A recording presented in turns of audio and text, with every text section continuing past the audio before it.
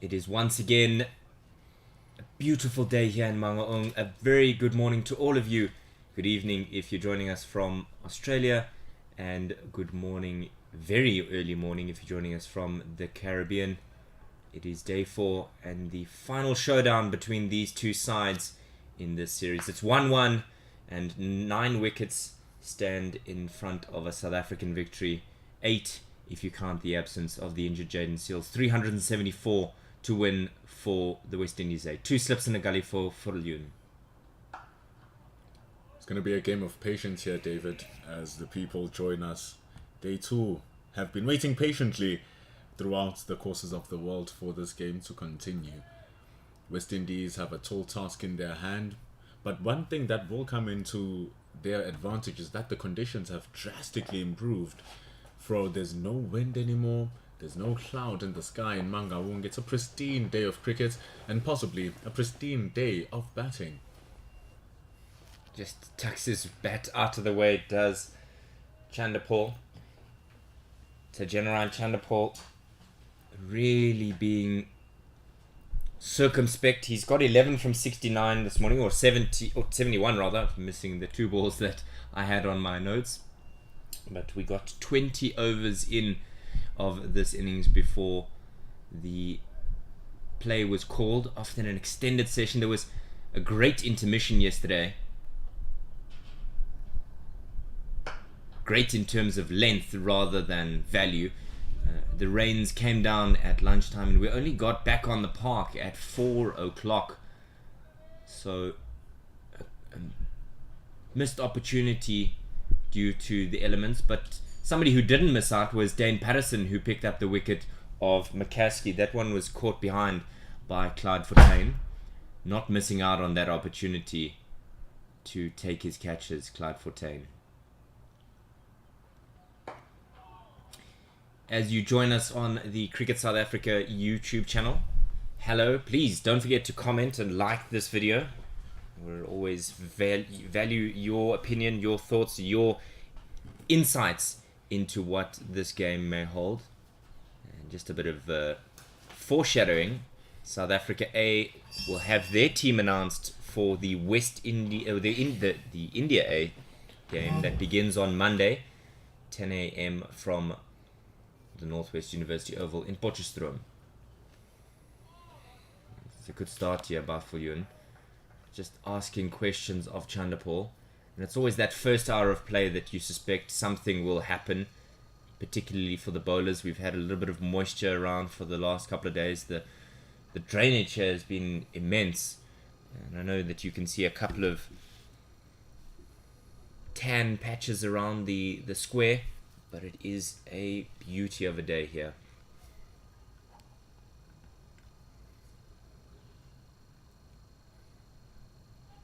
And that voice that you heard earlier is that of Mpendulo Magobane. I'm David Midgley. We'll be with you in Potchefstroom. We've got a wonderful production in store for you there. But at the end of 21 and at the end of Viljoen's 5th, it's 47 for 1. It's going to be a tall order here. South Africa have all to play for. It's for them to win, surely, at the end of the day. It's not even them to win, it's for them to enforce a result into this game, especially in the beginning of the day. The weather's steadily going to improve, become hotter, become warmer. The ball is going to start doing lesser and lesser.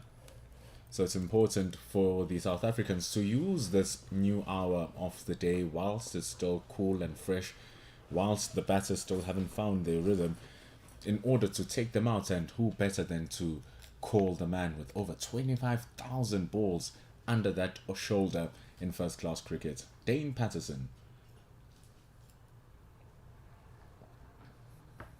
And he's on the money. First ball of the day, not missing out. Make sure he got a good breakfast, did Dane Patterson. And this game could end in somewhat of a damn squib after the cricket that we've had the last couple of days. The least opportunity for us to have an enjoyment today is to not get a result. But that's the nature of 4-day cricket, is you just never quite know what you may get in a day's play.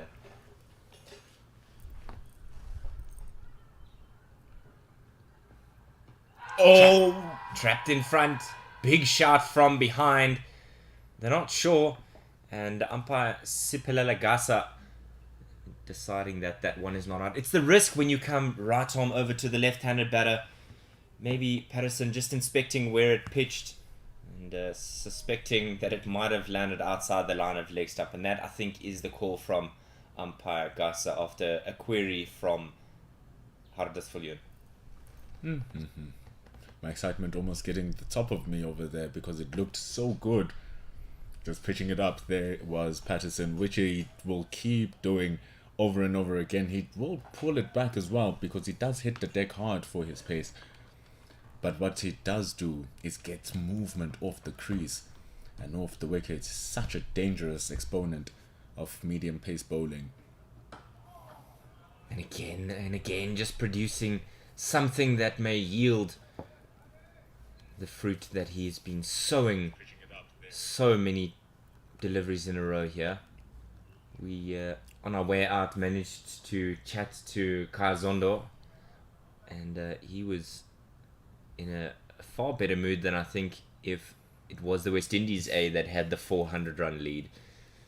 And he feels positive about a result coming today.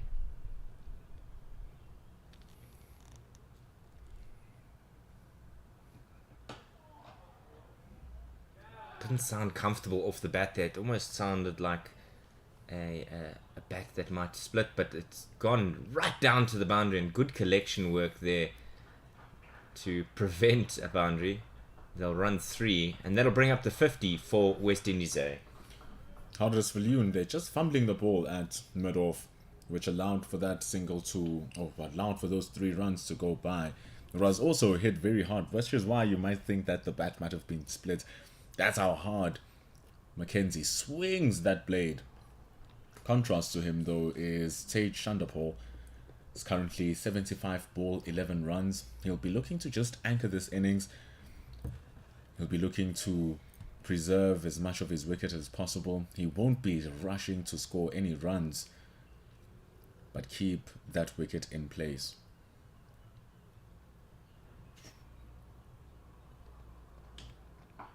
It's very chest on, does Tej Chandapal, with that arm guard on, knowing what Hardasvoljoen will be offering him this morning. A flurry of short pitch bowling yesterday. He was all too happy to just duck under it and not engage. He's not going to be playing the game that Hardasvoljoen wants him to play. It's the game that he feels most comfortable. Men in maroon. And today's the day, if you are a Caribbean fan, to rally around your team from the West Indies. There's also a lot of our fans from the subcontinent joining us. Good day to you. Just takes the edge, and on the bounce to Zubair Hamza. Squared him up. He didn't really have control out of that one. Neil Brunt will do the mop-up work down in the deep. And it's just so frustrating when you do all the hard work. The last ball of the over takes the edge. And no victory there. Saved by the very, very soft hands by Chandapal. Ball just nipping away off the surface. It's coming across the stumps, but not coming across enough. But it is those soft hands that allow the ball to just bounce once on the way to second slip of Zubair Hamza. Of course, that's where he was caught in his first innings, through the bowling of Dwano Lefia. But with 369 to win, the West Indies also need to preserve 8 wickets, which is what South Africa is looking to hunt down. Some of you are already putting your thoughts into the comments about where you think this result is going to go, but not all of you are doing so. So please, we encourage you to head over to the comment section, subscribe to the channel so that you can join us in conversation, and share with us what your thoughts are. Will this be a South African victory? Will it be a draw? And South Africa will be looking to draw on the experience of Hardasvoljoen. Slashed away, back foot punch. And from the textbook, you could say. Classy. On the back foot, this is exactly what you'll expect from Mackenzie. He's a positive, looking to score. There is a gap between the cover fielder and the backward point. Expertly placed, and they're already putting a deep backward point, keeping him to cover there. You have 365 runs.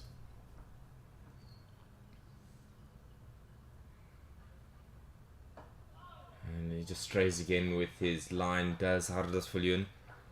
Much better length, but the line allows the easy rotation of strike here. Mackenzie going to 34 there. Vijay Kumar in our comments saying, lots of rain, match cancelled. I struggle to see where that may be. Perhaps based on yesterday's performance but of the weather. But today I can assure you it is a glorious day. A high of 33 degrees. And book in for bed and breakfast is the parlance used when batting is this good.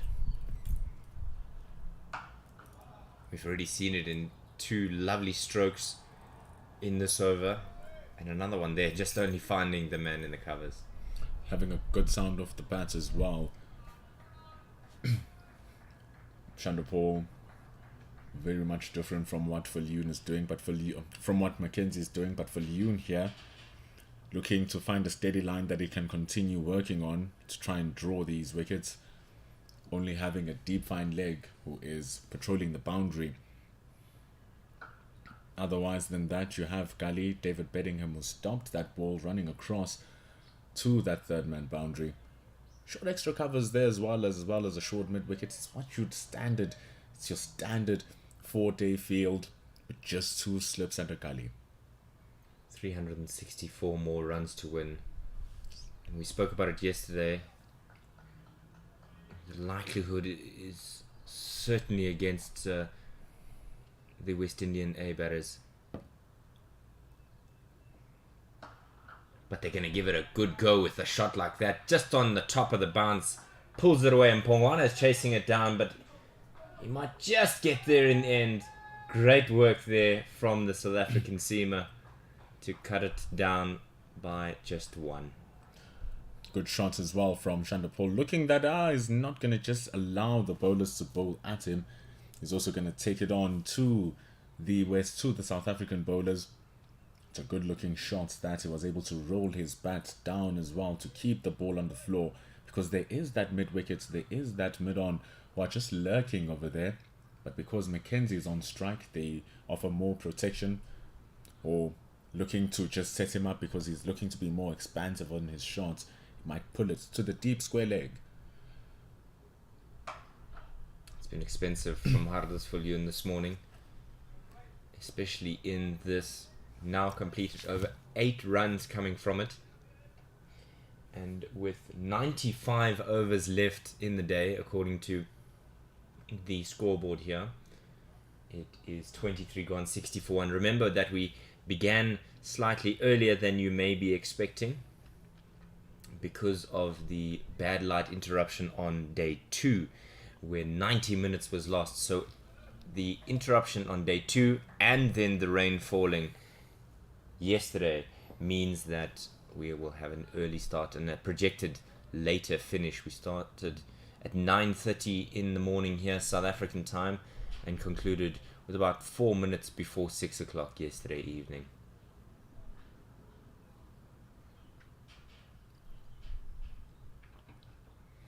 And with it being the last day of the match and being the last innings of the match as well, there's a possibility of us finding a result in this match. It means that at the regulated time of play, which is 5:30, should there still be a possibility for us to eke out a result, the game can continue right up until 6 o'clock. We did that yesterday, but because of the amount of overs that we bowled, we completed the overs allocated for the day, 98. But of course, 4 of those hours were taken away by the rain, so we could have.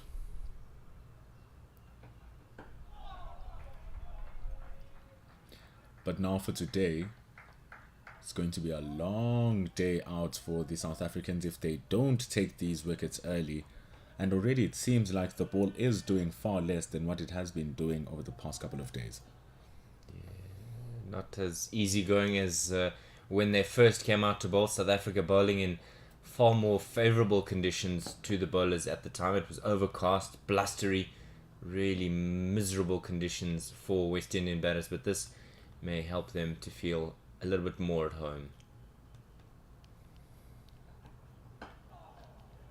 and evidenced by the expensive previous over from Hardus Viljoen. South Africa using 5 bowlers thus far in the 23 overs. Olivier with 6, Patterson in the midst of his 8th, Viljoen with 6, Mihlali Mpongwana bowled 3, and Neil Brunt bowling 1 to conclude the day's play yesterday. I wonder how many overs he'll be bowling today. He's going to have to, if they want to be taking those wickets, you want to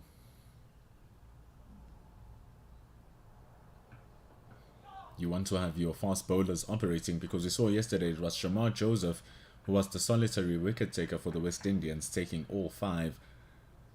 It was South Africa's bowlers who took wickets per piece. Patterson taking 4. Patterson already has 1 here. So if Neil Brunt can use himself as a matter to rotate his strike bowlers on the other side to constantly keep the West Indies in pressure, then it just applies more where you think you can get 30 overs in a session, all of a sudden it's 32, it's 33. Patterson changing his action. He's going to come around the wicket.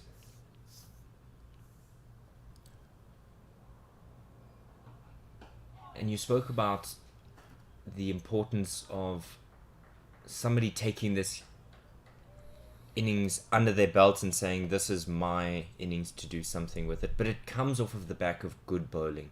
Yesterday's wicket was as a result of good bowling from Patterson and Olivier in tandem. They may not be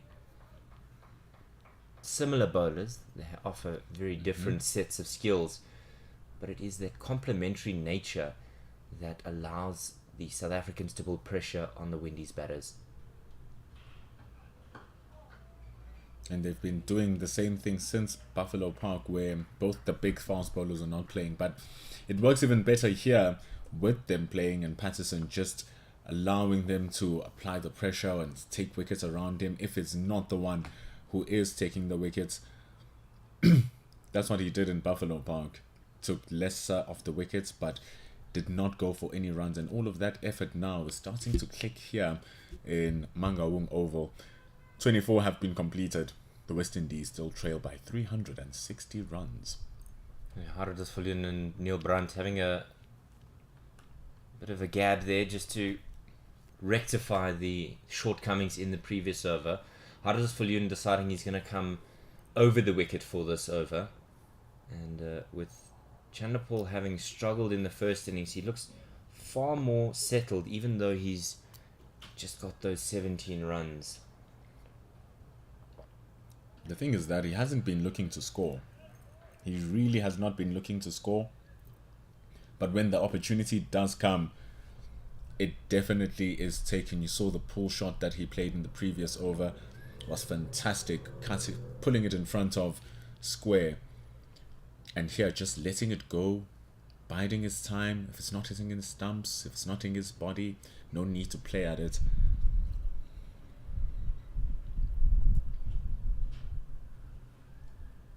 That one hit the foot mark and really forced some good technique from Bloemfontein.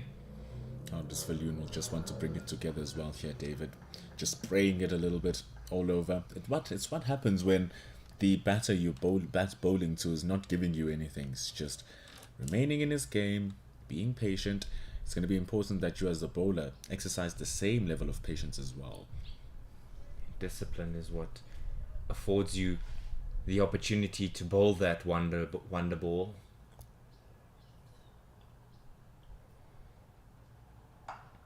Glorious. Just gets on top of it, gets it away. It doesn't quite time it, but it just looks so very beautiful. It looks really good, but also remember the stickiness of the surface that we were seeing yesterday and the moisture that was around yesterday as well. It even works when Hardus Viljoen is banging it as hard as he can into the crease, so the ball might not come as you think that it does, but the important thing is that it didn't chop onto the stumps. It didn't go into the sky, like we've seen several wickets fall in this match actually. A little bit of a double bluff there from Hardus Viljoen. Deep square and deep point went out. And it's all about the thoughts that you might be facing short pitch delivery, and then suddenly the length ball comes in, you're hanging on the back foot and you edge it. Or perhaps the Yorker is apparent. Good awareness there from Fontaine as well to mention to his captain. And that's exactly the delivery that Hardisviljoen needs to bowl. Let him push hard at that one. Really entice him into that kind of stroke, especially since he's been the more aggressive of the two. Exactly. You just saw Mackenzie's shadow bat leaving the ball, which is the difference between him and Chanda Paul in their respective innings. Yes, it looks good, him scoring runs. It's wonderful to see. But not every ball is a run-scoring delivery or even a ball to be played. And that one he's played well, just between the two fielders, but Olafir is there to slide around and collect it. Just a small anomaly is that Olafir is wearing 74 and Mpongwana 47. The mirror image of each other at mid off and mid on. It's 25 gone, 63 for 1. You can even see it. Saw that last shot from Mackenzie. It was a good ball from Hardisviljoen. It was the identical delivery from the one that just beat his outside edge. You saw how he engaged the ball differently this time. His bat was wider off his body. It was more cross-faced. And that's why he still didn't get the timing through it. So I believe he still could have let that ball go, because it was not there to be played, really. If it's not hitting the stumps, you don't want to cost your wicket. Oh, up and over mid-off's head. That is sailed away off the bat. Just stand and deliver. And a couple of bounces means it'll be a 4. He's taking it on here. He's really taking it on. With the partnership growing now to 53 runs, he's been responsible of 39 of those 53 runs. Has Mackenzie. Phenomenal batting. What they be hoping here is that he can continue batting like this and continue growing this partnership. If that is the idea, try to chip down the score as much as you possibly can, because you still have wickets in hand. It seems like the West Indies are trying to take it on. Wonderful stuff. And that brings up their 50 partnership. Important for them to continue with this. And that's just so intelligent from Patterson. Just following up, the ball swinging as well. So while we have mentioned that the ball doesn't look as desperately difficult to play, Patterson in his treasure chest still finding the gems to bowl to these two batsmen, and that's something that we've noticed, is that you very often find yourself not settled even though you're on 40 or more runs. It shows how important that innings from Zubair Hamza was. It's the two-pace nature of the track as well. If you go take a look at some of the deliveries that Zubair Hamza faced in the beginning of his innings, you'll see how his timing was a little bit off and how he slowly started to adjust, and how he waited for the balls which are really easy to hit, and then eventually found his strike. Same thing with Ron de Swart, actually. He also struggled a little bit coming in. Sinclair was putting him under a lot of pressure, but he eventually made his 86 too, starting to score free from. Even Zubair Hamza was nearly caught on 98, which didn't indicate that he had full confidence in shot selection, even on 98, and a bit of fortune with that drop catch off of Joshua De Silva. But also that drop catch was on the back of good pressure bowling. They were putting him under pressure. He was looking for that 90. I believe it was Shamon Lewis. It was Shamar Joseph, rather, who was bowling. Was really hitting it on the money. Joseph gave him a nice juicy one outside the off stump on a good length. It was hit in the air, but all that Mihlali Mpongwana could do was watch it sail over his head. Good, fearsome punch. Neil Brunt here must not feel scared. He must not feel like the pressure is coming onto him. There's still 350 runs backing him. He can still play with another 100 of those just for now to see if he can really put them on under the pressure. But Makowski here, or Mackenzie rather, in as much as he's playing these good shots, is presenting some level of opportunity every single time the ball is aerial, indicating the difficulty of actually timing the ball well on the surface.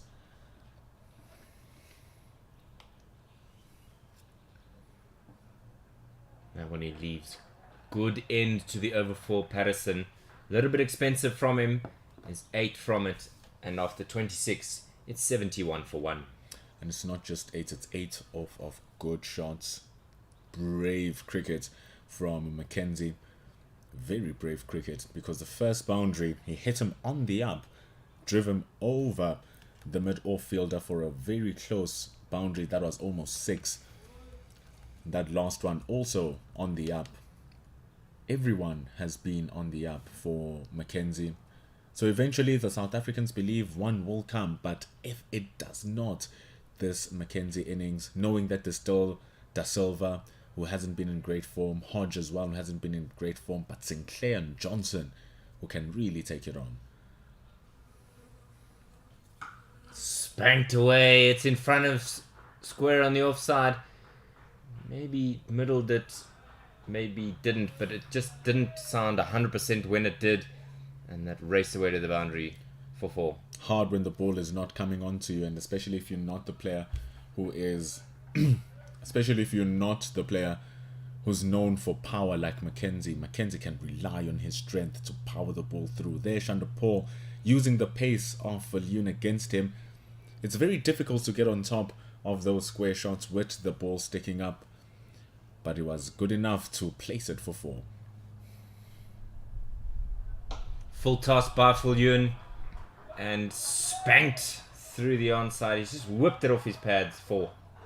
Finding a difficult time for Viljoen to land the ball in consistent areas, just giving runs away now to the West Indians. And before you know it, David, you might be thinking you have 100 runs to play it, and all of a sudden those runs are gone if you're not wary of what you're doing. And it speaks to the dangers of what we're talking about. If you're not using the morning conditions to its fullest, you might get punished. All too often we see a 4-day game or perhaps a test match. Bowlers come in on the morning of the final day and then just find themselves chasing leather because they're not hitting their mark. Patterson's bowling well, but he needs support from Viljoen. And if it's not coming, it might be a good idea then to call on the services of Mehlali Mpongwana. He's just given away 8 runs in his 3 overs, the medium pacer.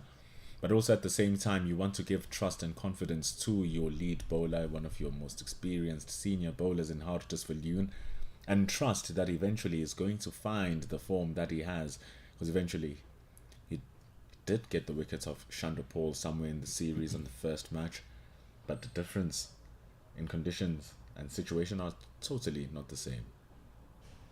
Oh, that so nearly could have taken the edge. Much better from Hartus Viljoen. He just bowls one of those deliveries that goes right for him, but when you've already conceded 9 from the over, it is a worry for the South Africans. And Neil Brunt chatting to Hartus Viljoen before this over, and I wonder, like you said, how much longer will he persist with Viljoen? Yes, he has that lead of 341 more runs required, but being who he is, Neil Brunt may not hang on to this expensive option. Glorious stroke, masterful stroke on the front foot 4. Beautiful. Overpitched by Hartus Viljoen. He pierces the gap in between extra cover, and the deep point slides through the boundary as quick as you can see. The outfield is truly alive. The lead now, or rather to win, is 337. And they're going to have a bit of a delay here as Renner van Tonder goes in search of the ball, having gone underneath the advertising boardings. And Rwanda Swart going to assist. They found it. It wasn't through the advertising hoardings, but rather having hit it. It's absolutely superb strokes play from Mackenzie. He's putting the pressure on back to Hartus Viljoen, but Neil Brunt still holding strong. The drives are coming out, which is what he wants. It was a hit and miss in the previous ball prior to this 4. So now it's a question of how can he come back? That's exactly how he should come back, with the Yorker to end proceedings for his 8th over, conceded 45. It is 10 o'clock here, and good morning to you if you've just joined us. 337 runs to win. The West Indies haven't scored a score of 200 since the first match in Benoni. Their victory of 224 runs, which they chased down, was on the back of 314, which they scored in the first innings. That was thanks to some wayward bowling from South Africa, but also that came because of the resilience of the West Indies. They need that resilience here today. We saw starting to break a little bit of hard just for Leon, just spraying it all around. The man that they're going to need to dismantle is this man with the ball. Yeah, you mentioned Mihlali Mpongwana being an option. He is warming up, but there was also a conversation with Ruan de Swart and Neil Brandt before this over began. Patterson just having to pull out of his run up there because his skipper wasn't yet confident that he had the right fielding placements. And just fine leg out on the boundary.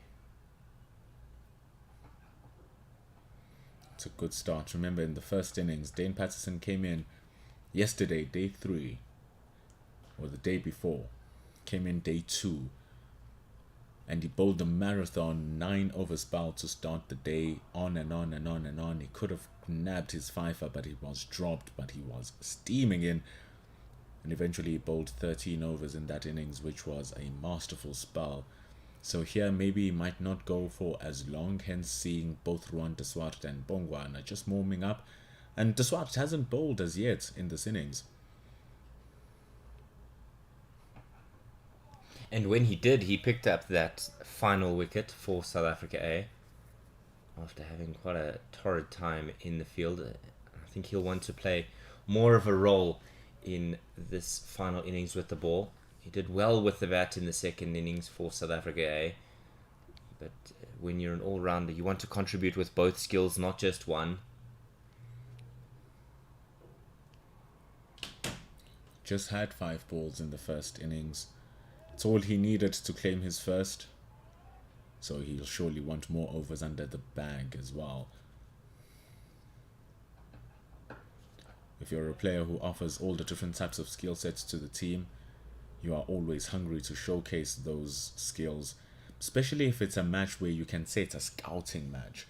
You want to get those opportunities to showcase those skills, and we saw him earlier on in the morning prior to beginning of play. He was running in well, getting the ball to swing in to the right-hander as he was bowling, so maybe those warm-ups are an indication of what we're going to see from de Swart.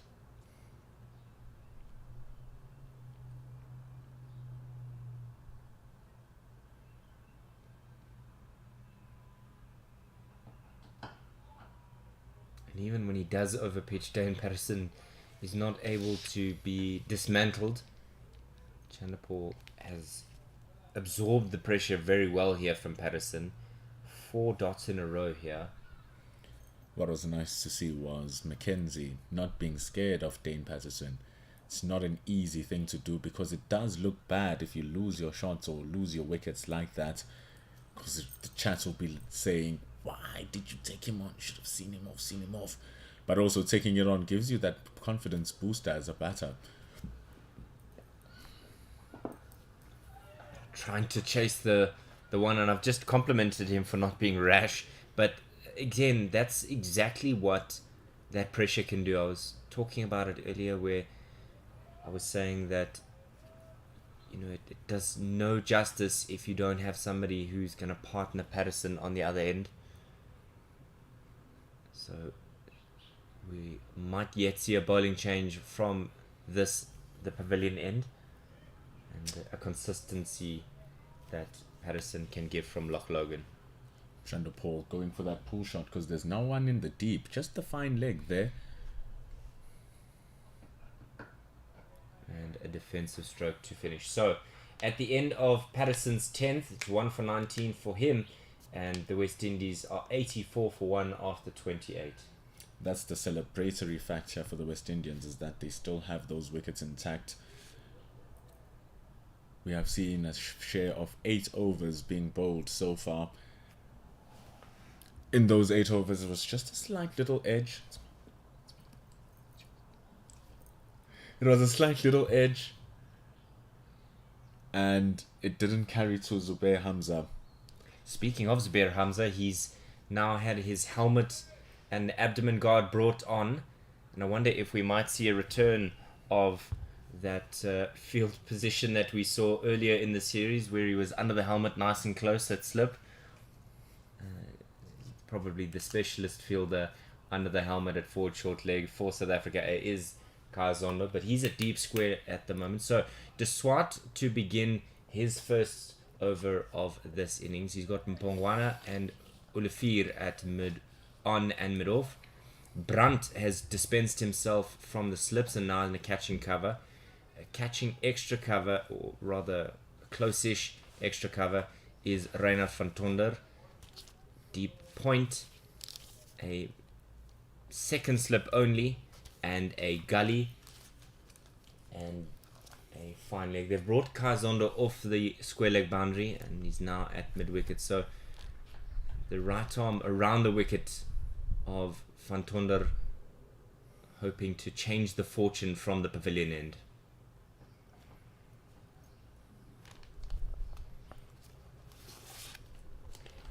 It's going to get that ball to move away from the left-hander.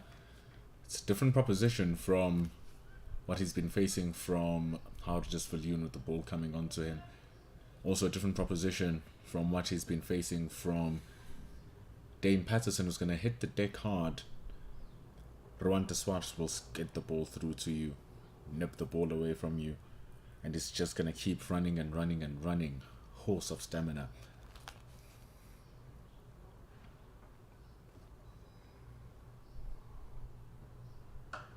And this is the kind of field that might excite a South African A fan. It's slightly different from the conventional 3 slips a gully point mid-off on the offside. And just off of your screen is Neil Brandt, and directly in line with him, just maybe in line with his right shoulder, is another fielder, but more where you'd expect the ring. That's why they have that cascade of fielders on the offside. It is that short extra cover. It is an extra cover who's standing just behind that right shoulder of that short extra cover. Like you said, we have that deep cover fielder because it's not necessarily at point. It's like deep cover point also. Everyone is in front of square. Because you have that shot you've just seen. Mackenzie is looking to take the ball on. Rowan de Swart slower than Hardus Viljoen, so catching opportunities might pop up because of the sticky nature of the surface as well. So dispensing of the slips and just keeping one. Oh, and it's gone between the men there. Zubair Hamza, all he can do is go and retrieve it, and it, through that fortune, brings up Mackenzie's 50. And then that effort of trying to be innovative by Neil Brandt, leaving that second slip door open, and that's where the ball goes. Because even if that second slip was there, that shot was going to be played because it wasn't an attacking shot. It wasn't a shot that was planning to get the ball there. But it's going to be interesting to see how it recovers now, Brandt. Soft hands, soft hands. That was the key there for Mackenzie. And that's going to be crucial for playing Rowan de Swart. I think if you come at hard hands, like you said, the ball just sits up in the wicket and it might be a thorn in the side. Bit of in swing there after it's past the stumps. So something with both directions on offer for Rowan de Swart this morning. He's going to be happy to see that. It's going to be interesting to see how he's going to use that to his advantage. He also does have that mid-wicket in Kai Zondo, who's just lurking there. So many of the deliveries have been bowled outside of the off stump. You're just looking to drive. It's so easy to lapse that concentration once you see one coming straight to your pads. Outside edge, it's going to float over the top of David Bedingham. There's 2 edges in the over, and Neil Brunt is happy. You're Neil- producing opportunities. It's just bountiful to someone, he might say. Ron Swart will be happy with his work. He's having a conversation with his captain. David Bedingham couldn't do anything there at Gully, getting the shoulder off the bat, going way over into the air, but is very lucky to survive both times here as Mackenzie. Fortune sometimes does favour you, and the cricket gods are smiling upon him. He has reached his half century on 52 after 56 balls. The West Indies, we can say now, need 332 runs to win.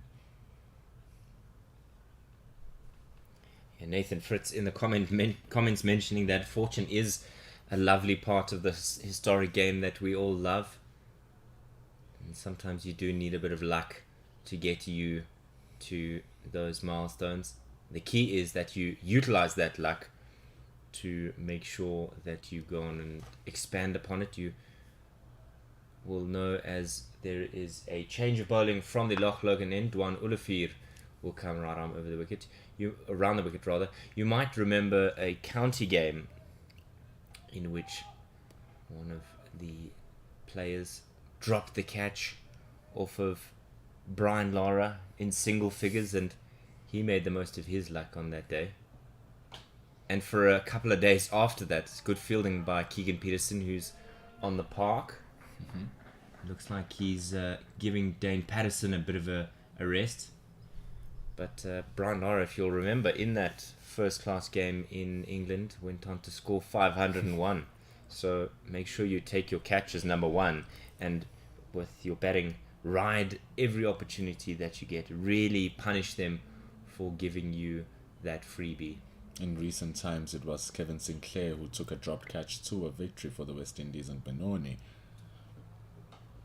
Outside edge, it flies wide. Again, the edges coming for South Africa A. But once again, falling safely. And another boundary for the West Indies A. Like we kept on saying, Mackenzie is looking to take them on. He will continuously present them opportunities.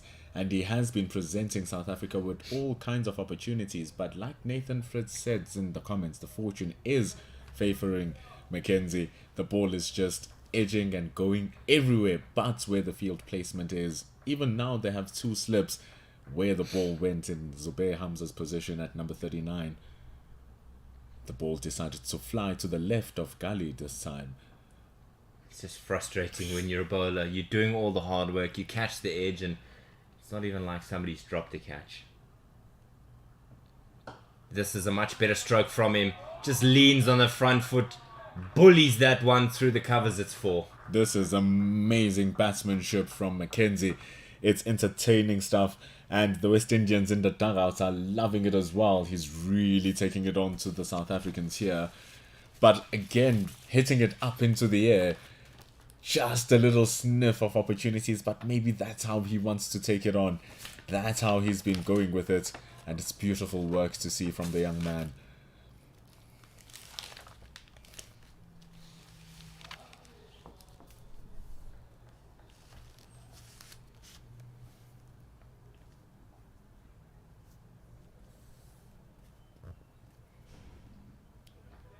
It's a much better response from Dwan Ulafir. That's it. That's it. That's the sauce. That's the spice. All credit must be given to Mackenzie. He knows this could be a bridge too far, but he's certainly not going to waste or squander the opportunity presented to him. Just has that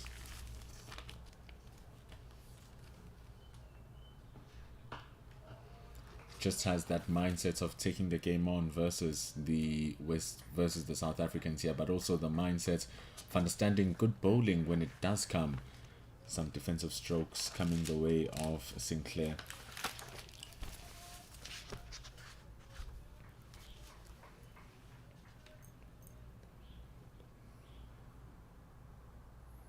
Furious shining of the ball from Kazon Dotmirov, trying to give Ulafir every opportunity to produce movement, and that's a half shot, not really convincing. He hits the body there, and is signalled as leg bias to finish that 7th Ulafir over. 30 gone, 98 for 1.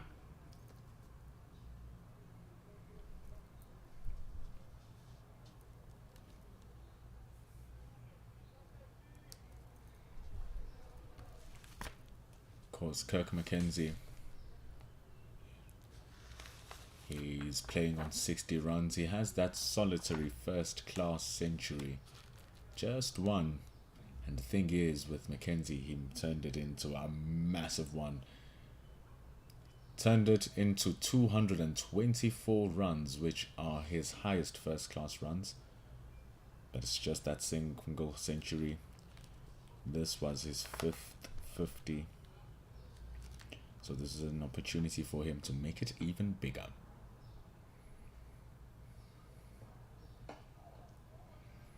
Immediately setting off for a single, and that's the positivity that you'll love to see if you are a fan of the men in maroon.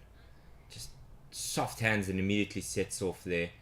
Change in the field is immediate as Zubair Hamza leaves his glasses with Bellingham at gully and then comes to that close infielder in the slips, helmet on, and Keegan Peterson goes to mid-wicket. Kazondo is somewhat banished out there to the fine leg boundary.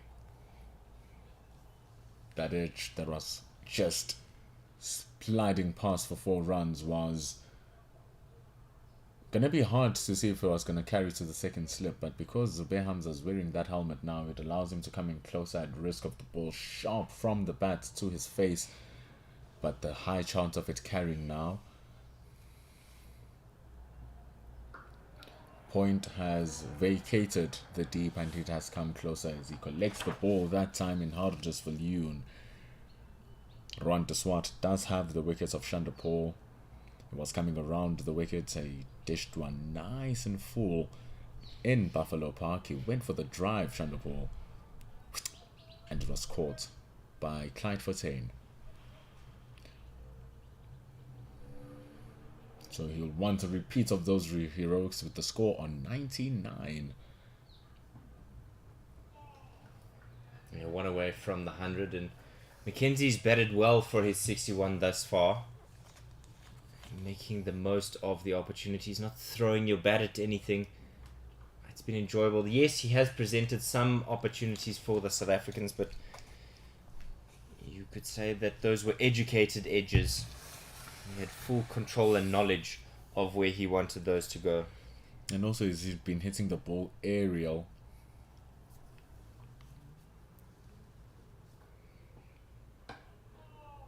He's been hitting the ball aerial in contrast to his partner Chanderpaul, who's just hit 2 boundaries today. Got a beautiful cut shot, rolled his wrist down onto it, and then a pull shot who he did the same thing with because he hit it in front of square. It's a sign of that lack of pace, nothing going behind of square, muscling it all in front of his body.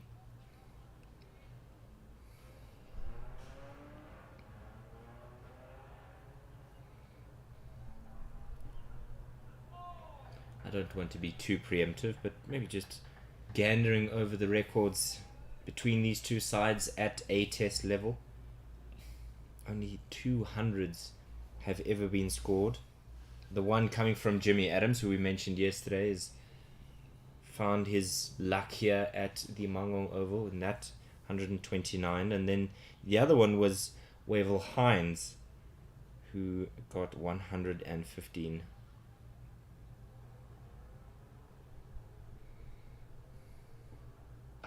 It might yet be Mackenzie's day, but the challenge that Chanderpaul is facing now is really an examination of conscience. And at the end of 31, it's 99 for 1. He's faced over 100 deliveries now, Chanderpaul, 101 to be exact. We've faced 50 overs of cricket. The players now will be going to take a drink, one of 2 in this session. And what a session it has been for the West Indians. Definitely on top, and they'll be the ones who have a bigger smile on their faces. We've seen 52 runs scored in this session, and those 52 runs came in 11 overs. So if they've been batting at over 4 runs to the over, a very positive nick, but most importantly, it's those wicket columns. It stands at 0, David. Yeah, it's unchanged from the overnight quota that the South Africans had picked up. And so there's perhaps going to be a bit of maybe a stern word from Neil Brunt to say that we cannot allow this side to really drive the bus. This is our home venue and this is our game to win. But will dehydration help? Because normally after drinks we see a little lapse in concentration. We'll see that in a couple of minutes once the players return to play. Here at Mangaung Oval, the West Indies need 322 runs to win as they are on 99 for 1.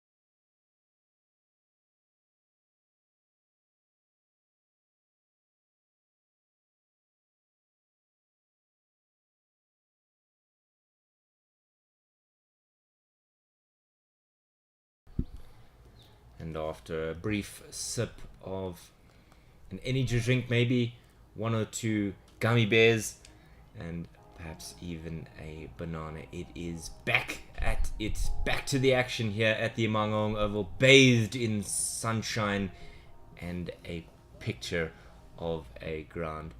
Nothing's changed overnight in the wicket column. It's been all the batters this morning. And Olivier hits the deck hard immediately, although Fontaine having to take that just above his toes. Really starting to die down the ball.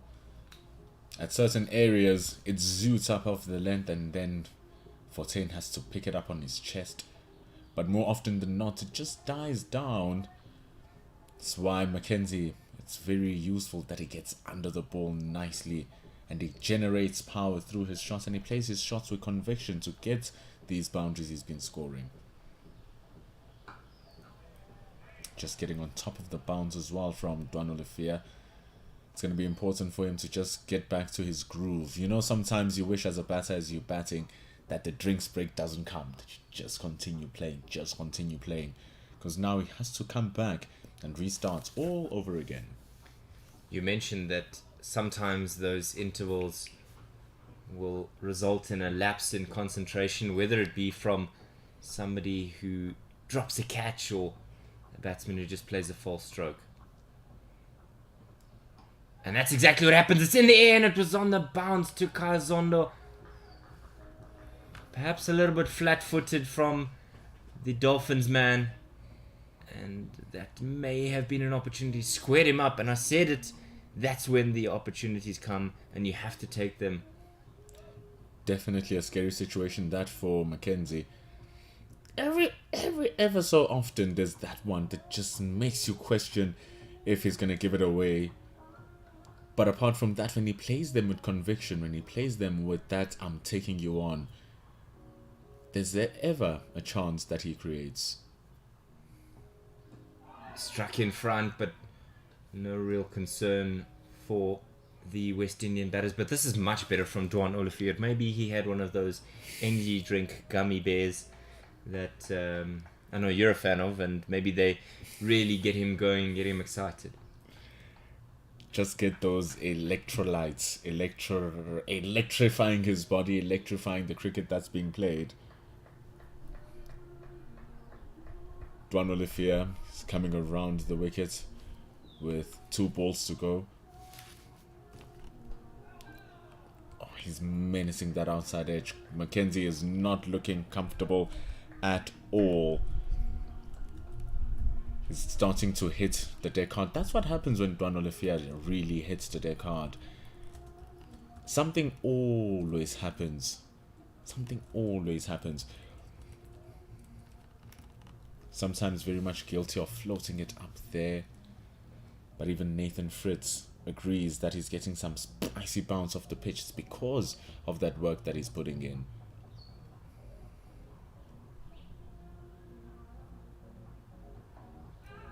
Just tuck that away onto the onside. He didn't look comfortable at all, and Fontaine has a shot. The non-striker's in and hits the stumps, but it's all in vain.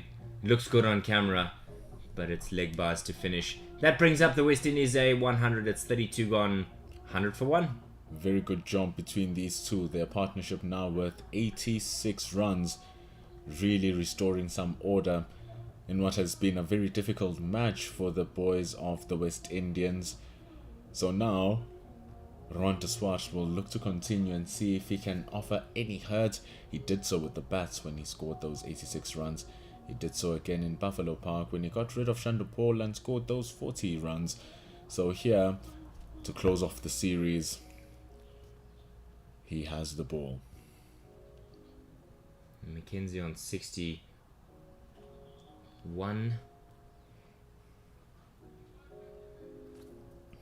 Really going along nicely, and it's much needed runs after a difficulty in this series.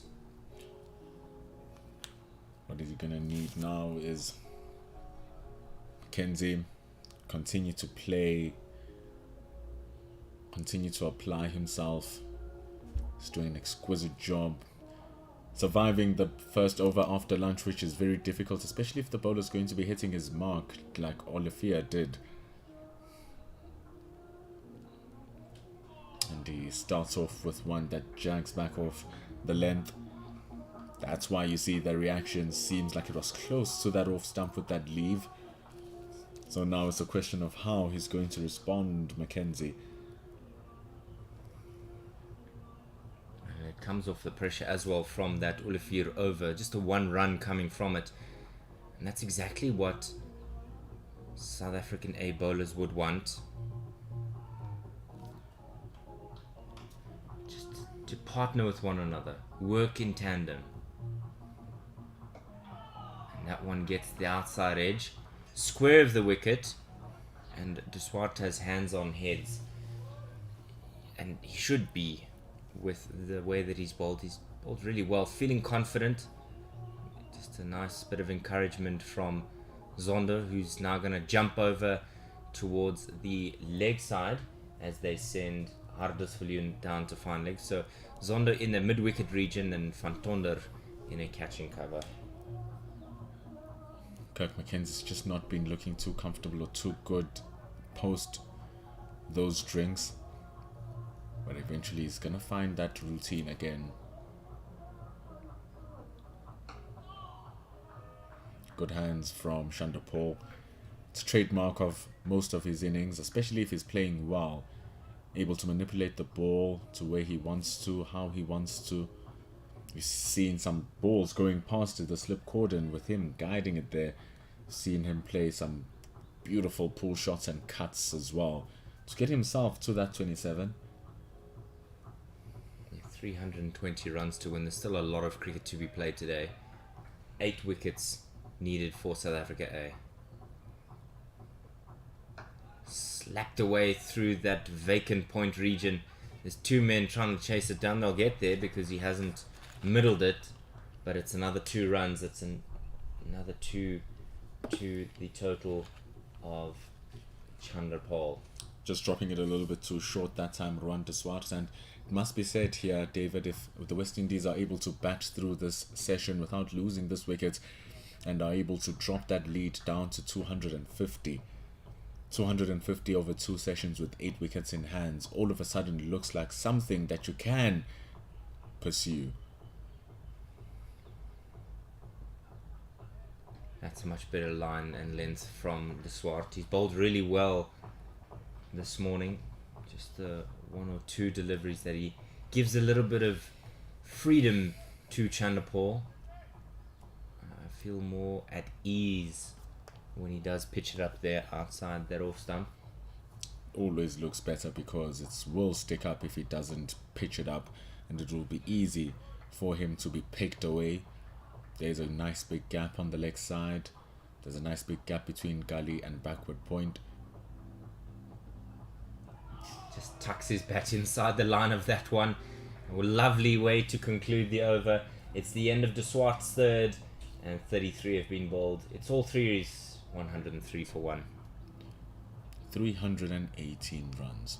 And the West Indies now are batting at over 4 runs to the over just for today. So if we're looking at it with pure scrutiny here, if indeed, David, if that 200, if they are able to score at 4 runs to the over as they've been doing throughout the course of the day, we have 85 overs expected.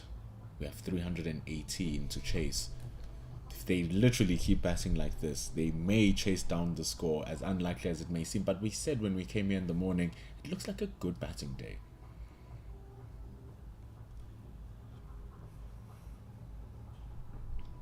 Much better from the South Africans since that drinks break. The lines, the lengths, the energy in the field has been a lot better. I mentioned that there may be a bit of a conversation between Neil Brandt or perhaps one of the senior fast bowlers, because it almost felt like the South Africans weren't up for it until the initial scheduled start of play had concluded. Maybe it's still dreaming of all the runs that they scored. Have to switch it off now, David. Must switch it off now. Donald Lafia has the ball in hand. And he's banging in nice and short. And that's that timing that Mackenzie is looking for. The nice crunching sound of the bat. Sound of the bat is louder than whatever funky music is happening across the streets at the Old Greys Club. It's the water park as well. It's the water park as well. Yeah, the December season is upon us. Especially on a sunny day like this.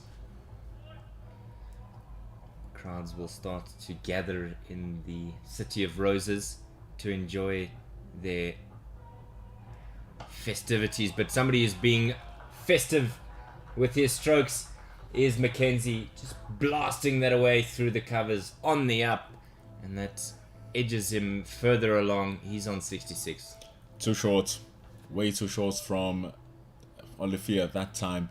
We saw with the previous ball, perfectly timed from Mackenzie, but straight to backward point in Kaya Zondo. At that time, getting his placement much better. With the ball much closer to him as well, it's easier to play it with the straighter bat and carve it in between the backward point and the extra cover. It's 4 runs for the man.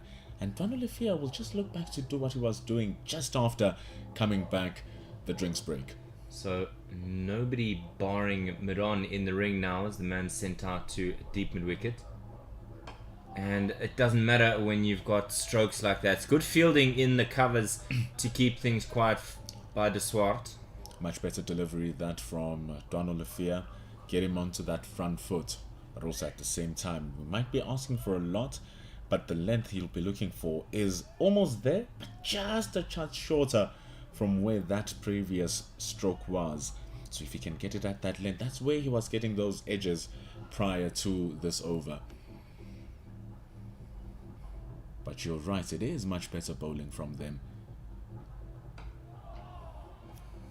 hands in the air, applause from the wicketkeeper, because they know what this means. If you can just string a couple of deliveries together, that shifts the momentum. You could pick up a wicket, but it's been Mackenzie this morning. He's batted so very well, and much needed runs in the quest for a return to the national side. And the selection committees will no doubt be seeking out the advice of the A coaches.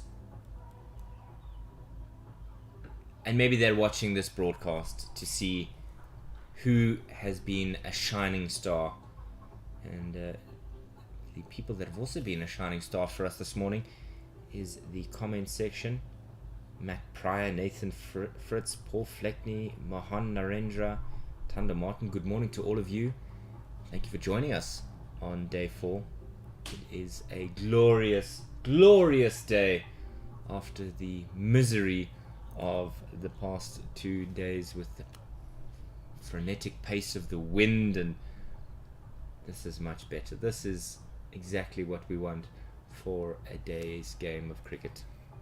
100%. And some of those conversations that are being had here are about those selection committees you speak of. Kirk Mackenzie making his name being heard here.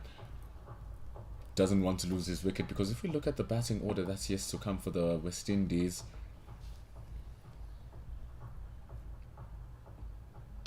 inside out, over extra cover, marvellous stroke, as the late Richie Benner would say. 4 runs. It's a cracking shot that from Mackenzie. He has been hammering the ball over the covers. He has been loving that area, and he is doing a magnificent job in taking the score on. It's a risk that he will play. He's been effective till now, but the South African A fans might just suspect that they'll be okay with him being as aggressive as he is, because opportunities almost have to present themselves. But at the moment, it's all Kirk Mackenzie. And just opens the blade. They're trying to play it very square, but Mpongwana is resolute there.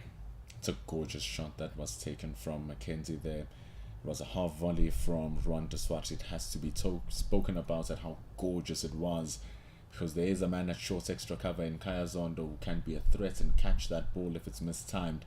There's the man who's standing on the right shoulder of Kaya Zondo, also you can say at extra cover. Those two fielders alongside a very straight mid-off as well can all be in the game to catch that ball. But it was a great stroke. Slashed inside edge and nearly onto his own stumps there. And that's what I was talking about with opportunities presenting themselves. Not every delivery has to be hammered away. I know you may be feeling very good, but understanding, as you said, with some struggles in the batting to come, maybe sometimes you need to be a little bit more circumspect. Just 23-year-old Kirk Mackenzie. He has a test match under his belt, scoring 32 runs in that particular match. He'll be looking to get his name back. Oh, that's a glorious delivery. He came forward, did Mackenzie, and then immediately had to leap onto his back foot to get his bat in line, and then just tucking it inside. It's much better from de Swart. At 23 years old, still young, still new in his career, but also must understand, just backing your point of understanding that not every ball needs to be hit.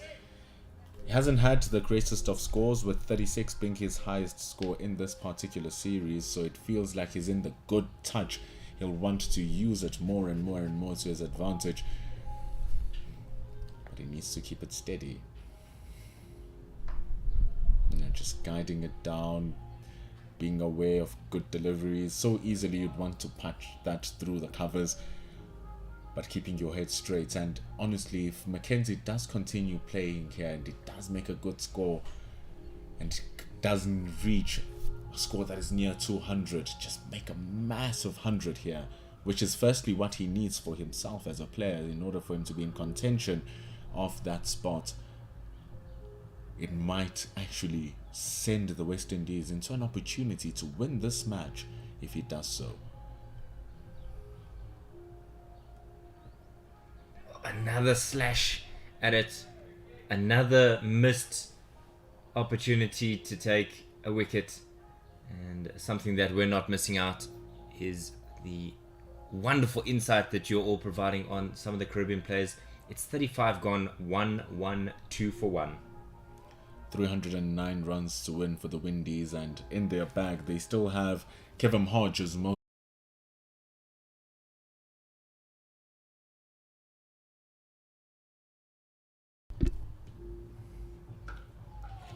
Again, is the shout from the men behind the stumps. They sense something coming. Just moving across his stumps here is Chanderpaul, breaking the momentum of that delivery from Dwan Olafia. It looks sketchy. It really does sometimes, even with those leaves inside the line of the ball, with how he just parries the ball away. But it's all controlled. It's all in the wrists of Tej Chanderpaul, which he has been using very well in this innings. Just ducks under that one. He came well across, maybe trying to get inside of the line to play it very fine, and looking like a boxer, had to do a bit of duck and weave there. It's good work to just not be tempted to throw his hands at it. It's so important, especially with Mackenzie playing the way that he's playing. You don't want Chanderpaul to lose his wicket, because it feels as if Mackenzie is free to play the way he is because Chanderpaul is on his side. They are constantly talking. Very much experienced is Chanderpaul. This partnership now worth 98 runs. And he's absolutely bamboozled him. Chanderpaul has looked so ease, not even easy, just easy, man. And in that instance, and the previous delivery, he's looked flustered. You almost don't need the other letters in easy, just E and Z. Easy, but looking quite flustered. But it's what has been spoken about in the comment section. Want to see your big fast bowler just go to that back of a length, sticking into it. It's something you alluded to. Something you alluded to as well. Just hit the deck hard. Look at how gorgeous that was. It's harder for him to deal with, because he seems like he's comfortable to use his feet as Chanderpaul if the ball is full. So it would be a great, interesting idea to take it away from him. Batter him as much as you can. Jumping around, perhaps like he's got those famous jumping beans from south of the border of the United States in Mexico. He's comfortably tucked this onto the leg side. Olafir will be happy with that over. Just one coming from it. And at the end of 36, it's 1-1-3 for one partnership. Double nines, 99. Might be a dangerous partnership indeed, this for South Africa. They are looking more and more comfortable.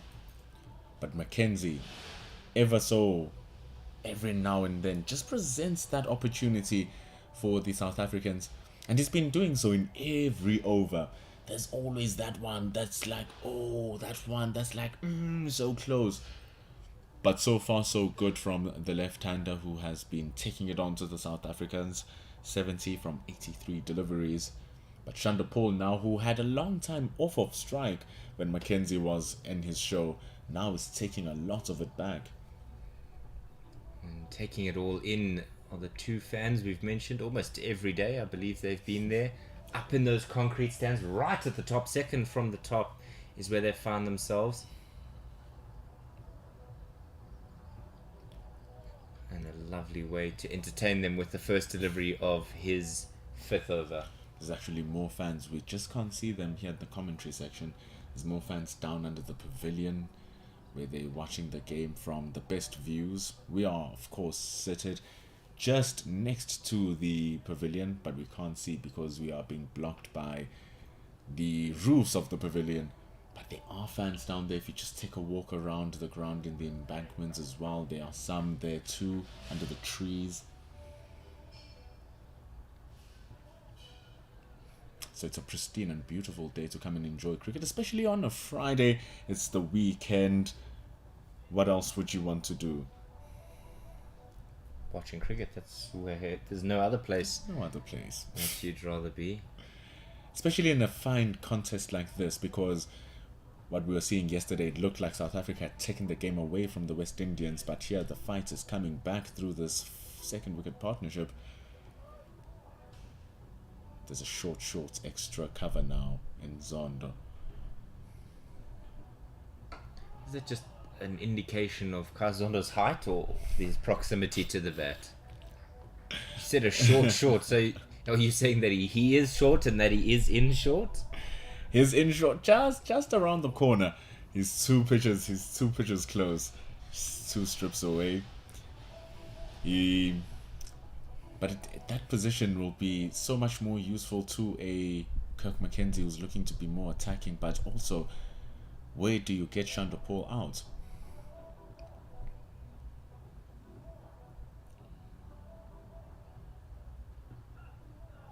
That one coming back in off the surface. De Swart doesn't actually know what he needs to do here to get the wicket. It's been all over the Oki for him, and it's been enjoyable to watch.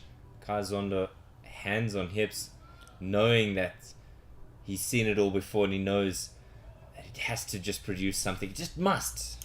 I think it's important for him if he can try to bowl those deliveries more consistently, because from that area, any sort of movement can trick the batter, maybe look to go touch straighter. And it nearly catches the edge. I thought for a moment that it had. Maybe just somebody sneezed at the wrong moment there. It sounded like there might be the faintest of nicks. That's the line that Ron de Swart must keep on bowling. That is exactly the one. It was just maybe the bat clipping a little bit of padding on its way down to try to fend that ball, but Chanderpaul feeling like he has no choice but to play at that.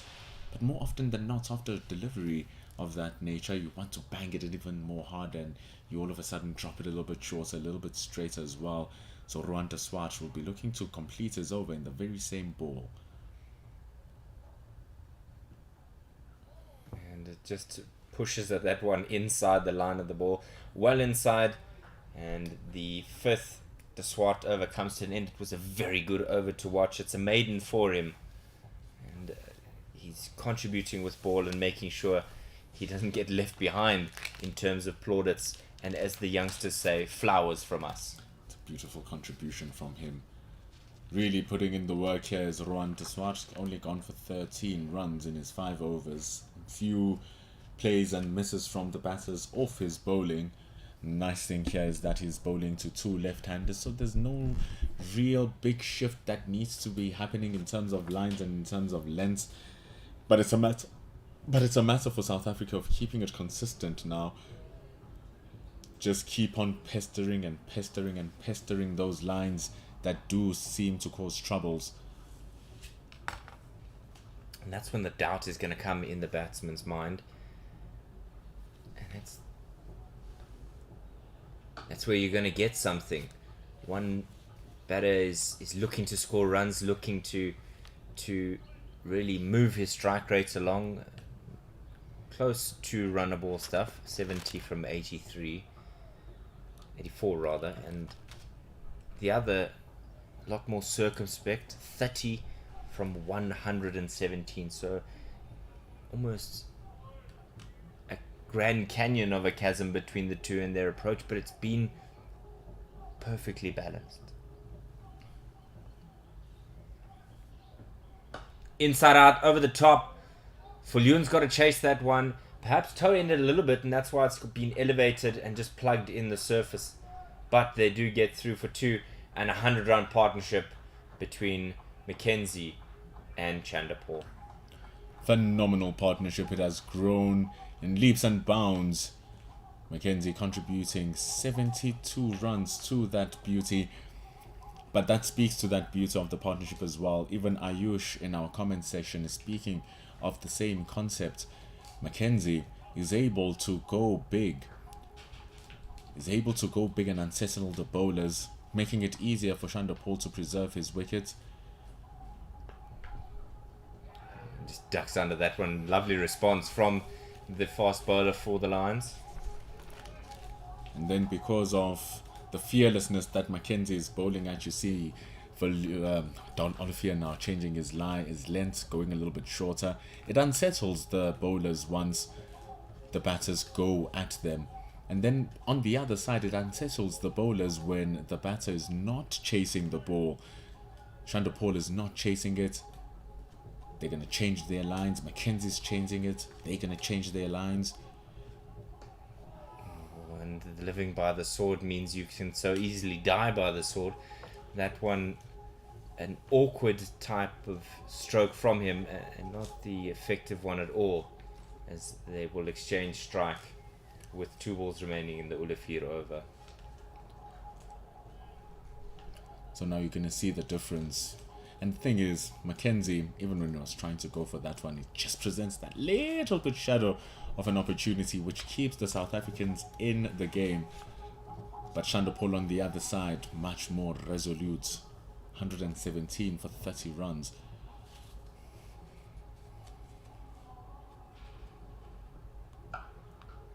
Good awareness from Chanderpaul just to get his body across, get his head in line with the ball to play that one out to the mid-wicket region. And it's a no ball from Duan Olivier.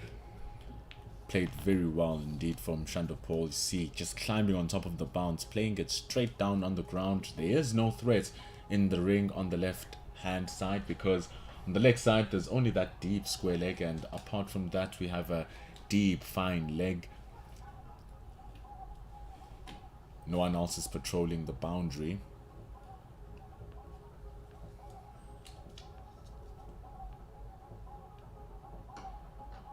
Bit of a contrast, because it was Chanderpaul who played the aggressive stroke, and then this time Mackenzie decides against it and just wants to shut up shop. It speaks of the beauty of the partnership that we are watching here between Chanderpaul and Mackenzie. It's really beautiful, because it's as if they're interchanging, they are reading each other, they're understanding each other well. There hasn't been a threat of a run out. Their calling has been brilliant. When one takes over, the other one relaxes.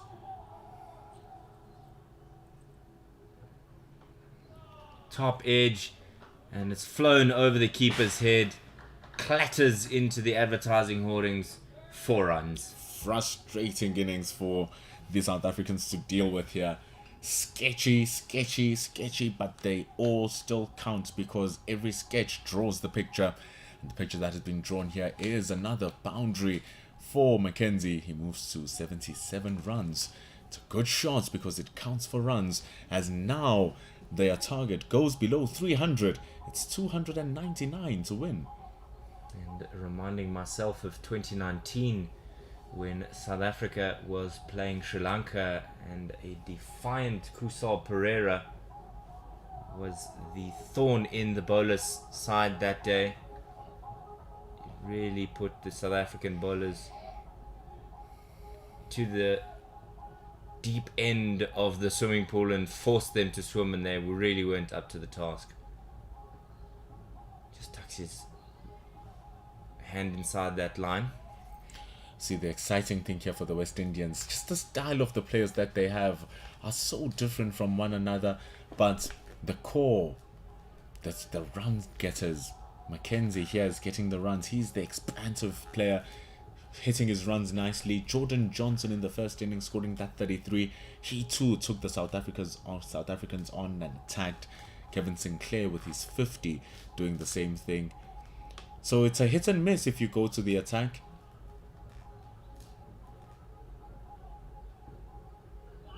Comes well across his stumps there, and Deswat is continuing the bamboozlement of Chanderpaul in this over. He bowled really well in the previous one, and if he does get a wicket here, you might hear the cliche of a well-deserved wicket. It's because they are well-deserved. And that's the line that he's bowling here, Rwanda Swart, which is beautiful.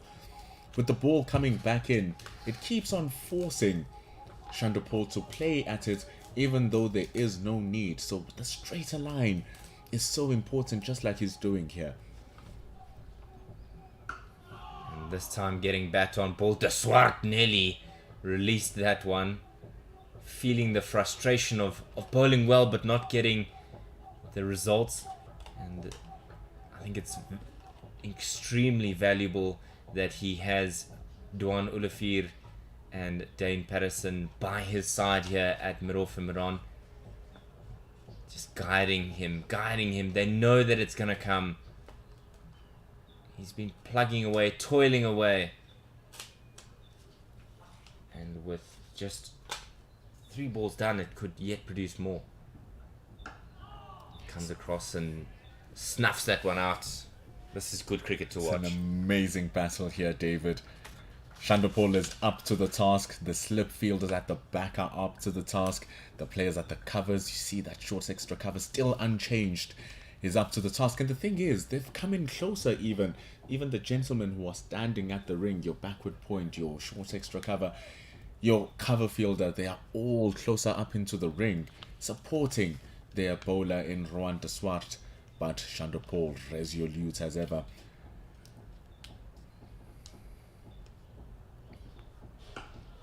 Great stroke, and it's on the bounce to Kazondo.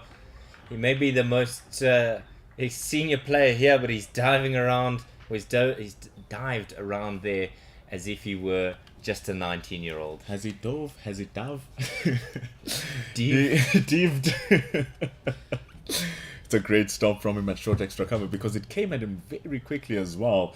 Because if it had passed him, we don't know if Dane Patterson was going to be able to stop it. Slapped away, but not timed enough. And Mpongwana can collect gingerly.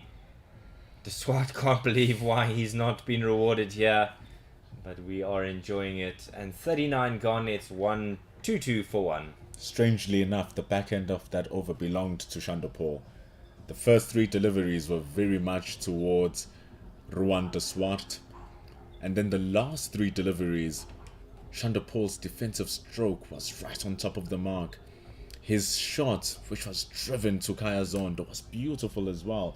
And that cut shot had so much control over it. So it's an over of halves between the two, with Shandopol starting to find his groove. And this is exactly what Test cricket is all about. Yes, we know this is an unofficial test. It's a 4-day first-class game between 2 A sides.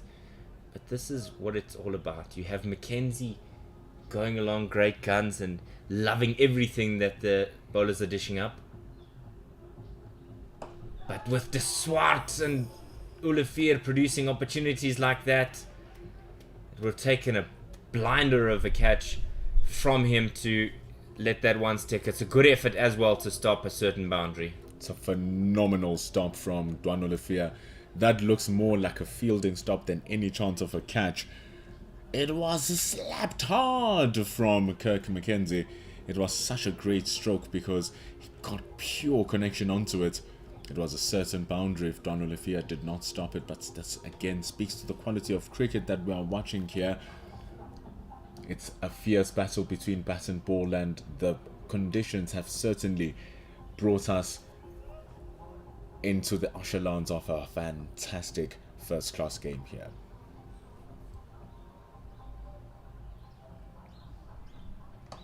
In the air, over the backward point region, and swashbuckling continues here for Mackenzie. He's in his 80s, and it's 126 for the loss of 1. The contrast between the two innings. This is the same score that they scored in their first innings, and they had completed all of their wickets. This time showing the value of true partnerships, 112. How beautiful would it be for the West Indians if this partnership can take the target to under 200 runs? There's still an hour left of play in this particular session.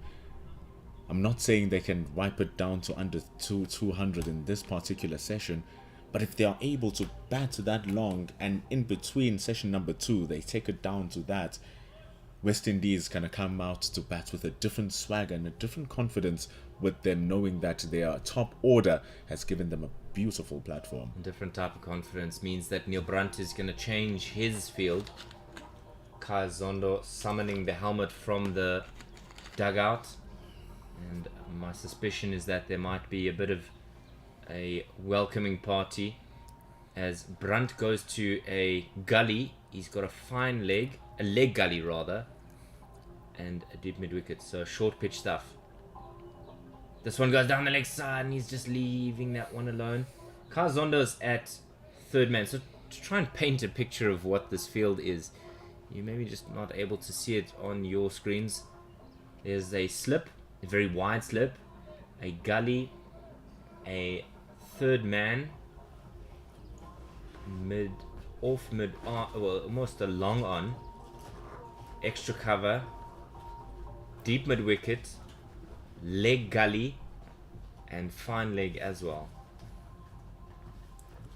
So with Olivier coming around the wicket, you're going to see more of that short pitch stuff. And what is the response from Mackenzie? We await it with bated breath. Have to try something different here, the South Africans. Have to. But also don't forget what the stop delivery is. So if you are going to change it up a little bit, you must never forget where the purchase was coming on earlier on, because it's not like South Africa have not been producing the opportunities, but they have not been coming to the right areas. And short again, pulled away. There's a man down there. Ron de Swart under it. Yes, and the catch is taken after 112 runs. Finally, the tactic is paid off and South Africa have their second. Not a good decision from Mackenzie. He has been living on a knife's edge throughout his entire innings, and it's one too many from him. It takes Dwan Olivier on, gets the top edge. It was up in the air for a while, and Ruan de Swart getting under it and completing the job. 81 runs. He so nearly could have joined Wavell Hines and Jimmy Adams, having scored a West Indies 100. Not to be today. Unfortunate for the young man. 81 runs, 94 deliveries, striking brilliantly all round the ground. The offside was his bread and butter. His V was an exclamation mark. But now it brings in the new batter in Kevin Hodge, who will have to now start off and play again with Tej Chanderpaul. Yeah, South Africa, you could argue, were barking up the wrong tree, but it was that change of idea from Neil Brunt instituting the policy of a short pitch barrage, and it only took but a few deliveries to get the result. It was absolutely fantastic work from them. That is the inventiveness that we talk about from captaining. You have put in the work in your first plan, working. It was almost at 100%, coming off short, 75%, 80%, close to the fielder. No chances dropped, just too short. But now with the change up, and you were saying that it was going to come, even in the comments they said it was going to come, and it did come. The leading on of these two batters in affecting the wicket was vital, because it was that pressure that was built from the De Swart over. Yes, De Swart didn't reap the rewards. He has his name on the scorecards as having caught the ball, but it's that pressure of him consistently asking, interrogating questions of the batters, and then from the other end it was short pitch stuff. Indeed. But you just question if he could have saw that he's starting to miss time more and more of these balls, Mackenzie. Maybe let's calm down just a little bit. Let's wait for the bowling change that's gonna come soon. See something, because he fell dead on for the trap, and that's what makes it worse, Because as a batter, you see the setup happening around you, you know what's coming, and you still fall for the same trap.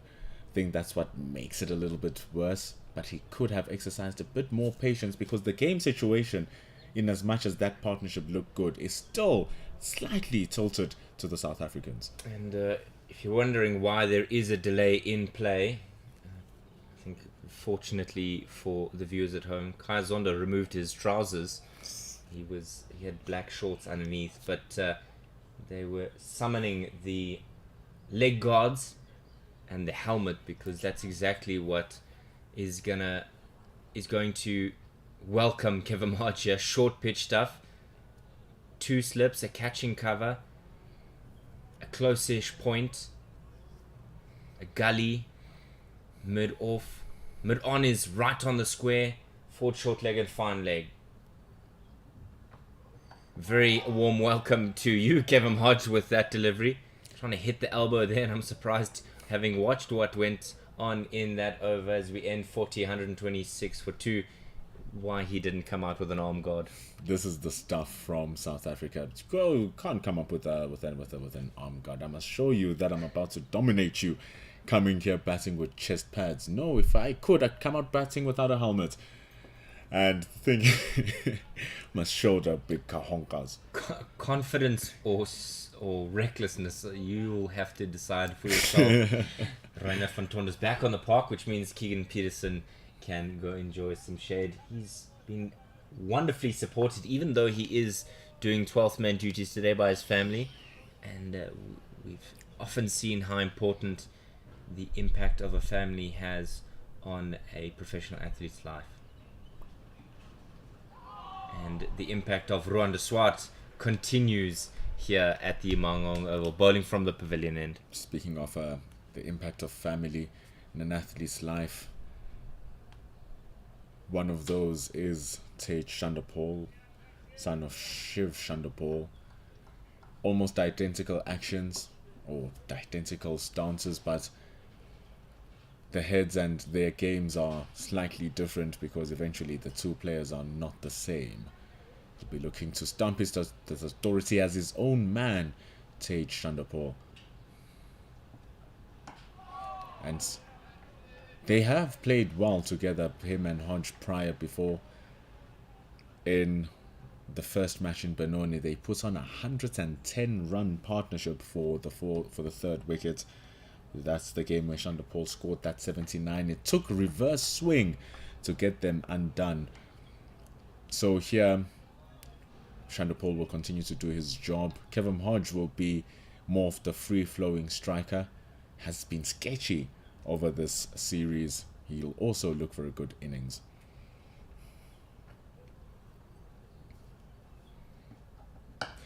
What I've been enjoying in this de Swart over is the conversation from the South Africans. They suddenly started piping up, suddenly starting to find their voice. And it's been 2 overs of really good bowling, and then this one, with the wicket coming in the previous over, really geeing up the South Africans. Let's go here, boys. Let's put him under pressure here, fellas. Because they know 2 new batters at the crease will give them the opening that they so desperately want. Slashed at that one, straight to the man at point, and that's exactly what Ruan de Swart had wanted. 2 new men at the crease, and again I've called the wicket win was most needed for South Africa, eh? Chandapal slashing at a wide one, and again falls victim to Ruan de Swart, who was overjoyed with his efforts. He's been running in hard for 7 straight overs. He gets his man. His first wicket of this match, of this innings rather, is Ruan de Swart. A good catch from Reinhard van Donder over the top, but loose stroke. It's 11 minutes past 11. Things are aligning for South Africa as they get their second wicket.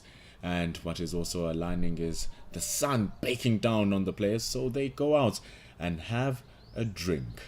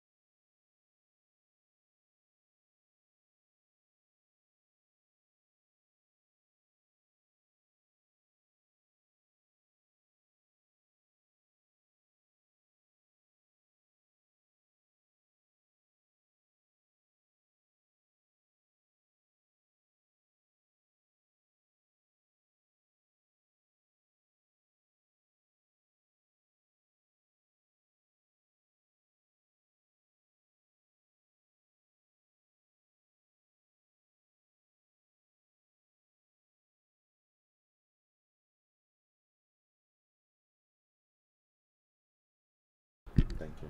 thirsts quenched, and the thirst for the wicket as well has been quenched for South Africa. It was a brilliant effort this morning from Mackenzie and Chanderpaul. 112 runs in that partnership, and after a bit of a rash stroke from both batsmen, now the West Indies A having to find their feet once again, having to almost learn to tie their shoelaces once again, because at 126 for 3 with Seals out of action, this game could find itself being concluded before the tea interval. 126 for 3 after 40, and we're not even close to that 295 to win.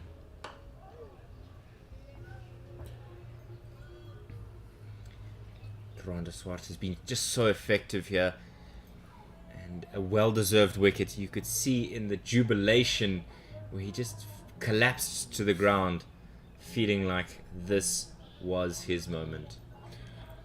Johnson and Hodge, fresh meat. But he played well, Johnson, in the first innings. That 33 was beautiful. Looked like what Mackenzie did for his 81 as well. So he does strike the ball freely. 18 years old is Jordan Johnson, and he has a huge weight alongside Kevin Hodge on their shoulders. Noting also the struggles that the West Indian A captain has had, Joshua De Silva not having the best series with the bat, promoting Johnson ahead of himself, and perhaps the conversation would have been, go out there and make a name for yourself, young man. Started off well. A lot of West Indians are excited about the prospects that is Jordan Johnson, and from what we've seen, how can you not be? Pure batter, striker of the ball. He's very happy to take it on. He is not afraid. Short ball pulled up high in the air, but that'll fall safely. De Swart will do the clean-up work, but not letting off this barrage of short pitch stuff from Dwan Ulefir. Kaya Zondo is under the helmet, and this is what Dwan Ulefir got. This is the type of bowling that got Ulefir to the plane to England. This is the stuff that got his name to the tongues and lips of every South African cricket lover. Who is this gentleman with this quick, rapid action, his quick, rapid deliveries that keep on banging the body and the heads? This is how he made his money. That's how he got his wicket, and he's looking to set up more just in the same way.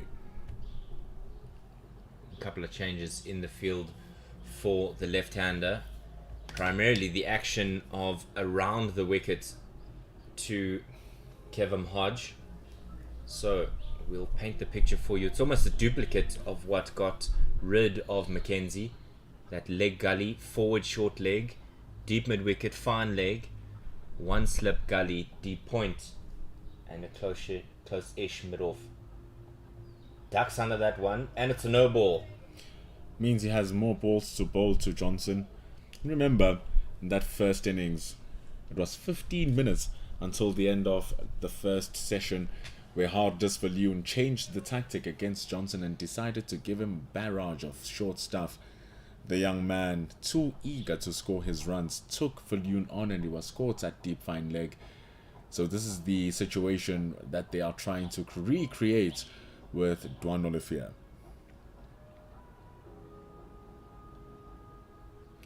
The music from the local water park may be relaxing, but it's not here. As Ulefir again hits the bat. No bounces yet, but the short pitch stuff is certainly not something that the West Indian A batters would have seen too much of, because of the nature of the tracks out in the Caribbean with their 4-day competition. This is something that Dwan Ulefir, having played here in the past, will no doubt know what he needs to get out in his toolbox. short pitch stuff down the leg side. But Kevin Hodge is not having the easiest introduction to the final innings of the deciding unofficial A test.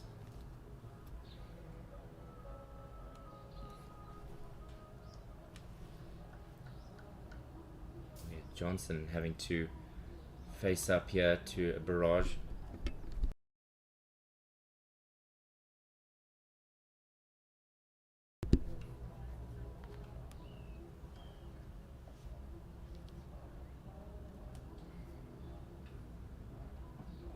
Gets inside of it and it goes exactly where intended for the South African A field. Straight to the man at leg gully, Neil Brunt, backing himself as skipper, sensing something is in the offing here. It's a good call, this from Neil Brunt, really putting the pressure on the debutant. Remember, this is the 18-year-old's first class match, and what a position to get a first class debut against South Africa A in foreign conditions with a steaming Dwan Olifia, who wants to just go back to home, relax after a long day, and make his way back to the team, hopefully for the India A series. Short, top edged, high in the air, and it's going to take a great catch to get there. He nearly did it. Just having to deal with the sun right in his eyes. He's so disappointed with himself, is Reinhard van Tonder. He ran all the way from mid-wicket. It was in the air for an age. Difficult chance, very difficult chance. He had to run in, run across. The way the chance was so difficult, even mid-on had a chance to grab that catch, but it was all too much. He dove in front of him, just missing it, bouncing under his body. It's just 2 runs, however. Eventually, you feel like you can take one of these on. It's such a risky strategy. Another short ball and another duck underneath it by Johnson. 42 gone, 130 for 3. It's the control from Dwan Olifia that is the most impressive here.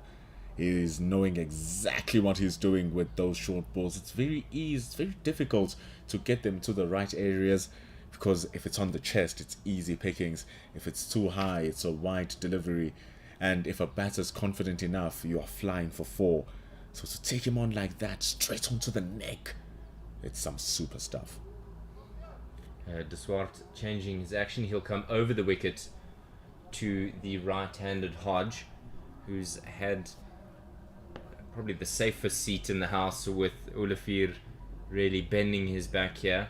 Another helmet has been brought onto the park, as Olifir will make his way off perhaps for a comfort break, but that extra helmet means that Clyde Fontaine is maybe thinking of whether or not he will make his way up to the stumps. Zubair Hamza, Kai Zondo, and now Clyde Fontaine with their helmets on the park. So it's a train, if you will, and it's always just makes me a little bit nervous when there's so many helmets like that. One marginal error from the wicketkeeper could mean 5 penalty runs. It's not 1 for each helmet, it's just 5 in total. But this is Clyde Fontaine, who has been having an excellent series with the gloves. The word excellent is not enough to discuss and describe the work that the 28-year-old has been doing behind the wickets. So those helmets are arguably in the most safest position. Look at what he's about to do now. He's about to take it on and come up to the stumps. Such is the confidence of this mighty G-Bets Rocks wicketkeeper. He stood up to Mihlale Mpongwana earlier in this match, so feeling confident in his ability up to the stumps, to the quicker bowlers, although the slips aren't as confident, as they're remaining well entrenched where they are.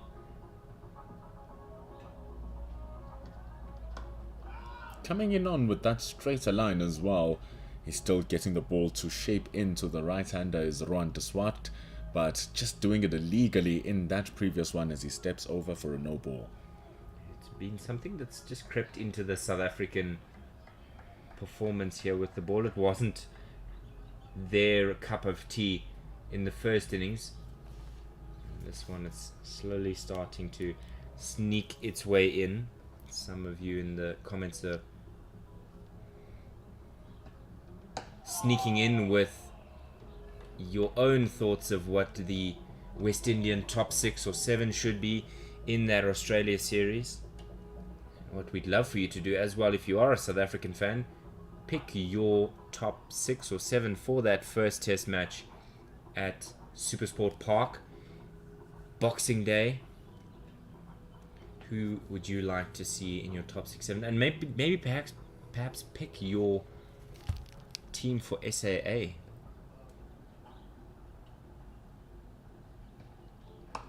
Who would you like to see with the SAA colours? This one's punched out into the covers and they'll get back well for 3.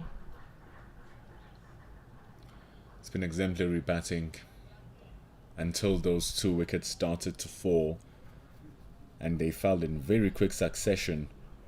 Both Chandler Paul and Mackenzie. Mackenzie was playing flamboyantly.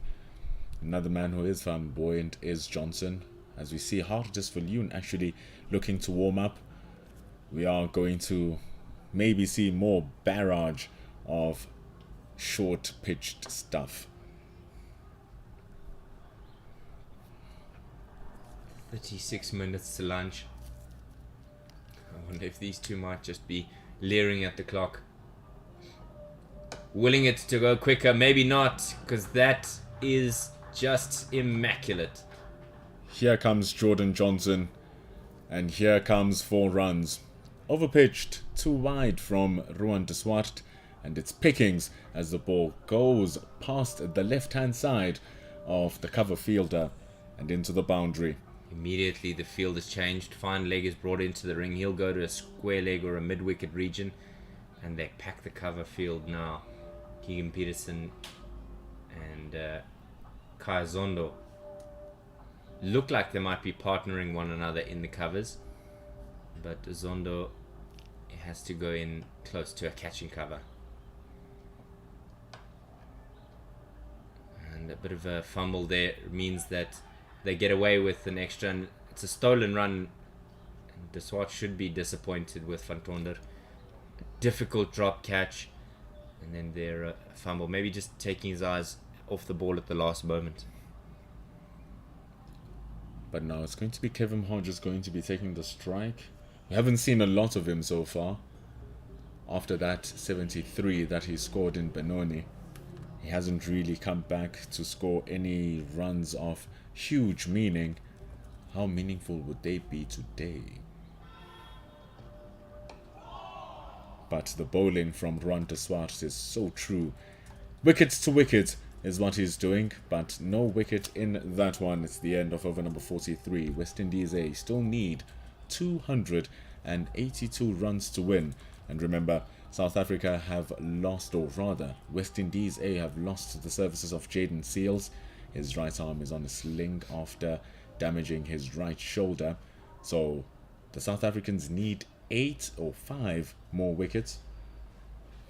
Rather, they need 6 more wickets in order to win, because they need 9 wickets in order to complete the job. A lot of conversations here between, well, long conversation rather, between Kaya Zondo and Neil Brandt. Yes, Brandt is captain, but that experience of Kaya Zondo, invaluable. A Mariana's Trench, if you will, of knowledge and experience, having not only played Test cricket, but his fair share of first-class cricket.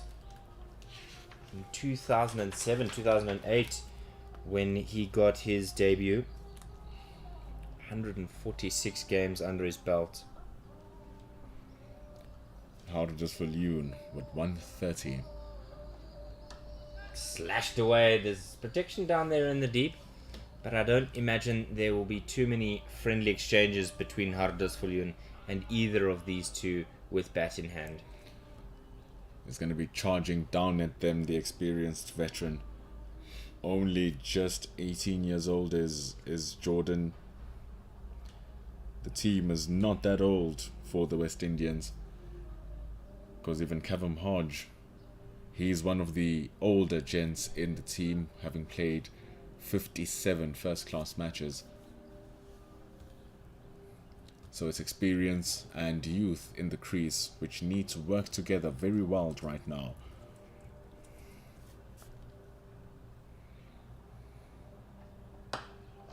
Overpitched and driven out, but good fielding there from Patterson to keep things quiet. You spoke about the youth and exuberance from these West Indian batters. And the youth and exuberance in the South African A side is one of those two. It's exuberance, maybe not necessarily youth. You know, we mentioned how many guys have over 100 caps in this format of the game. And crucially, it's all been the men with ball in hand. Olivier, Patterson, Keegan Peterson, who's on the field as a 12th man. Dane Piet, who's had such an impact on this series. Hardus Viljoen. But Kai Zondo is the leader among men in terms of years playing cricket. He's not the most capped player. Slightly behind that of Dan Patterson. Just 4 games behind. And over the course of this match, Dane Patterson has shown all of that wealth of knowledge and experience and how to use a cricket ball in his hand. Just going at less than 2 runs to the over is the Western Cape Quick. Has 1 wicket off McCaskey. Viljoen looking for his first here today.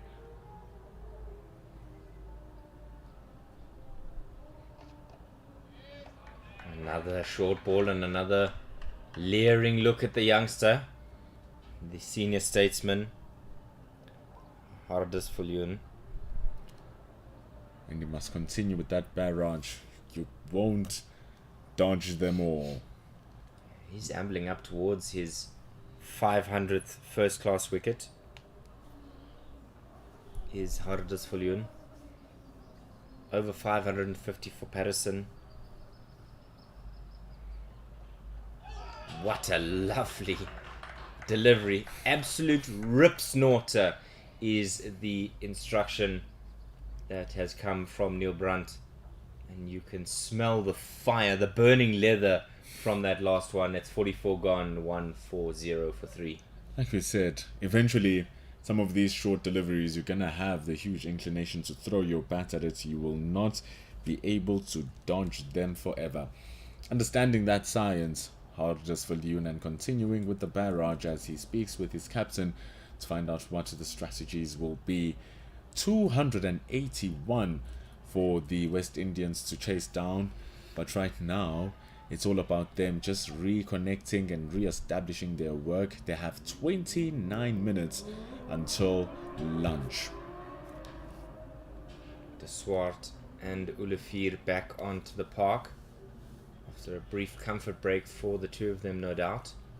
Patterson will begin what I understand to be his first over from the Pavilion Indies. Found his home and rhythm from the Loch Logan end.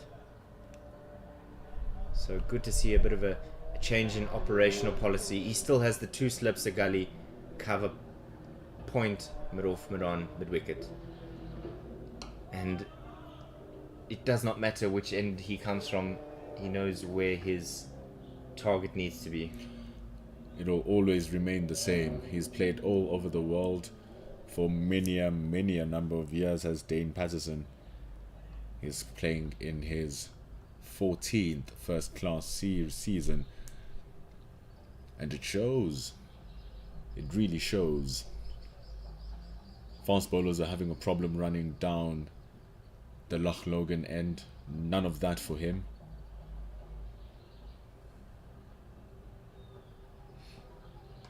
Just worked away off the pads. Fine. Mpongwana will do the fielding. Just straying down the legs for a little bit. He's had success on both the right-handers and the left-handers, using strategies which encompass the slip fielders, and at times using his outfielders to do his dirty work and getting his wickets and his catches. So it's an all-round performance from Dane Patterson.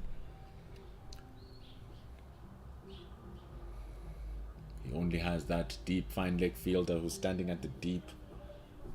Everyone else is up close with Kaya Zondo filling space in that cover region.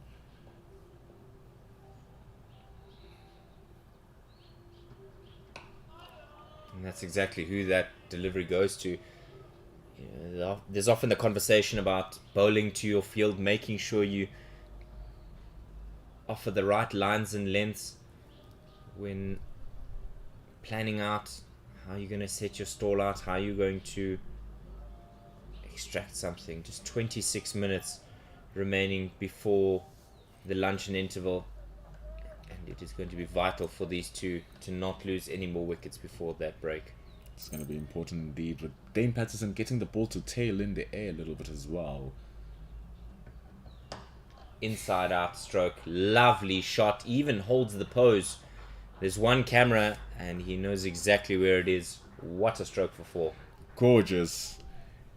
Penetrating the gap in between mid-off and short extra cover in Kaya Zondo. Leaning into the stroke magnificently onto the pitch, onto the line and onto the boundary, as the story goes. It's 276 now for the West Indians.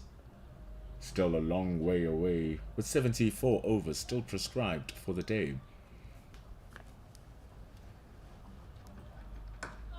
It's a good follow-up there from Patterson. And it's something some of our younger listeners, or perhaps coaches or parents, or anybody who interacts with young cricketers, is the importance of the next delivery. When you have gotten it wrong, you have missed your target, and you are punished, how do you respond with the next delivery? Often it is the case that young cricketers just let the over slip away from them because they aren't able to clear their mind. And this is carved away backward of square. It's going to run away to the boundary, so an expensive one from Patterson, 9 coming from it, and at the end of his 11th, it's 149 for 3. That is a serious shot from Kevin Hodge. That is some real serious business, because the ball was not that wide from Dane Patterson. It's the length that just asks the question.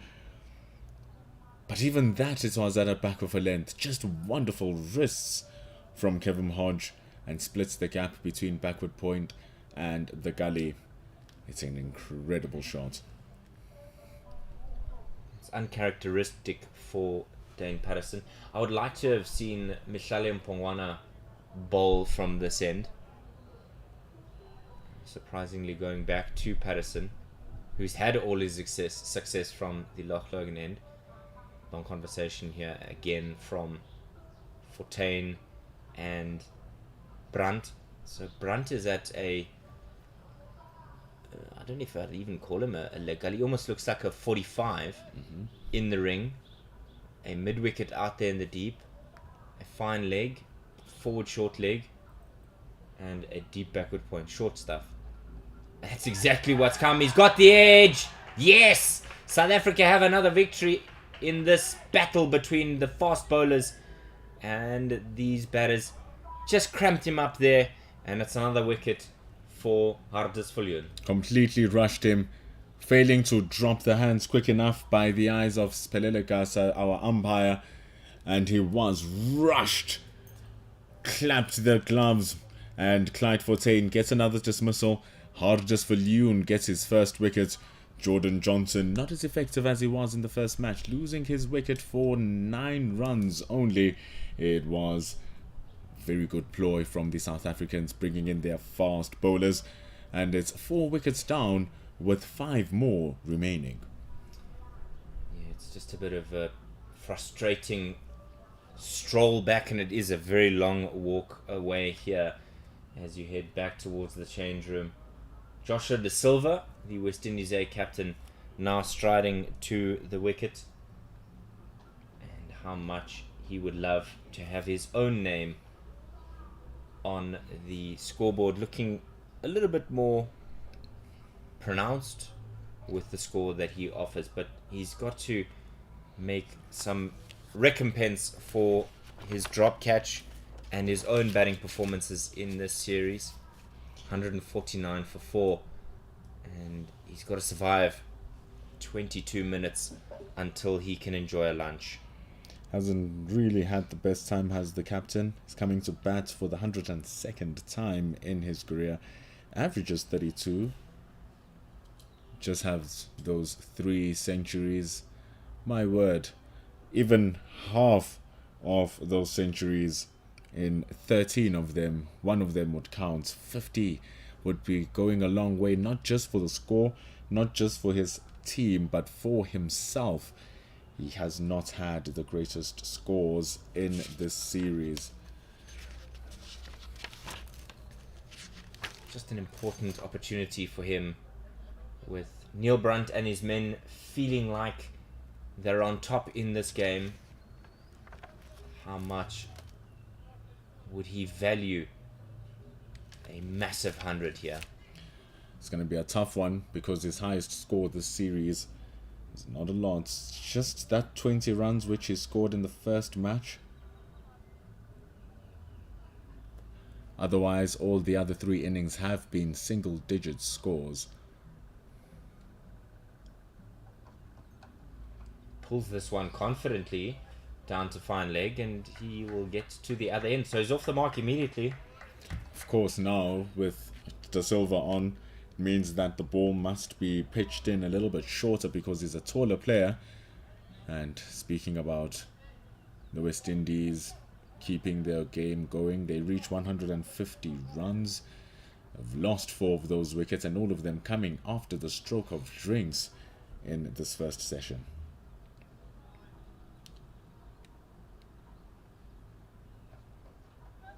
Down the leg side. But how much of a difference did that first drinks break make for the South Africans? We said that often it is the case that a drinks break or an intermission produces something, but it's produced more than just one for the South African A team. They're trying to win this game here confidently to give themselves some positivity heading into that A series match against the Indian A team on Monday at Potchefstroom. It's going to be a key series. That, of course, that squad getting announced tomorrow. Not something that we should wait with battered eyes on for today. So these men will play not knowing what the result is, so they have to play their heart out. Not knowing as well where they might find themselves. Bellingham, yes, called up to that South African test side, and how much he would want to play a role in that test series against India. It's just the 2 tests, a short one, as the test championship is one that allows you only a minimum of 2 games, and how desperately we would all love more. Gone are the days, I think, for South African fans where you experience a 4-5 match test series, and gone is that over. With the 150 up on the board, it's 4 down after 46. And that's why the Cricket South Africa have the SA20 going along, and they have commissioned it to do what it does. It's quickly grown to be the second biggest T20 league in the world from what we've seen last year, and how the stars turned up and how the vibe turned up in terms of the fans. But it is because of that SA20 tournament that South Africa find themselves in this predicament where they have to test out players who are not contracted in the SA20 to go play in those 2 test matches in New Zealand for the World Test Championship points. New Zealand are, of course, former winners of the World Test Championship between the cycle 2019-2021. West Indies or Australia winning the second cycle where the West Indies are going to travel. So both these teams are going to be playing against Test champions. It's a good delivery here by Patterson. Good start. And we may not know yet, as we said, who is in that West Indies, or rather the South African A side. But we do know that David Bedingham will be omitted from that side. Tony DeZorzi and the other one being Keegan Peterson, having all been called up to the national side.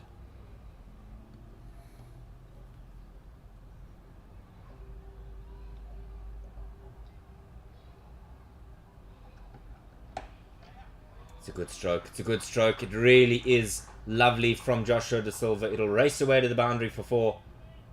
And a good way for him to feel bat on ball and confident. Ruan de Swart's efforts in the field is really showing up that he is a magnificent fielder, giving it his all, diving himself onto the boundary, but it was all in vain.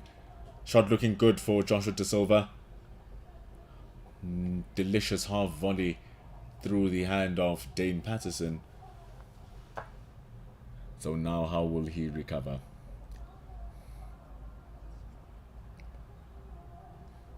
Talking and advising on plans on how to execute certain ideas. Kaya Zondo speaking to Dane Patterson. Kaya Zondo, of course, a former captain in the first class cricket as well. Another one. Good stop though by Hardas Viljoen.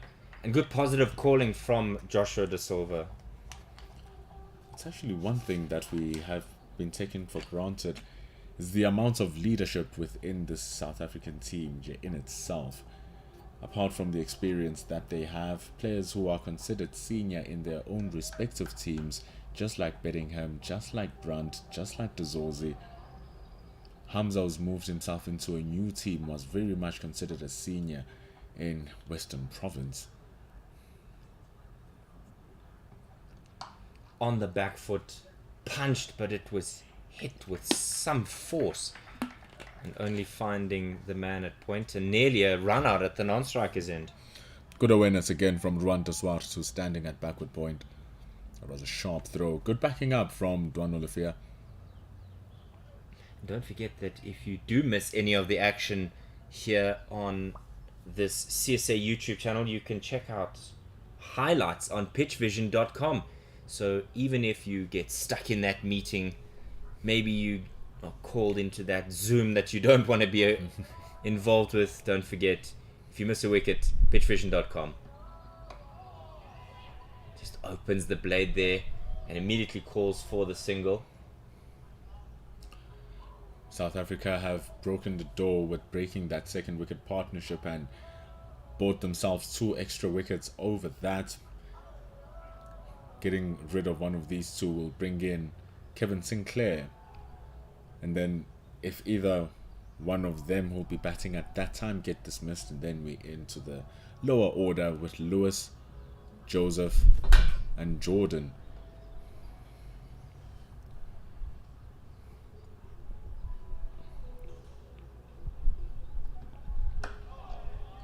And South Africa have been known to just having a little bit of problems in dismissing the final order or the lower order tail of the batters.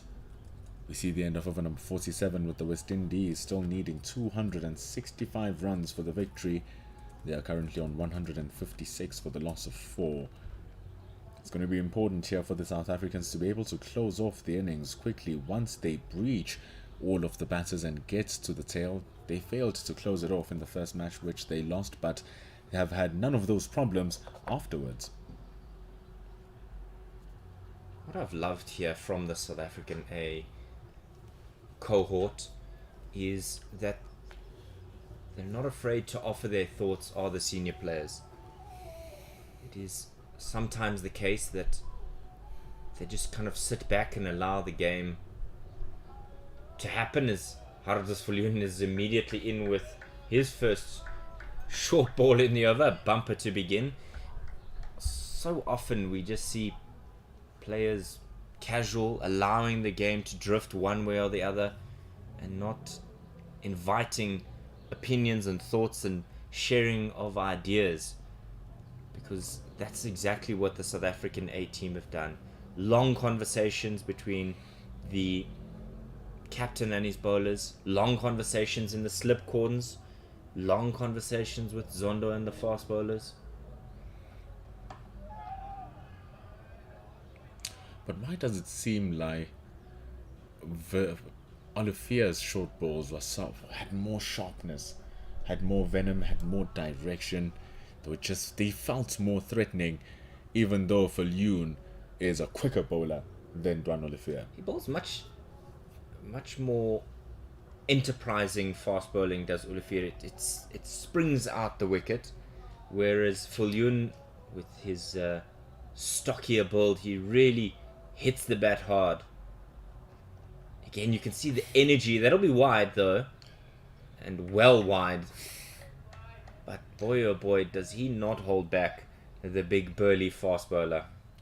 We saw his lively chats between him and Kevin Sinclair in the first innings. They were really, really going at it. Getting hits in the helmets, getting words being talked down in them. But it was Kevin Sinclair who eventually won that battle between him and Viljoen.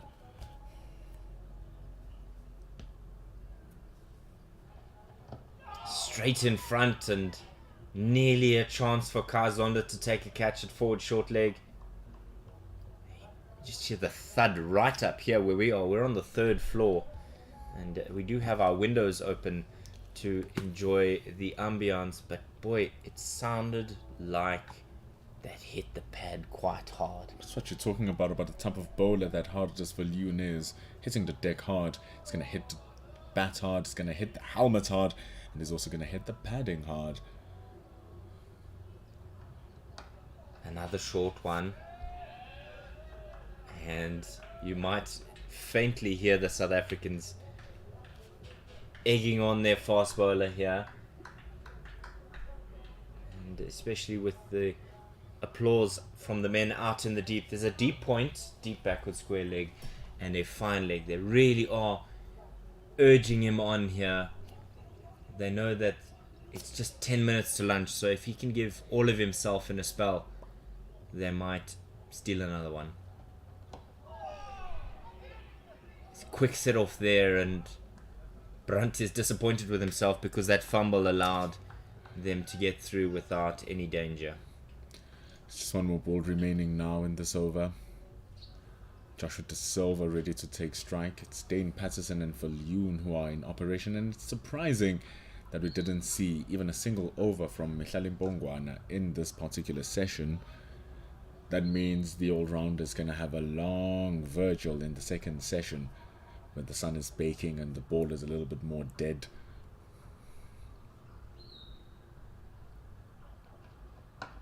It's been all South Africa in this morning's session, and as we conclude Hardus Viljoen's 11th over, he's 1 for 49 with his time of the ball in hand, 48 gone, 158 for 4. And I wonder if we might yet see another helmet being summoned. They dispensed with the other two, and now they've requested the wicket-keeping helmet of Fontaine to make a return to the field of play. Makes sense, because I was just thinking about the idea of using Neil Brunt to quicken the overs and bring Viljoen onto the other side, or maybe to just bring a different surprise to what has been going on. It's about to be lunch. The sun is baking down on the pitch.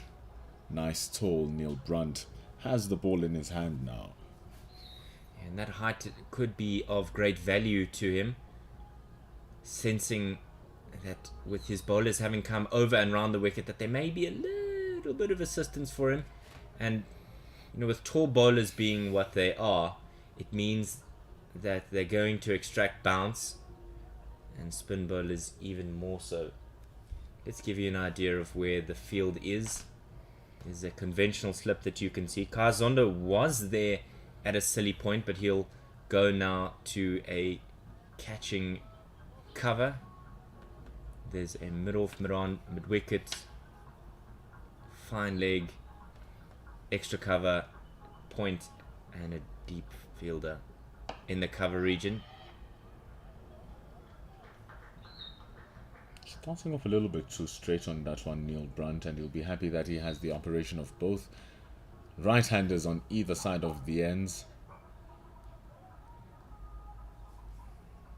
There seems to be some good rough in front of the bat of the right-hander as well.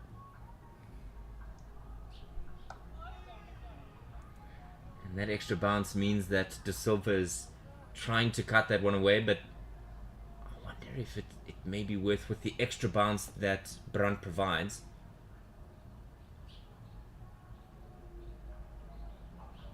Oh goodness, that was a full toss delivery and it's beaten everything. De Silva just wafting at that one, and they will get runs for it, 3 of them. We just await the signal. Yes, it is a leg by, so just taking the pad, and that's why Fontaine was prolonged in his appeal. Almost found himself wrapping that ball around onto the wicket, which would have been a terrible way to lose your wicket. But he survives, does De Silva. It would have been a tale of just his series, how it has been. There's a half shot there. I wonder, with Brunt's extra bounce, whether it might be an opportunity to get a man in a mirrored position to that of Kazondo on the leg side, or maybe another slip or a leg slip. Cut away, but there's protection in Mpongwana down there in the deep. So just the 1 and 1 to come before the end of Brunt's over. We will get another over after this one before the lunch call is declared.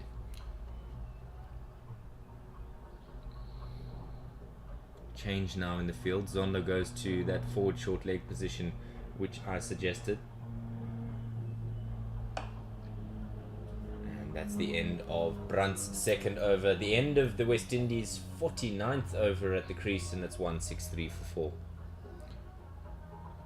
It's a good over, neat over from Neil Brunt. Was an adventurous delivery just going on in the full toss. It was a squeaky shot from Joshua De Silva, but he's happy that he's still there, and this might possibly be the final over before we go to lunch, and might as well be with Hartlepool in control.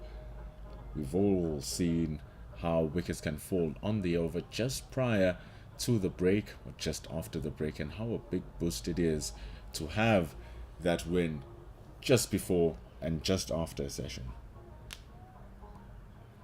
Let's illustrate the field for you. Leg gully forward short leg mid on, nobody at mid off but a man at the covers. Deep backward point, gully, slip, fine leg and mid wicket. Don't expect too many deliveries to be pitched up. Don't know if the man has a car, but it's not a place to drive here. Wonder how much you'd actually use a car in the Caribbean. Island nations. I wonder how much they are known for their traffic. Maybe it's just clogged with tourists. And the bouncer, umpire Arno Jacob signals that's the first one. Of course, it was the West Indians' barrage of fast bowlers that imposed this law of limiting the bounces that you can get in and over. They would come in, barrage of short ball after bounce after short ball, with all 4 bowlers bowling at over 145 kilometers an hour. They were like, no more. Yes. So now they only get 2. Especially when bowlers were really putting the lives of batters at risk. And there's the second. So now we might see a field change as the fuller stuff is expected. No more in the arsenal for Hartlepool, and we do see a field change. Neil Brunt coming out of the leg gully region and heading out towards a cover position.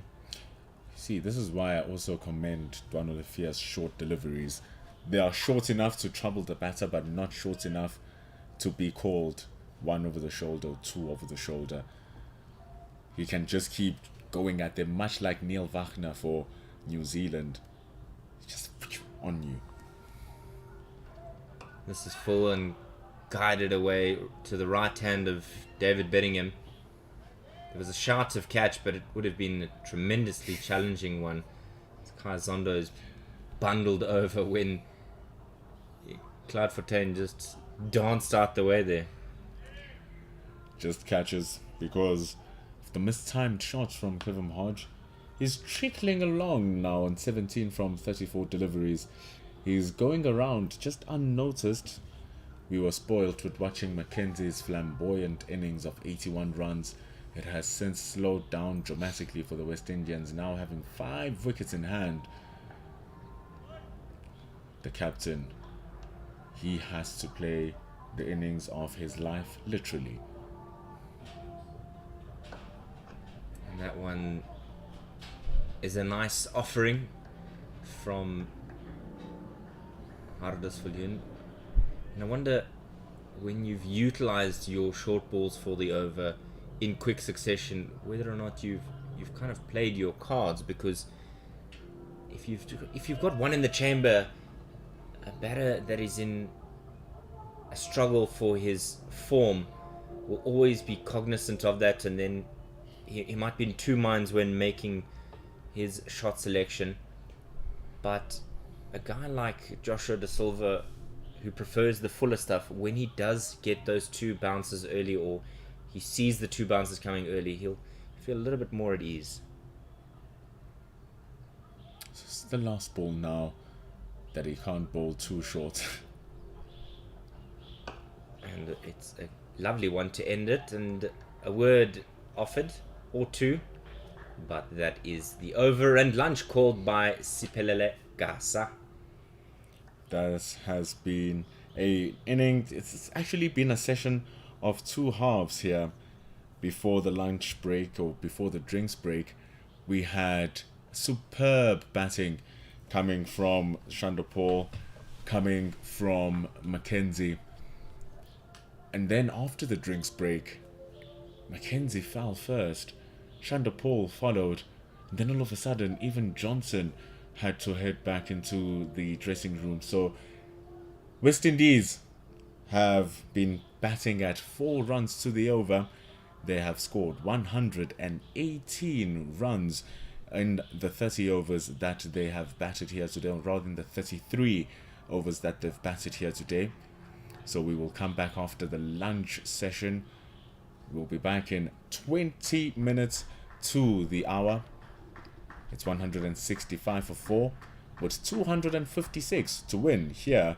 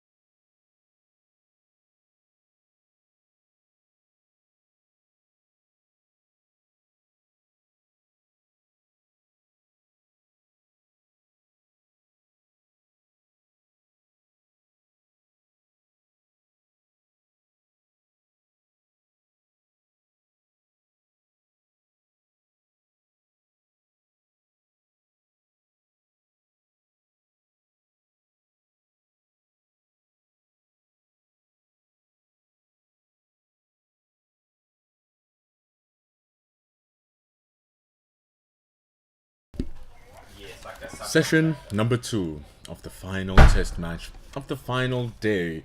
Duan Olivia bowls to Joshua De Silva. And as that happens, we welcome you back to this wonderful broadcast brought to you by Pitch Vision, Cricket South Africa, and on YouTube. Wherever you are in the world, you are seeing a contest which was almightily close beginning in the morning. 1 wicket lost. Huge partnership between Chanderpaul and Mackenzie with 112 runs. But since then, it has been 3 wickets gone. That's of Chanderpaul for 31, Mackenzie on 81, Johnson falling for 9. But we return here with Joshua De Silva on 7 from now 12 balls. The captain has been struggling, hasn't made double score figures since that very first innings of this series back on the 28th of November in Benoni. Ever since then, he's really just struggled to get himself going. Duan Olivia, on the other hand, has himself a wicket.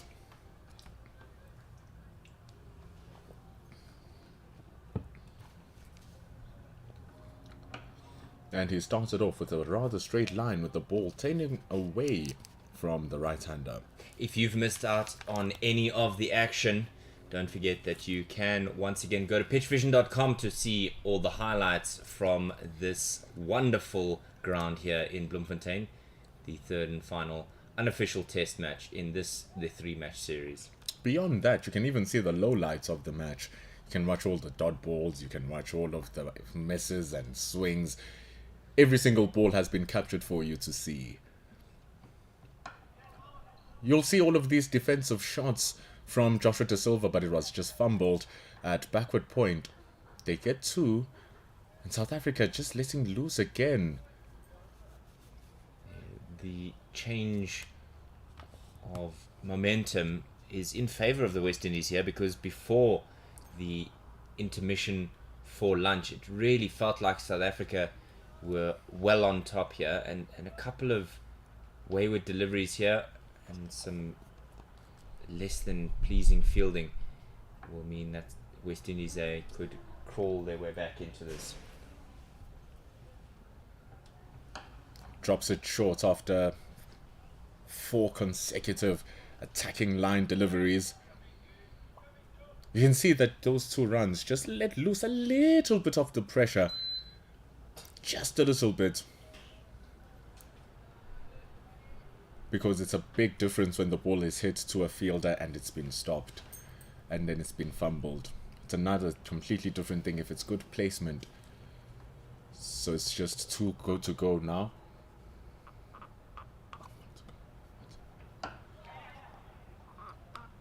That last one just wide.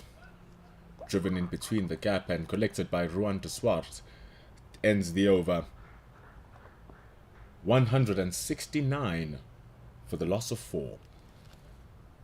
Yeah, with another over complete after a domination by the South African A side that came on the back of a drinks break, because it was Mackenzie and Chanderpaul who were really the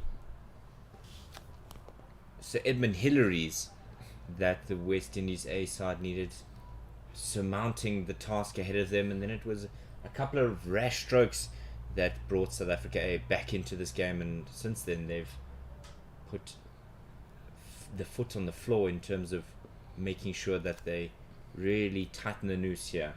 And on top of that, those rash strokes coming off the back of really good planning from the South Africans.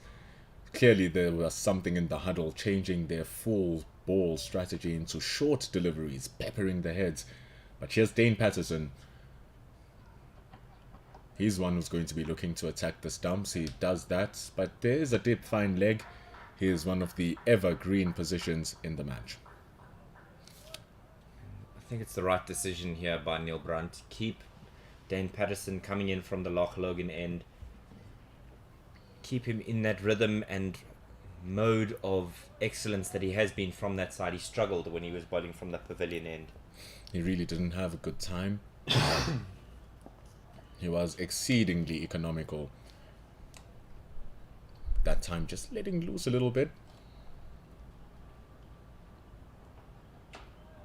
This time really tightening it up though.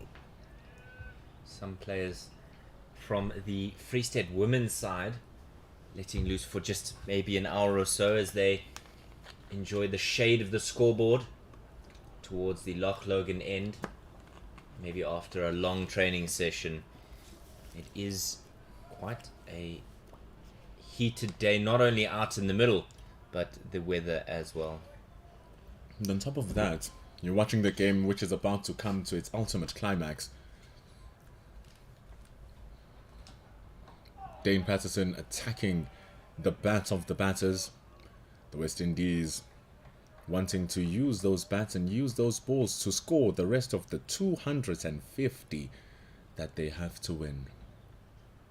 It's good to see that since the lunch break there's been a couple more fans that have joined us here in Mangaung as the weekend beckons. We might see even more fans coming into the stadium wanting to enjoy the fiery cricket here. And the thing is, it's not all doom and gloom for the West Indies here. It's not all doom and gloom at all, because we saw with the partnership between Chanderpaul and Mackenzie that they were able to really hone the good deliveries in, absorb the pressure. Mackenzie was taking the attack back into the South Africans, which shows that if you just stay in, be brave in the shots that you choose to attack, your scoring options will open up, and that 250 and even just your survival until the end of the day may be a possibility.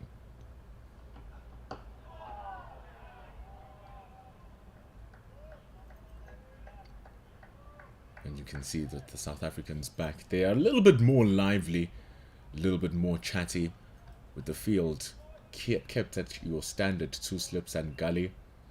They gave the protection of a cover fielder. There's one mid-wicket as well. So really your attacking options are your 2 slips and your gully, and your fine leg could defends the ball that comes in straight going for the stumps. So that is all Dane Patterson will be doing, making a menace of those stumps. Good encouragement from his teammates and good end to the over for Patterson. He's just bowled the 1 over after lunch, and it makes such a difference when a bowler's in their rhythm, feeling confident. And somebody who will be feeling confident having gotten a start now is Joshua De Silva. We've been lamenting some of his poor shot-making decisions, but with 250 to win on the board and many hours yet to play of this day's play, it could present, in favourable batting conditions, a day in which he won't easily forget. 100%, and his teams need him the most right here today. The deciding day of this series, hanging in the balance. Dwan Olivia pushes it straight up at the pads. It's pushed into the cover boundary. Rwanda Swart, though, with a magnificent fielding effort, is able to bring it back. But even if that is the case, such is the size of the Mangaung Oval, the batters still run 4. Heavy breathing after having run 4. It's not often that you get the opportunity to run 4. A little bit of a frustration for the Swart, having run all that way, and you may as well have let it trickle in. If that was the case, he would have rolled over the boundary and they would come back, run for 5. If only, if only.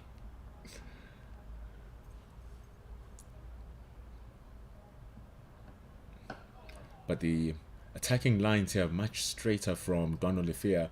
But we were talking about it in the first innings for the West Indies, and especially Joshua De Silva, that most of his wickets is him playing inside of the line of the ball. There's a good advantage here with Dwan Olivia moving the ball away from the bats, where he can look to target the outside of the stumps a bit more against Joshua De Silva, just to see if that weakness is still something that is there.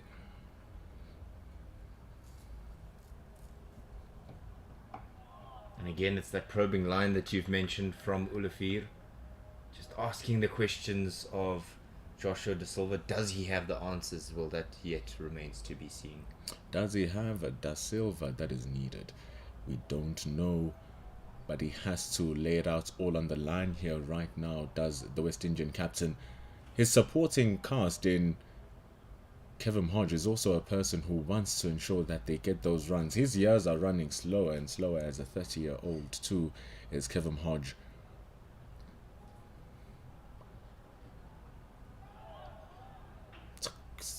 Super delivery. We talked about those short balls from Olivier. Yeah, Joshua Da Silva didn't really look all that convincing in that stroke. Just dropping his hands at the last moment, not really feeling like he was up to the task. And no doubt the South African contingent will be feeling that with the struggles that he's had, that wicket could sometimes just present itself against the run of play. Beautiful length delivered here from Dwan Olivier, and using that short ball to great effect. So beautiful, the zippiness of it all. And we saw when South Africa clearly changed their strategy just before the end of the session, when they got those short balls working, they implemented that leg slip or leg gully. They put in your deep backward square. Right now, your deep square leg is quite square and straight.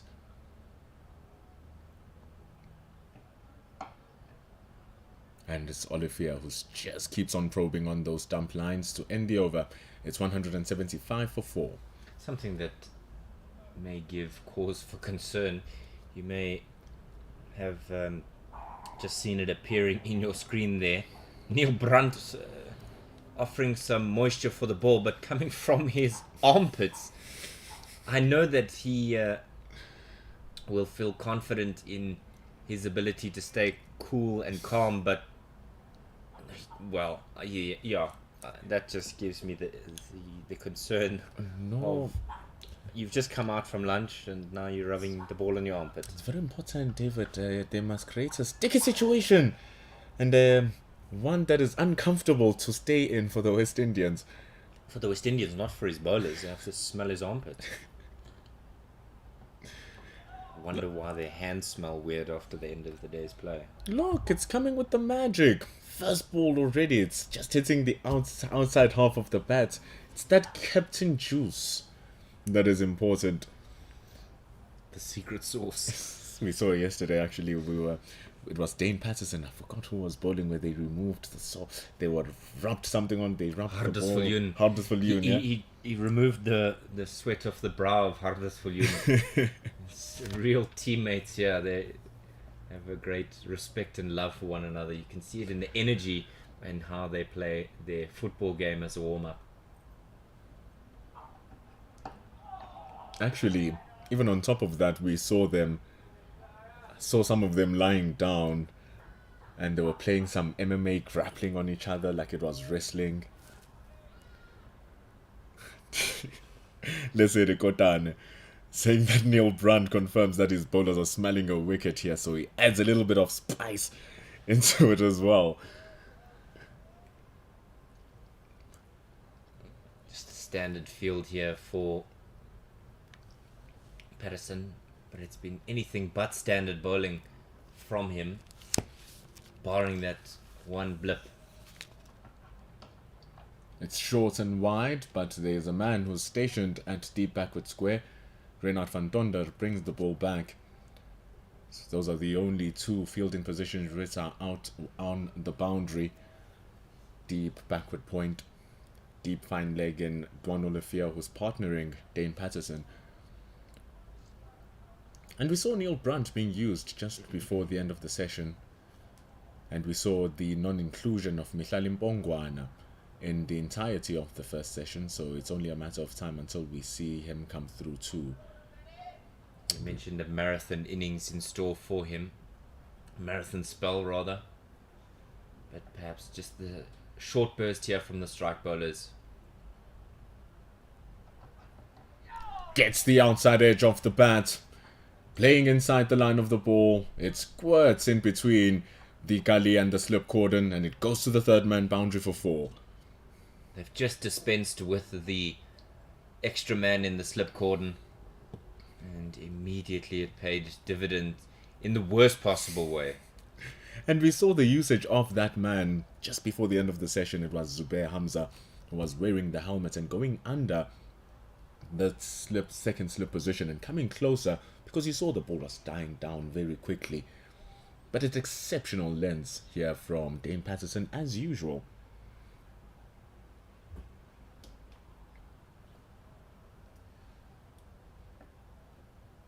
So we'll want to see if he can repeat the very same delivery maybe.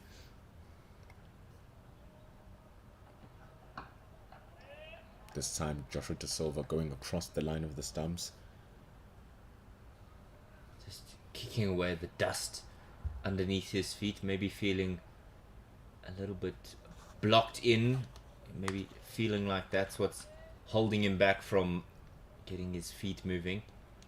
But he has seemed confident since he came to the wicket. And I've enjoyed the way that he's particularly played those straight bat shots, especially early on in your innings. You want to be playing in that V region, and he's done that well so far. See him getting good stride into the pitch of the ball as well. Pairing that away, it ends over number 54. West Indies with 241 runs to win. 180 for 4 is where they find themselves. South Africa picking up 4 wickets through Olivier, Patterson, Viljoen and De Swart. And it was particularly De Swart that was showing off his options, his fruit bowl, if you will, of which deliveries were effective, and eventually getting a wicket, a well-deserved wicket. But it's Olivier now who will want to add to his tally. Such an important part of this South African A side. And it was that loose stroke from Tej Chandapur right at the end of the session, the last 30 minutes, flashing at a wide one from Ruan De Swart, who was pestering him outside that off stump. There were many plays and misses from Tejanarayan Chandapur, and seeing his eyes light up with one which was in his scoring arc, he just couldn't get the timing working and slashed one to backward point. Reinhard van Donder, who completed the catch to dismiss the opening batter.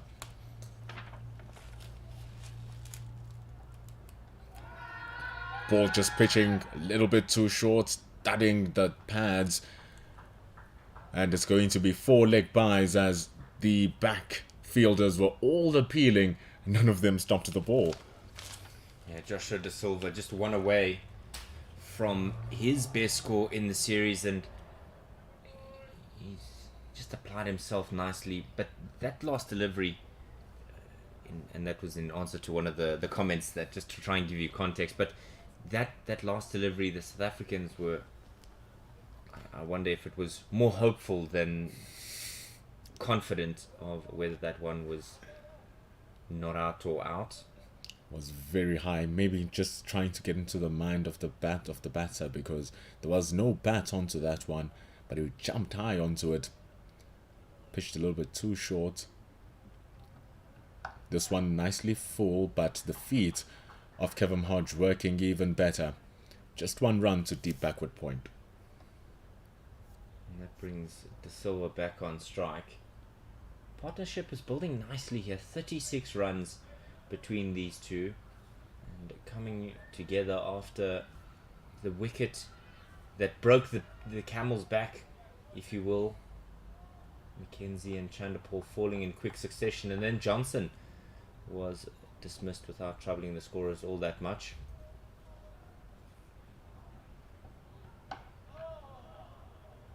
And it's just Don Olivier now who's adjusting it and putting it outside that line of the off stump. But like you said here, David, the mindset of Da Silva here is playing everything very well so far. Just getting that tiny little edge because of a good ball by Patterson. But he's looking to get behind the ball as much as he possibly can. Looking to play the ball right in front of his V. He's not forcing anything as much.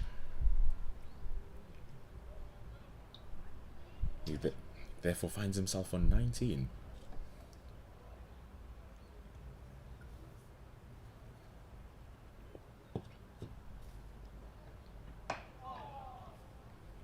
Crucially, for his own confidence, he'll want to ensure that he continues along that line of just being patient, being sensible, and not forcing things, as you said, because the moment you try and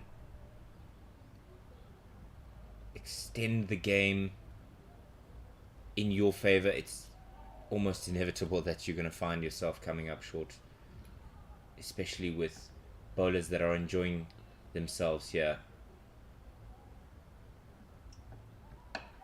Just pushing at that one a little bit, playing it on the up. It was on the air for just a little bit, but it goes to deep cover. It ends the over. West Indies on 186, still needing 235 runs. The concern for the South African A side, one will be the lack of opportunities presented. They've bowled well, but there's just been too many deliveries, you might argue, that excuse me, were too good for them. Just beating the bat, controlled edges, and in addition to that, 16 extras. One of those most expensive ones coming recently with that 4-leg buys. And while it doesn't change the bowler's figures, it affects the overall total. Every single time, especially if you're trying to defend. It's now at 235 to win, with Dane Patterson bowling to one of his victims from the previous innings. He now looks to retaliate with a short punch going to deep mid-wicket. And that's De Silva's new high score for the series. Finally breaking that mental block that he would have had. I actually liked the way that he attacked that ball.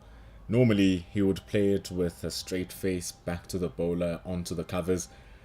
This time, there's a nice big gap onto the leg side. Deep mid-wicket is there, and so is mid-on. Just punching the ball that seems straighter to his body. It was on the line of the off stump from Dane Patterson. But the way he just shepherded it was so good. I like that he's starting to whip out more shots from his bag. It's a good single as well. Whipping out runs from their bags all of a sudden. I suppose the more that he feels like he's able to come out of his shell and just lean into what he knows has got him to the national side in times gone by, but also the confidence that they have within West Indies cricket to make him the captain of this side. Sometimes guys flounder under captaincy, sometimes they flourish, and sometimes they take time to get used to it. Maybe it was just a matter of time for Joshua De Silva, because now he is also timing the ball really well. Starting to get his feet moving. He's reading the bounce and the pace of the pitch as well. Wonderful drive. There's a big gap if he finds the ball running to the right of that fielder. He's now rubbing the ball. Kaya Zondo, who's at mid-on. So if that on drive goes any squarer, it could just be a boundary.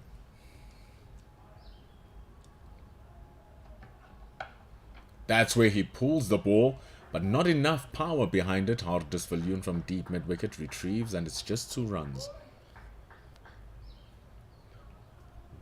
It's that confidence seeping through now. Just getting on top of that one and nerdling it out to that leg side region. There is protection, as you did mention, so Patterson and Brunt know exactly where they want Joshua De Silva to play. It's all good and well knowing where you want him to play, but where is it that you want him to give you his wicket?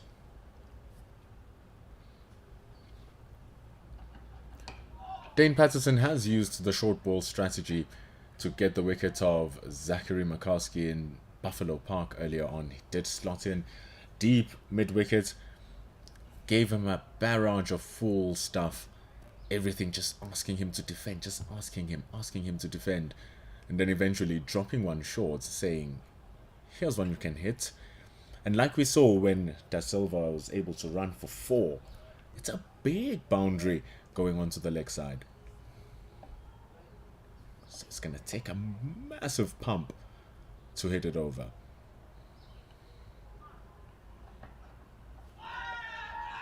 Loud shout. A little bit of, come on, mate, you know you nicked it. From Patterson there to end the over. Spongy bounce as well, that from Patterson, just died on its way to Clydefontein. But he was looking for that short ball, searching for it. Da Silva going under it to end the over. They now need 231 runs for the victory to the West Indies A. Still 62 overs left for cricket to be played. We can play right up until 6 p.m. We still have 20 minutes intermission of the tea break, which will be coming in 2 hours or in an hour and a half. So, with the right strategy and the right implementation, West Indies can keep themselves sniffing that victory. And if not sniffing the victory, perhaps seeing the light on the horizon of a draw. Crucial to that will be big partnerships from these two batters. Apart from it being big partnerships, it's long partnerships.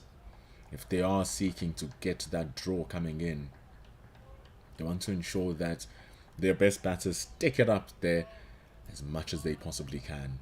And not only partnerships in terms of runs, but partnerships in terms, big partnerships rather, in terms of time spent together.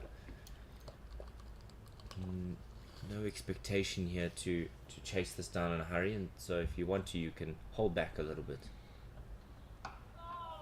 Just like that. Never really a rush to chase down big scores in the fourth innings. Bowling teams normally set up that score and give themselves time in order to try get the batters out. It's a matter of the bowling team getting 10 wickets rather than the 10 wickets scoring 421 runs. But every now and then, that match, which is anomaly, find itself seeping through the cracks and giving us magical cricket. The gorgeous cover with the gorgeous cut shot. It's making its way to the third man boundary. Kaya Zondo has to run for it, and he does an excellent job in stopping it, running from square or point. And he stops that at the third man boundary for 3. Yeah, he's had to cover at least 40-50 meters there, showing off his skill with his pace. Duan Olivier really looked unhappy there whilst sitting on the ground, but he seems to be okay now. The last thing the South Africans would want is an injury to one of their strike bowlers. Indeed. And West Indies, to think that they played this match basically without their strike bowler, they'll be saying, yeah, eye for an eye, quid pro quo. But we don't want that ever for the match as Duan Olivier runs in, banging it short. But there might be protection in Reynard van Tonder, who runs from deep mid-wickets to stomp that at the cow corner boundary just for 2 runs.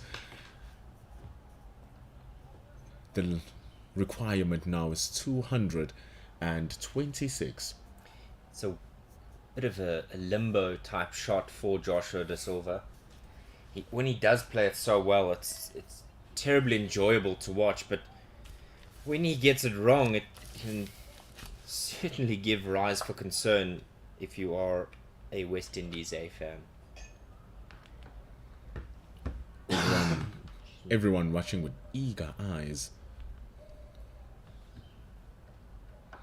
There's a lot of talk in the West Indian camp. There's a lot of talk in West Indies cricket. Lot about the selection of certain players. There's a lot of cricket happening there. CPL is becoming a big jump. And right now, having a super task of having to get claw back against England and also having to go face the world champions.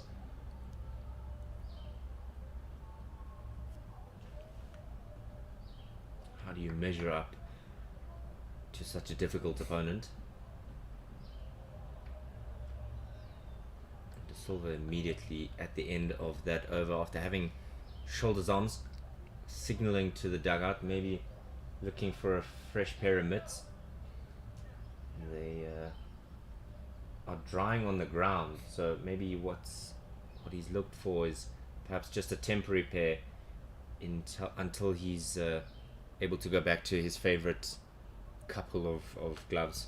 Some players become very superstitious about those things, saying, I don't want to change these gloves because if I do that, they disappear with my runs, or these different gloves come with my wicket. Remember Adam Gilchrist putting a squash ball into his glove, going on to score a magnificent century in the World Cup back in 2007. It's been an interesting journey for many a batsman. Neil Mackenzie having his own superstitions, the Lions and South African batsman. He knew exactly what he wanted, where and how.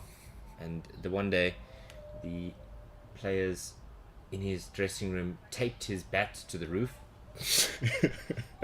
in jest, and then he managed to get it down and went out to bat and scored 100, and so requested that his teammates do it every time. Somebody who'll be looking to show off his skill every time is Mihlali Mpongwana. You've been calling for him ever since the day started, actually. You even had an idea of starting off with Mihlali Mpongwana. I just wanted to see a little bit more of him. He's only bowled the 3 overs for 8. I don't think he did all that much wrong. Comparatively, his colleagues with ball in hand, only Rohan de Swart has bowled less than 10 overs. So, a good usage of Ulafir, Patterson and Viljoen. I just want to see, particularly to these two right-handers, how I can swing it away. It's going to be a spell and a half that needs to come here from Mihlali Mpongwana. And from what had been a very dry and quiet day, the wind is starting to pick up now in the second session, blowing from the left to the right of your screen, which will aid Mihlali Mpongwana's usage of that outswinger against the right-handers. That's why Neil Brunt has employed himself as a short extra cover. He's standing 3 strips away from where Kevin Hodge takes strike.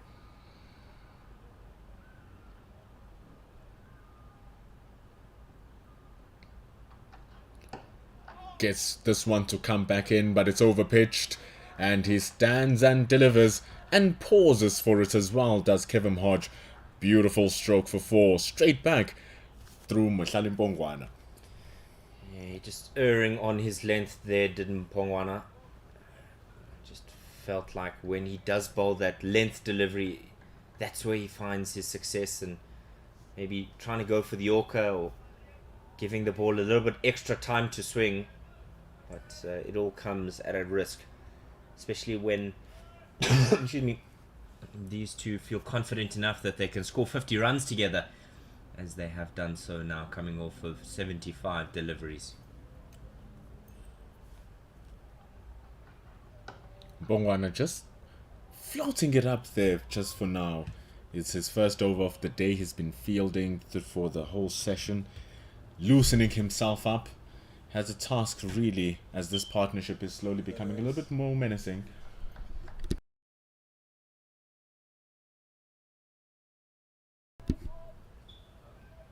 It's an important opportunity here for Mihlali Mpongwana. He's the youngster in this bowling attack. He just needs to not necessarily stamp his authority, but back the faith put in him. It's a good bit of fielding of his own bowling there, so that's one way to ensure the confidence of your skipper and the coaches. He's taken a couple of catches as well, has Mihlali Mpongwana, throughout the course of the series. He's had some good fielding efforts, some decent bowling efforts as well. He's only played that one match back in Benoni to start us off. I remember quite vividly second session or second innings is where he showed off. He bowled like an absolute charm. Little bit of an effort there, delivery from Mpongwana. Bending his back to end the over, and that concludes his fourth. Going at 3 runs to the over, so no real concern for anybody. Somebody who may be concerned is Kazondo, who's going to be back under the helmet for Neil Brunt's over. If anything is short here, you know, when you're at that forward short leg position, anything that's dropped short puts your life at risk. But it looks like he might be at a catching cover position, or it is indeed the helmet for Clyde Fontaine. Some scary business being under that helmet. It was scary, especially if you had the likes of Mackenzie looking to go at you hard. But now, it's just Clyde Fontaine, like we said. They have that option of Kaya Zondo, who's right on your screen, standing a strip away of the playing surface. Of course, Neil Brunt's left arm off break will look to turn the ball away from De Silva. Could this be the opportunity for De Silva to really free his arms? He's got a part-time spinner in Brunt, and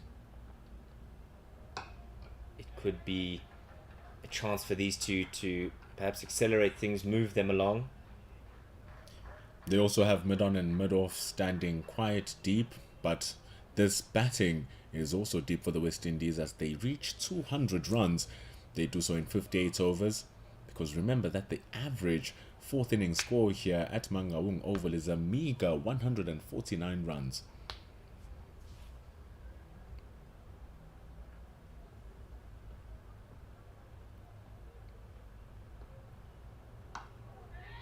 And they keep pushing the runs, taking on Keegan Peterson. Very risky player you want to take on, and again they exploiting the fact that this inner ring of the South Africans is standing just a little bit further from the square. Neil Brunt with 61 first-class wickets. Gets the ball just a little bit wider. Keegan Peterson was trying to help him out to stop that from being any more damage. Somebody you might not expect to have a couple of first-class wickets, and that is Kaya Zondo, who has 43 first-class wickets. How about those best bowling figures from the man? Yeah, 6 for 52 in 2011 at Chatsworth between KZN and Easterns. Must have been something spicy in the wicket. Looked like there was something spicy in the wicket coming out of the hand of Brunt there. Flatter delivery from Neil Brunt, just playing with the trajectory and the pace of the ball. Again, doing just that, but the timing is pure from Hodge. Difficult to stop for Ron to swap. Just getting an unfavorable bounce from the square that allows for the single. It's a risky shot that he's played there as Hodge, because if he takes the outside edge, make no mistake, Fontaine will be there, but if he feels confident, it's the right decision for him. It's a good leave that from Joshua De Silva. Good over to start from Neil Brunt. Just being pushed away into the open gaps. Balanced overall. It's 203 for the loss of 4. 218 runs that are needed to be triumphant here for the West Indies A, and it's crazy that with each run and with each passing over, with this partnership now worth 54 persists, they may be growing belief. You know, the thing that I've been wondering about though is, in the balance of this game, where does the bell curve or statistic lean to one of the 3 possible results? At what point does it switch from draw to a win for West Indies A, draw to a win for South Africa A, or what would further emphasize that draw? In my opinion, David, this is the session that will determine that for us. Still one more session to go after this, with 59 overs in the bag for the day. What happens in this session will determine the type of cricket we'll be watching in the final session.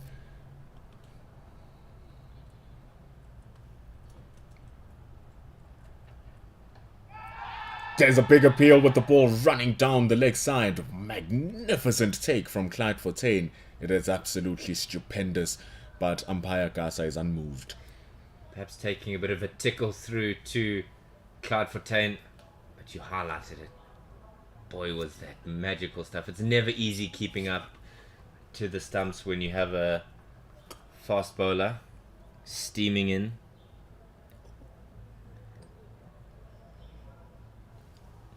And I wonder what that may have taken. Maybe a pad or a strap of some kind. But it was a magnificent effort from Fontaine to get down the leg side with the speed that he did. We appreciate good cricket all round. Just looking to see also if he can step out off the mark and get a stumping as well. Because when you bring the keeper up, you want to compress the batter into the crease to allow your pace bowler to get the ball as full as possible without it turning into a half volley. So you allow your bowler to hit hard lengths just as those. And like we were saying in his first over from the spell, it was like floating the ball in there. Now he's starting to put more effort into it. That's exactly what we know Mhlali Mpongwana can do. Just put pressure on batters. He's bowled a good over thus far with 3 dots. And even though that one went down the leg side, he'll still feel as though he's on top of this over, has good control, does Mpongwana. The thing is, his best bowling in this entire series came on the second session of day 4 of the first match. And right now, it is the second session of day 4 of this match. And to take you back to that game that was happening in Benoni, he bowled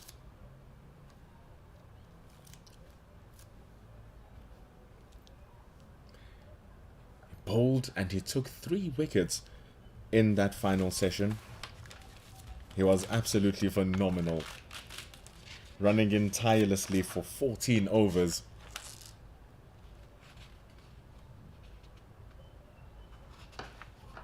Landing the ball in those areas consistently and going for just 1.8 runs to the over.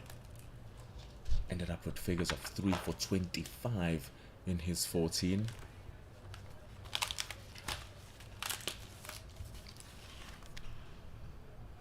Such a confidence booster it will be as well for Mhlali Mpongwana if he can bowl well here. And with South African sides at times struggling to bowl at the back end of a game, the spell for him will be crucial. You know, on top of that, David, just from a complete South African point of view, South African cricket point of view, South Africa has always been searching for that ideal all-rounder in the team, which has been such a struggle to find. A proper number 7.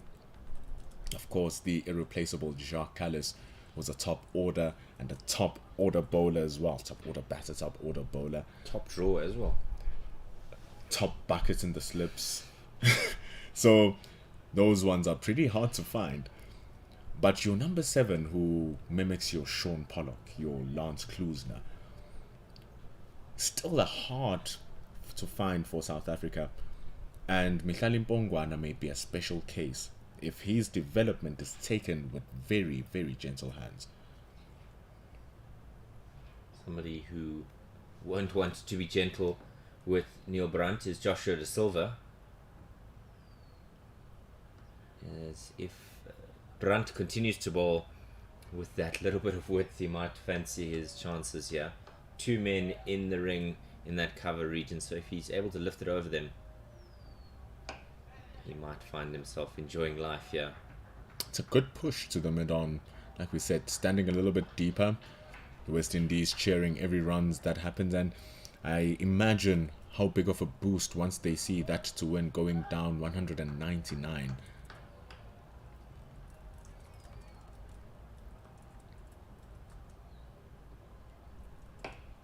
And speaking about the width that Neil Brunt gave in that first ball, very big gap between backward point down to the first lip. There's absolutely nobody there.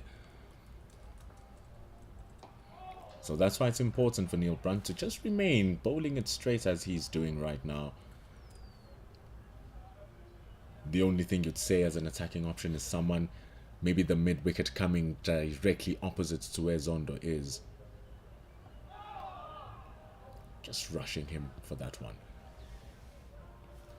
There's 58 overs remaining in the day's play. There's just so much cricket to be played. 5 wickets required and 217. There's that attempted cut shot, a small little fumble from Van Tonder at backward point. That backward point proving to be a little bit of a problem as they run back for number 2 and make it home safely. Good running for the West Indies and a good chop of the runs to win. It's 215 required now as the score is 206 for 4. Brunt backing himself with the ball in hand in that game at Woolamore Park in Benoni. In the first innings he bowled 9 overs, 1 for 26 with 2 maidens in that, and then in the second innings going wicketless but only conceding 5 runs from his 4 overs. So while he may be a part-timer, certainly has shown his value here in the A side in this competition between these two sides. He's also showed some of his value in the domestic competition, taking us back to the first match where they played against the G-Bet Rocks, where Hardus Viljoen and Clyde Fontaine come from. He bowled 16 overs and gave away 17 runs in that spell of taking 2 wickets. Played a strong hand in helping the Titans win by 6 wickets.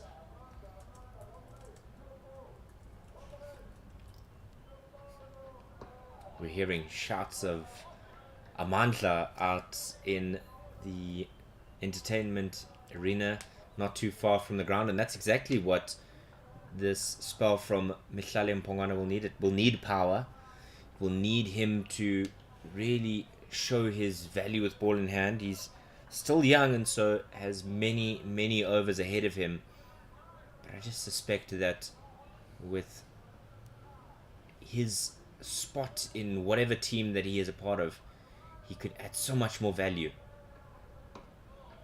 He's an exceptional all-rounder when he gets his work going. They call him Jason Holder, and for a time the actual Jason Holder for the West Indies was the most valued all-rounder in the world. One of his biggest thing was how for a tall man he was able to get so many wickets, LBW, so many wickets bowled, which speak to the lengths that as a tall man he was hitting the deck hard. Just like that from Mihlali Mpongwana, starting a little bit too straight though. It's able to be guided away. Good running here. Good patient build-up here from Hodge and De Silva. And just casually just increased the partnership to 58. And it's been one that just, for the most part, has relied on the singles. It has to be noted that they've had a couple of good strokes, a couple of boundaries, but a lot of strike rotation. That's the difference between this partnership and the very fiery partnership between Chandrapol and Mackenzie. All in the hands of the latter. Kirk Mackenzie scoring those 81 runs at a rapid rate. He was scoring willy-nilly. If it was edged, it didn't matter. He'll go for it again. If it's another edge, who cares? He'll go again. And he earned himself those runs. He just swung a little bit too many, that Kirk Mackenzie, eventually falling to the short ball trap.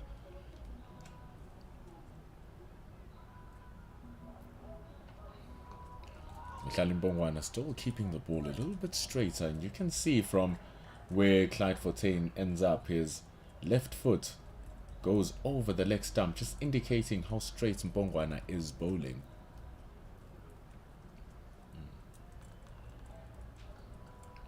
So maybe just looking to make usage of that cover area where you have your short extra cover standing 3 strips away. You have your cover there as well. Backward point backing you up. But Hodge has superb wrists. And he uses them now with the ball bowled too straight from Mbongwana. It's going to be a tough ask to ask Dane Patterson to stop that. It trickles down to the fine leg boundary for 4, which ends over number 62 with 210 to win. Yeah, Mbongwana up until this point has been disciplined, but it's just that one that allows the shot to go very fine. And as you said, it's a tall ask to get Dan Patterson down there in time to try and cut that one off. What may not be a tall ask is for Neil Brunt to pick up a wicket here, because this new session after the lunch interval almost seems as though it's in cruise control. No real direction one way or the other. Both sides happy to put the clutch in as they roll downhill. It really is relaxed. It really is chillaxed. Even us here in the commentary gantry, we haven't had a lot of oohs and ahs. We haven't had, oh, cracking shots, oh, big one, he has a chance. It's all just been relaxed stuff, and even the people in the comments are just relaxing as well. So this is it's the calm before the storm on a Friday afternoon. And that storm that may yet be coming could be in another 18 overs, with the possibility of our first new ball change in this game. Pushing this one just a little bit leg side is Neil Brunt. The thing is, when that new ball comes, it always feels as if, yes, it's going to be a good thing for the bowling team, but balls like that can easily be whipped away for 4 runs because of how hard the ball is and how quickly it slithers through the grass.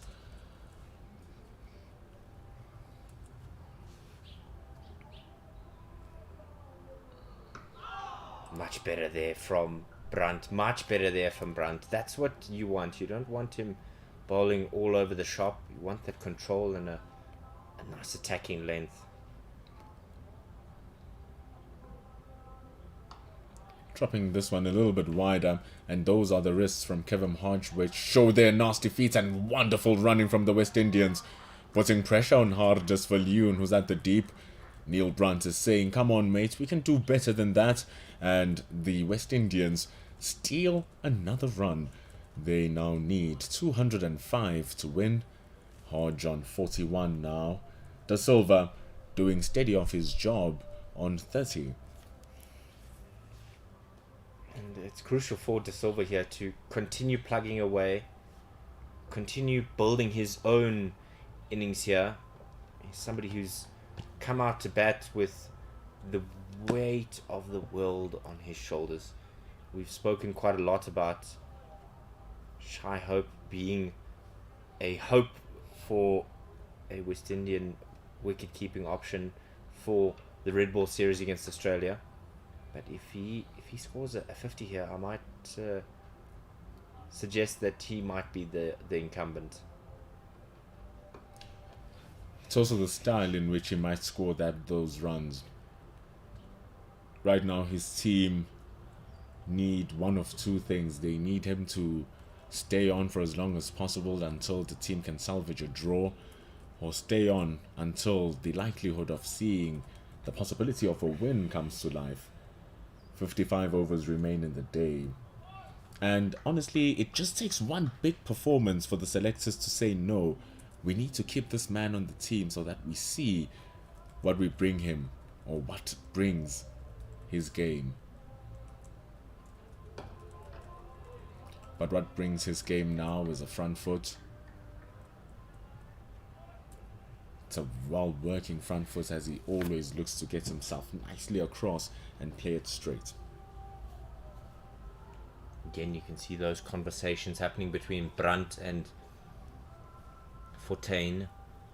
Usually results in a field change. And one perhaps wonders what thought has provoked the change, with not much happening yet in this over from Mpongwana.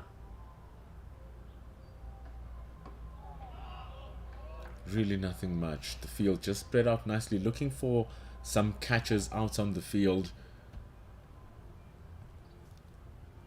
Only Zubair Hamza standing at slip. It's going to be important now for Mpongwana to continue hitting that line outside the off stump consistently, because bowling a little bit too straight in the previous over didn't reap any results. It's crucial that he's consistent with his lines and lengths. The moment he strays, that's when Joshua De Silva will pounce. Just like that. Just inty bitty spider. And they even go for 2 runs. Even South Africa now are starting to be a little bit more pedestrian in the field. It really is a processive session, this one, David. Like you said, not much action going on. It feels as if we are on that over number 11 to 40 in the one-day international, where you're just setting it up for the end. As you mentioned, that the pace of this session, whether it be in favor of West Indies or South Africa, will set us up for the post-tea session. Maybe the lunch taking a long time to digest between the two teams. Okay, I need to just get my rhythm going. Just need to get my eye in. But if I do get a smell of just pushing 1s and 2s, I shall do that. South Africans, Mihlali Mpongwana started off floating the ball in. Now he's starting to hit the head length hard. It was a 2 straight. Now he's starting to get his lines working.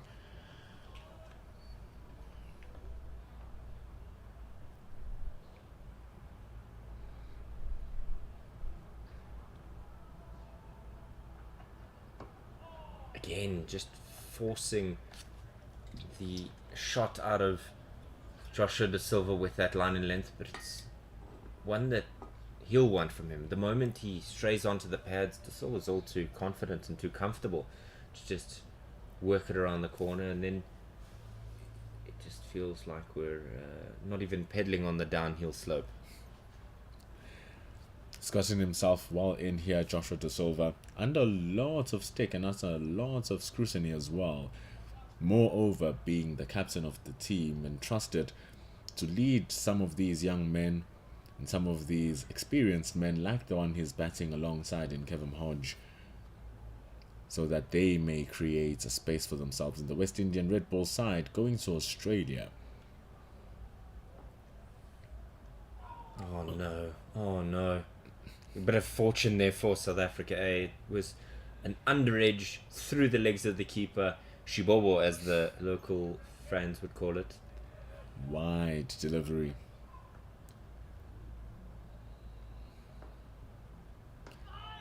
Good delivery. And a good rejection of the call with 3 South Africans ensuing the ball.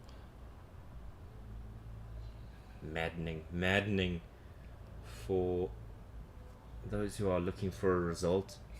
Just the energy's dropped out of this game a little bit. It's a nice little bit of a straight one, that from Neil Brandt, continuing with the arm. We'll look to get that one a little bit fuller and a little bit straighter, but it's there now for Hodge to think about.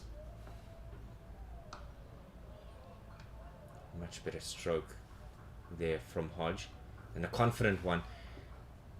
And unfortunately, Neil Brandt is a little bit wayward, because Kazondo's walked over to just maybe rectify with the field placings where they need to attack, because like I said, it just feels like we're cruising. We're not really looking to build pressure to build a wicket, to buy a wicket here. Oh, South Africa, hey.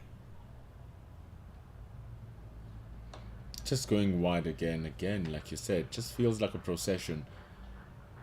And thing is, that's most worrying, is that neither Mackenzie neither Hodge or Da Silva are looking to elevate the ball. None of them are looking to take any risks. All of this is just them necking piece by piece by piece. And then those straight ones are just parried off. It's just superb control of their innings and of their partnership, and they've been doing a good job. It's 220 runs that is on the board. They need 201 runs now, do the Windies, and slowly they trickle away at the score. It's good batting for them, having not lost the wicket so far with the partnership on 71. And with that over coming to an end, it'll be time for a drink.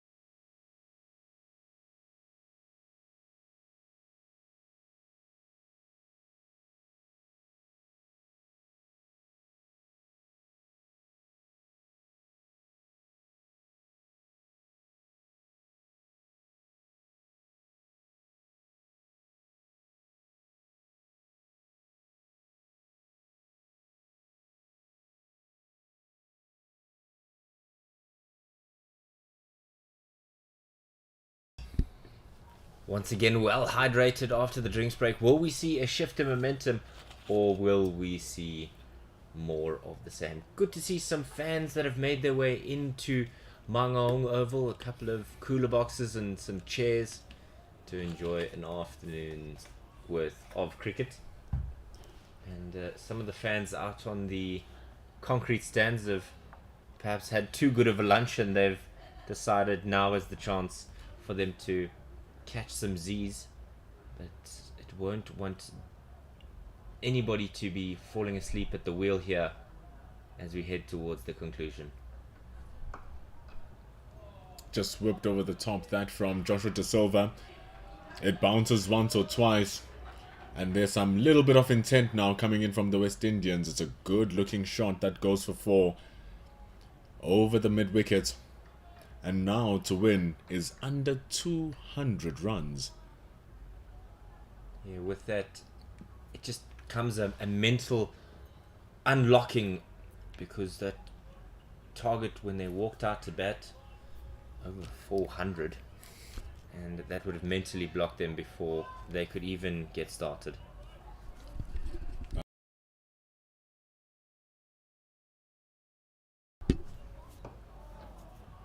And they feel confident about that one from Mpongwana, better length as well. He's been working on that length, Mpongwana, searching for it, as well as the line as well.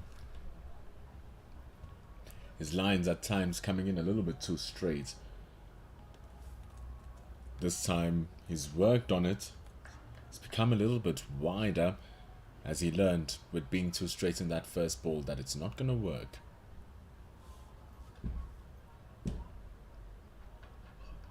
And that's exactly what you've asked for. He's furious with himself, but it was well played by Joshua De Silva. That one trickles away down to the fine leg boundary. It's another 4 through frustration in this Mpongwana spell. We mentioned that it's going to be crucial, and it's not going his way at all. Not having a good time. Just having even an inkling coming in my mind that maybe he can switch ends to see what would happen if he had to run up the slope. How would that better serve him? The likes of Jamal Lewis were making it work on either side of the crease. Olafia was making it work from the pavilion end as well. Because it just hasn't clicked as much as it wants to. And that's exactly why with the top left hand corner of your screen we've seen Hardus Viljoen warming up. Good take there by Fontaine behind the stumps, and that's exactly it. Keep it outside the off stump. Really ask questions. Don't just run up and bowl as if you don't really have all that much in sight of what you need to do. It's always a good idea to use that straight one as the surprise delivery. Especially if you're going to be moving the ball away like he is. Because they seem very comfortable just working the ball down the leg side or defending it. Never look troubled when the ball is at the stumps.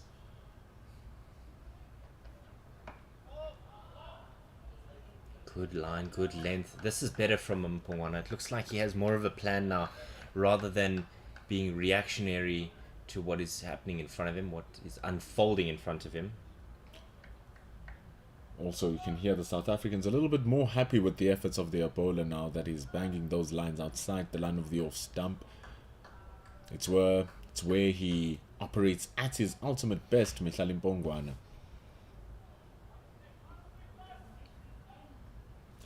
He continues to search.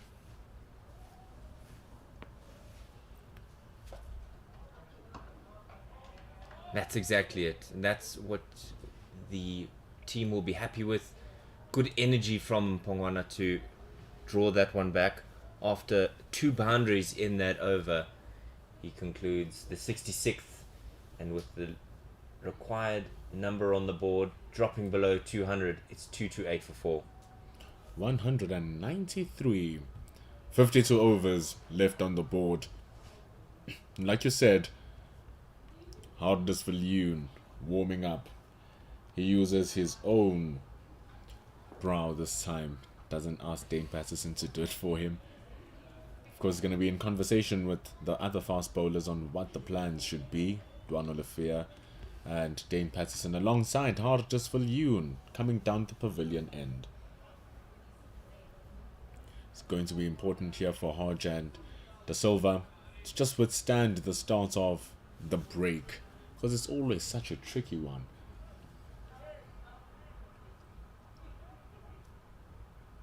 And crucially for Brandt here, he's got to hope that the change of bowling brings a change in fortune.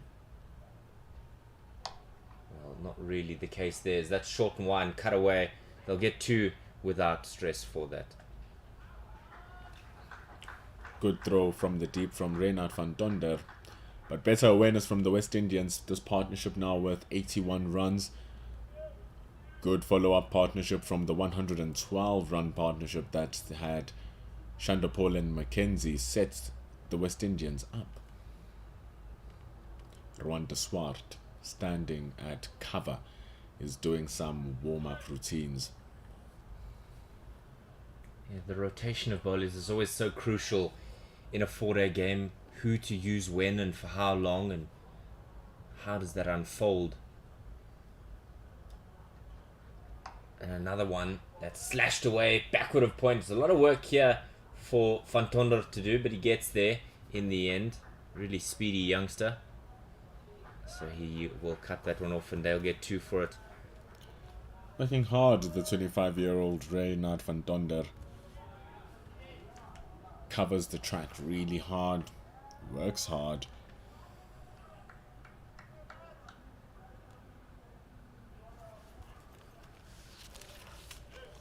And somebody that needs to work hard with limited resources is Hardus Viljoen. It's a batting day. Ball 66 overs old.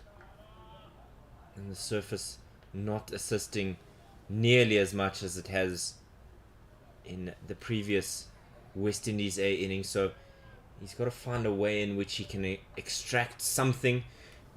Perhaps a little bounce. A little bit of variation in pace. Lines and lengths have to be on par. Yorker.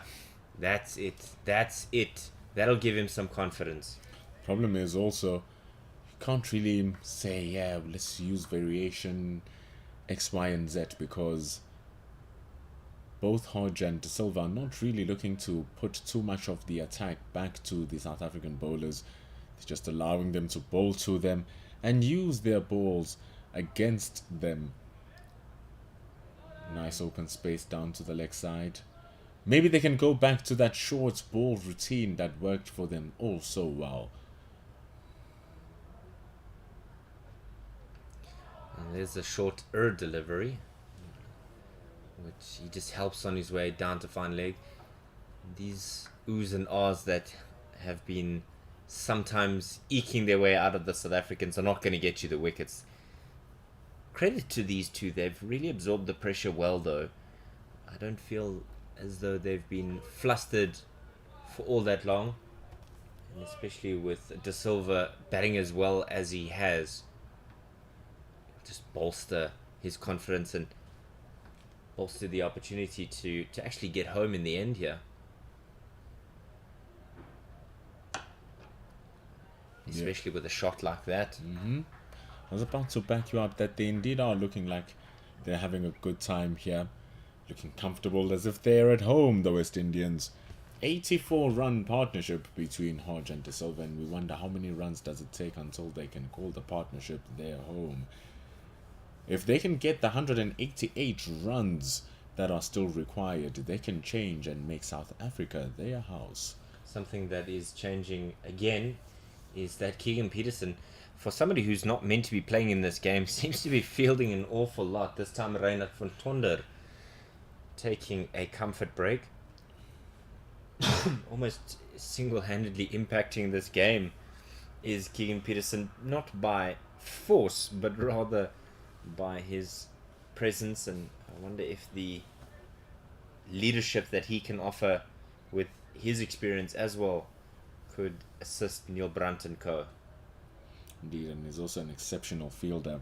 He will do anything for his team to ensure that those runs are kept in order. But like we saw, warming up and with Mbongwana not finding his marks in that spell, we see the change in Ruan de Swart. Boldwell took 1 for 22 in his 8 overs. Changing ends though. He came down from the pavilion end. Now he's charging down the Loch Logan end. Yeah, Ruan de Swart built some pressure here this morning, which allowed him to eventually extract the scalp that he so desperately would have felt he deserved. But very different conditions here. Catch is the call. Catch is it. Claiming it. He's not moving. Or is he? No, he will eventually in the end. Bit of a sharp catch there. From where we were, it looked as if he'd hit it straight into the turf. But joy for the South Africans. Phenomenal reactions that from Neil Brandt. Diving down to his right, or diving up to his right rather. He did not look convinced, Todge, that one was straight on to the man. Conversations of bump ball, but umpire Gasa was convinced that the wicket was taken. Neil Brandt, the captain, saying that yes, it was gone. Halfway through the order now for the West Indies, and all of a sudden, it's not looking too good. 233 with 188 to go. And that's exactly what the South Africans would have been looking like. We said that the session felt like it was just drifting away a little bit from them, and inspired bowling change means that South Africa now have a wicket. And isn't it just a strange thing? De Swart with his last ball of his first over getting a wicket, and then today his first over after lunch producing a wicket with the first delivery. Magical. Just when everything is written down for you, it is. And Ruan de Swart get his second wicket for 22. 2. And now comes in 77, Kevin Sinclair. Man who likes to have a bit of a word with his opposition when out bowling, but with Hardas Viljoen bowling from the pavilion end, I wonder whether or not we might see a bit of a showdown. We've still got 5 more deliveries left in this over from Ruan de Swart. He's got 2 for 22, and all the Richie Beno fans are celebrating. We've had those conversations about Hardas Viljoen and Kevin Sinclair. He's currently on 953 first-class runs from the 35 times that he's batted. His average now probably around 32 to 33 mark, with that 50 that he scored in the previous innings. His team will be looking to yet again ask him to do what he did in Benoni, but the big advantage right now is that he's doing it with his captain Joshua De Silva and not the lower order, so therefore this partnership is extremely critical.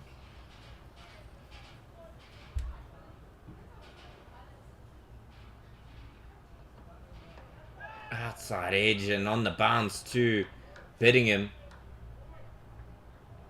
It's strange how just a small decision like that to change your bowler from one particular end can yield a quick momentum shift.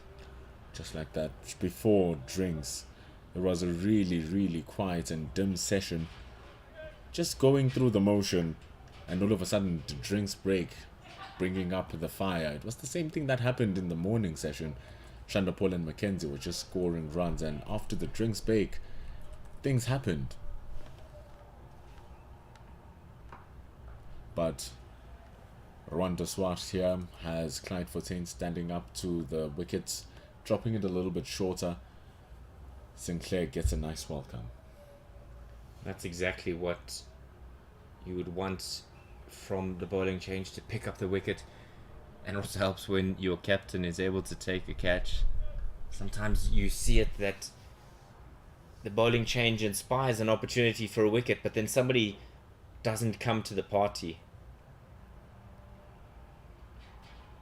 It's a glorious line and length there from the Swart, just bamboozling Kevin Sinclair almost needed a much straighter bat. He was looking to shadow bat that out towards point region, but when it's come in just sneaking past his stomach, you wonder why he was looking to give himself room and play at square. So it's going to be important for him to just allow himself to set up, get the game going, get his innings going. He is in high confidence, but you earn your rights to play. Another one beats the bat. Hand on head. He's still got some time, does the Swart. One ball remaining in the over, and he might yet find another wicket in this over. A simple change is all that South Africa needed, because it really looked like, it seemed like they were waiting for the new ball to come through. It is 13 overs away, but Rowan de Swart was the change that was needed.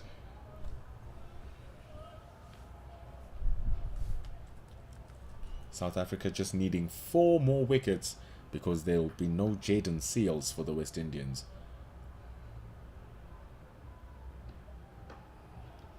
It's a good line and length, and that's I think what was lacking from Mpongwana. Good into the over for de Swart. It's 68 gone, 2 double 3 for 5.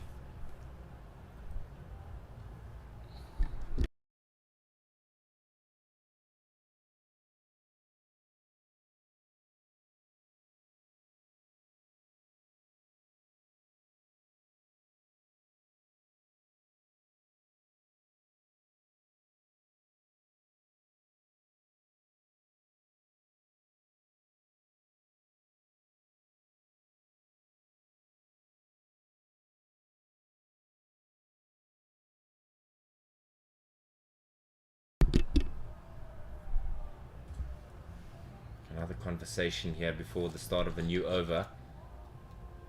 Maybe sniffing an inkling of an opening here for this game. It's in the balance. There's still 188 to win, but with only 4 wickets left in the hut, this is going to be a crucial spell for Hardus with the wicket coming off the previous Swart over. And he's over pitch and whipped away. Coverage down there in the deep. He had some problems in his previous bout at Hardus. He was getting the ball just going a bit wayward. Couldn't get it working in time.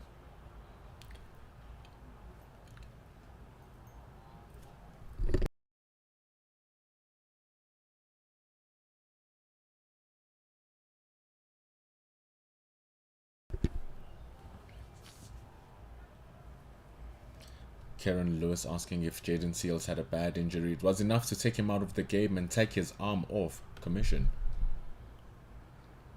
Slapped away and having to do some work down in the deep, but they'll think about a second and then hesitate for a moment. They're comfortably home in the end. There's been some few fumbles from the South Africans throughout the course of the day. A slight one right at the deep, and then they had to come back for a second run.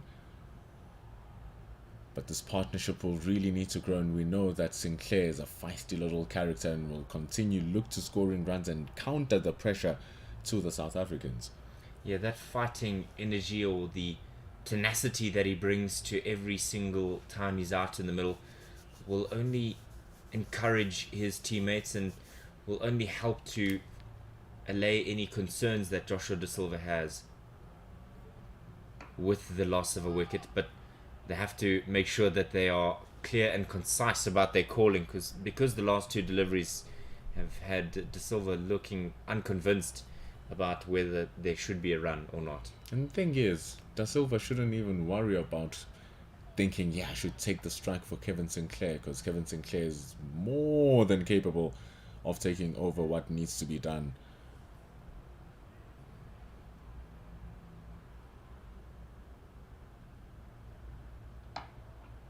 Yeah, he can't just rely on himself, can Joshua De Silva. He's got to utilize whatever he can from Kevin Sinclair, who's somebody who has had a really great game. Started things off with a fifer. He's just really just built on from that, hasn't he? He really has, really has. It's drawn from that confidence, the way he talks, the way he walks.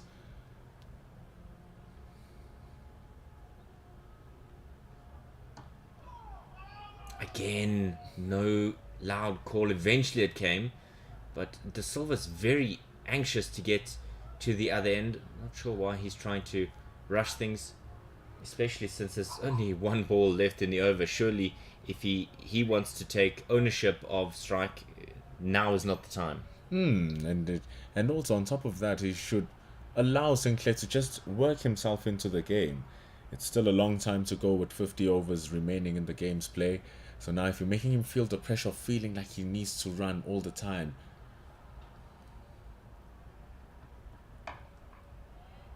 just let him get into his stride, because we know once he does get into his stride, it becomes big problems. And it's almost as if De Silva's looking to shield Sinclair. Not that he needs it though. I feel like De Silva maybe is just trying to protect his off spinner. Not quite certain what the idea behind that is, because it's unfounded, especially for Sinclair having had the success that he's had with bat in hand in this game as well. Bob Marley himself asked, "For what? I don't know." He should just enjoy playing his cricket here, Joshua De Silva, because he's been doing a good job. And you're watching this stream live on the YouTube channel. He picked up a 50 in the first innings, didn't Sinclair?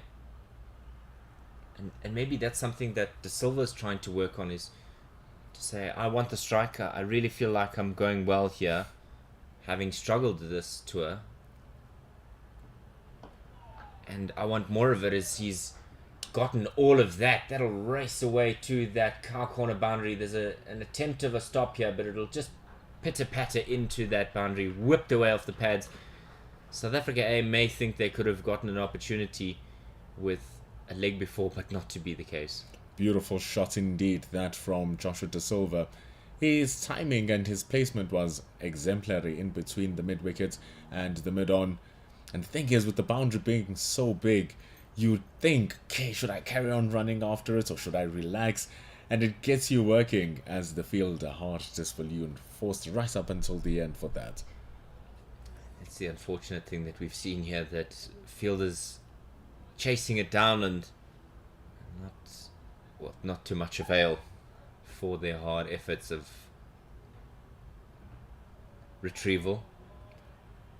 You even saw the man bowling right now, Ruan de Swat, running so hard from mid-wicket down to the deep backward square to stop a ball running for the boundary. By the time he had thrown it back in, the batters were running their fourth run. Just a bit of enjoyment for those who may have been aware to it. Bloemfontein just mentioning to Arno Jacobs, I hope you're watching, hope you're paying attention, because if I take a stumping, I want it given to me, please, sir.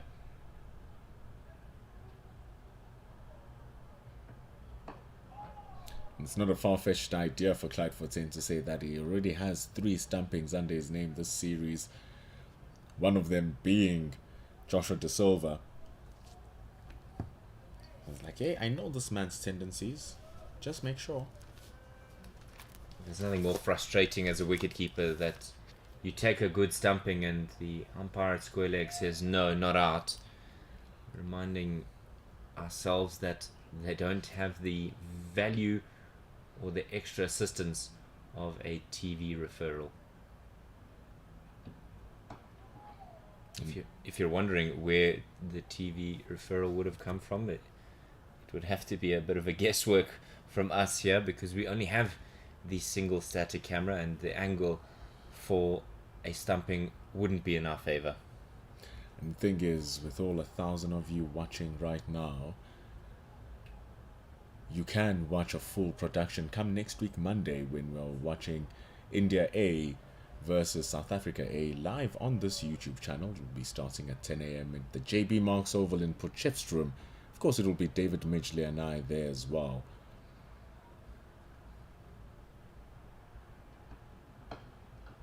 On the bounce, and that's the one that I thought was the shot that was played when the wicket did fall.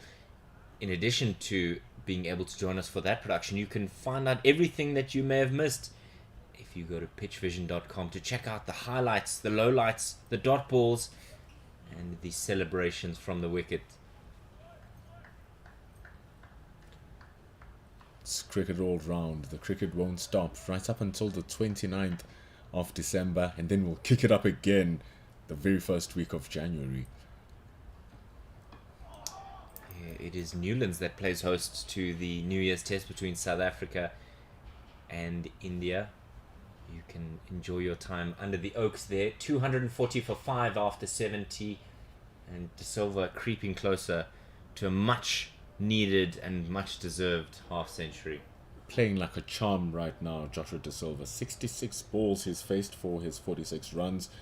You would never say that he is the same kind of player that we've been watching for the past couple of 5 innings.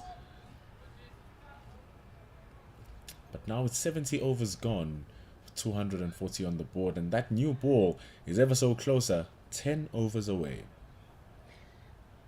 I wouldn't suggest that the South African A fans think that new ball means we'll be done early here, because that hard ball can sometimes be to your detriment.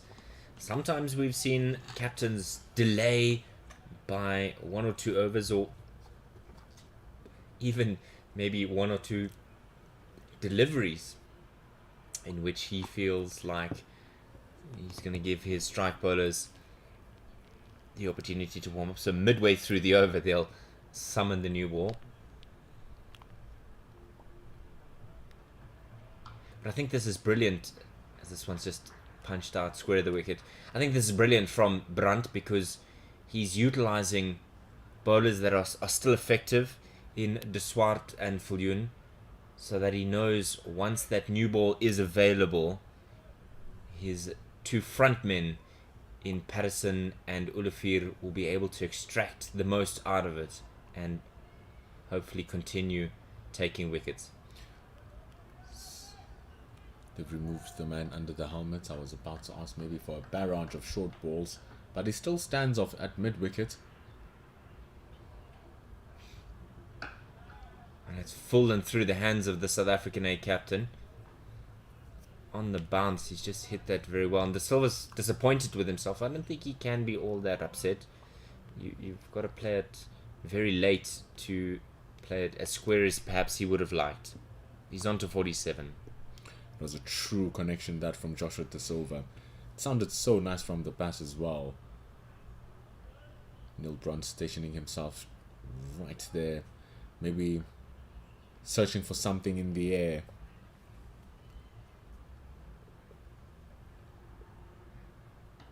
Catch is the shot. Just surprise, spat up out of the wicket. And now the questions come as to where it is that field should be or shouldn't be. Tell us in the comment section what you think the field should be. We'll give it to you quickly. It's a wide slip, gully, a deepish point, extra cover, mid off, mid on, excuse me, a deep square leg and a fine leg. What we will also do is give you the South African Under-19 World Cup squad. At the end of the over, wrong footing, Clyde Fontaine, and like a goalkeeper having to just parry that away. They'll get some free runs here, 3 of them comfortable in the end. Just the bounce being the undoing of Fontaine there. Also do is give you this. Just the end of the over is when we will give you that Under-19 squad. The way the ball whooped around also in there after it pitched was some crazy business for Clyde Fontaine to deal with. Eventually the signal comes from Arno Jacobs, a little bit of a delayed one there. Maybe the call from the scorers was for the signal to clarify.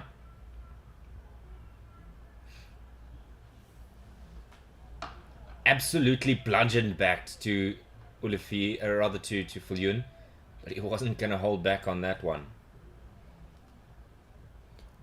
That's that fight in Hartus Viljoen that we see. It's a good shot looking from Joshua De Silva, who is really in his groove now. Maybe in these overs, that's where that part-timer comes in, just to spin their hands around and catch Joshua De Silva off guard. It's a good stroke there, just wide of mid-on for him to get to the other end. Takes him to 48. And that'll be the end of the over. He'll retain the strike. It's 246 for 5 after 71. 175 runs to win as well for the West Indies. It's like somehow partnerships bring the team closer to their ideal spot.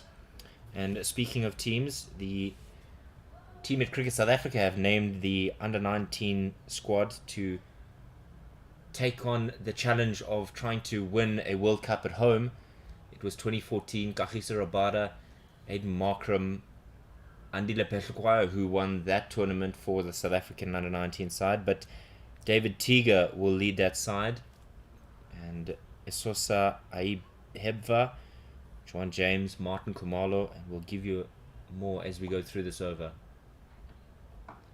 Up in the air, an opportunity for Patterson to get there. It's going to take a lot of work, rather hard as for Yun, but falling safe in the end. It's still producing opportunities for wickets, is this old ball. Martin Kumalo, Kwenama Parker, Devan Murray, Ngobani Mukwena, Riley Norton, Ramashan Pele, Sipo Potsane, Luandre Pretorius, Richard Seratswane, Steve Stolk, Oliver Whitehead, and Ntando Yenko Sizuma are your side to hopefully retrieve that World Cup, and it'll be here in South Africa, so make sure you get your tickets so that you can see tomorrow's stars. Some interesting names involved in that under-19 team as well for South Africa. Glorious delivery. How was that? But delayed. It was a great one. De Swart not really invested, but Rainer van Tonder maybe trying to seek out a wicket. He's been bowling well here, Ruan De Swart.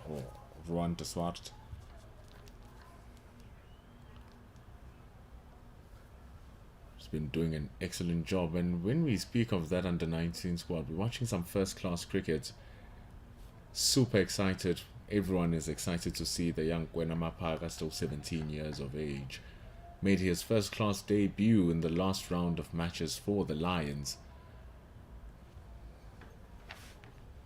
where he picked up 3 wickets despite the difficult result for his team. He's got SAA experience in that tour of Sri Lanka, where he picked up wickets as well. Just a rocket of a shooting star. Left arm seamer, bullet off an arm. John James also applying his trade. Made his debut this season, did John James. He's played a couple of matches in the ODI, in the One Day Cup rather. Steve Stork has been taken by the Pretoria Capitals and will play in the SA20. Good bit of sharp bounce there from De Swart. Still extracting stuff. 71 overs, 9 away from that new ball, and he's still able to get something out of the surface.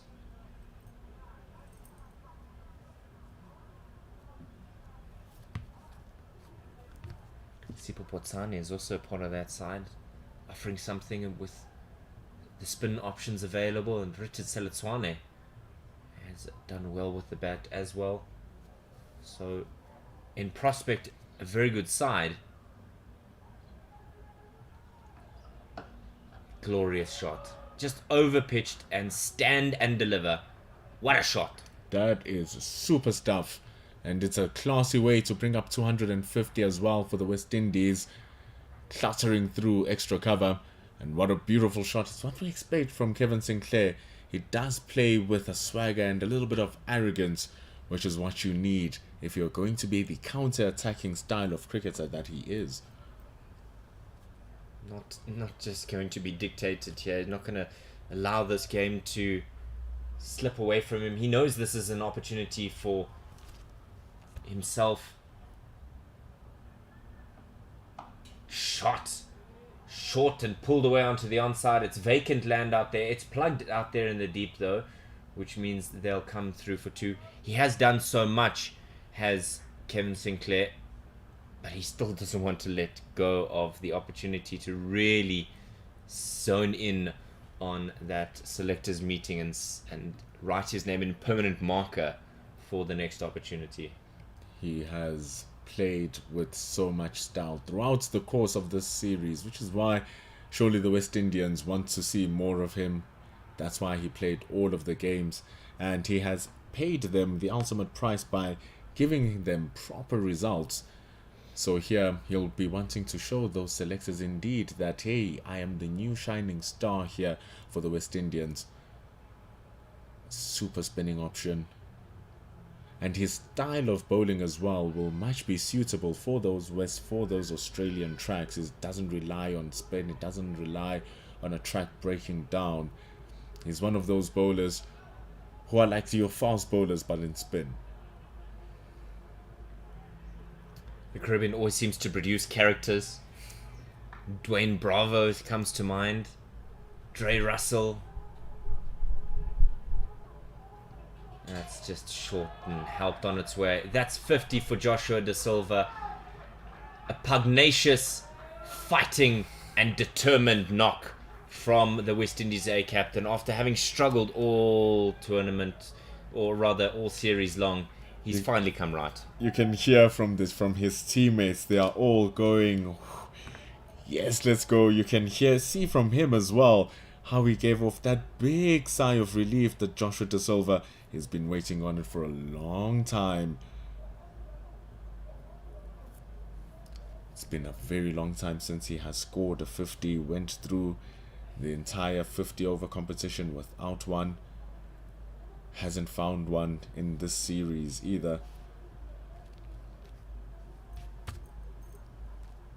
He's found it 13 times before in his first class career, this being his 14th, batting for the 102nd time.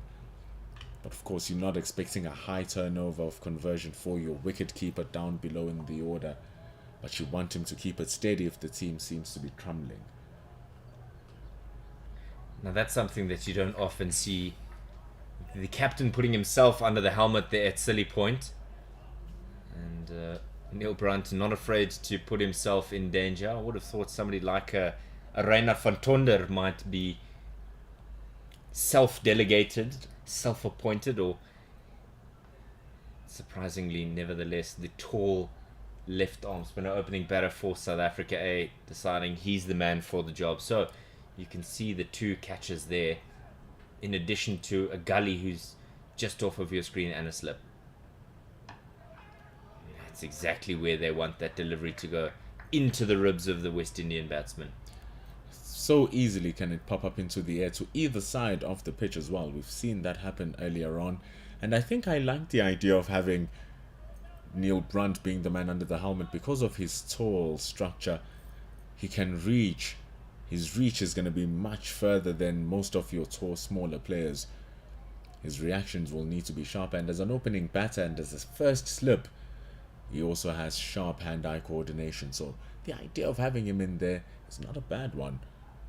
And again, we're having to halt play for the correct helmet to come out, because I believe it is Neil Brunt who's been using Clyde Fortuyn's helmet.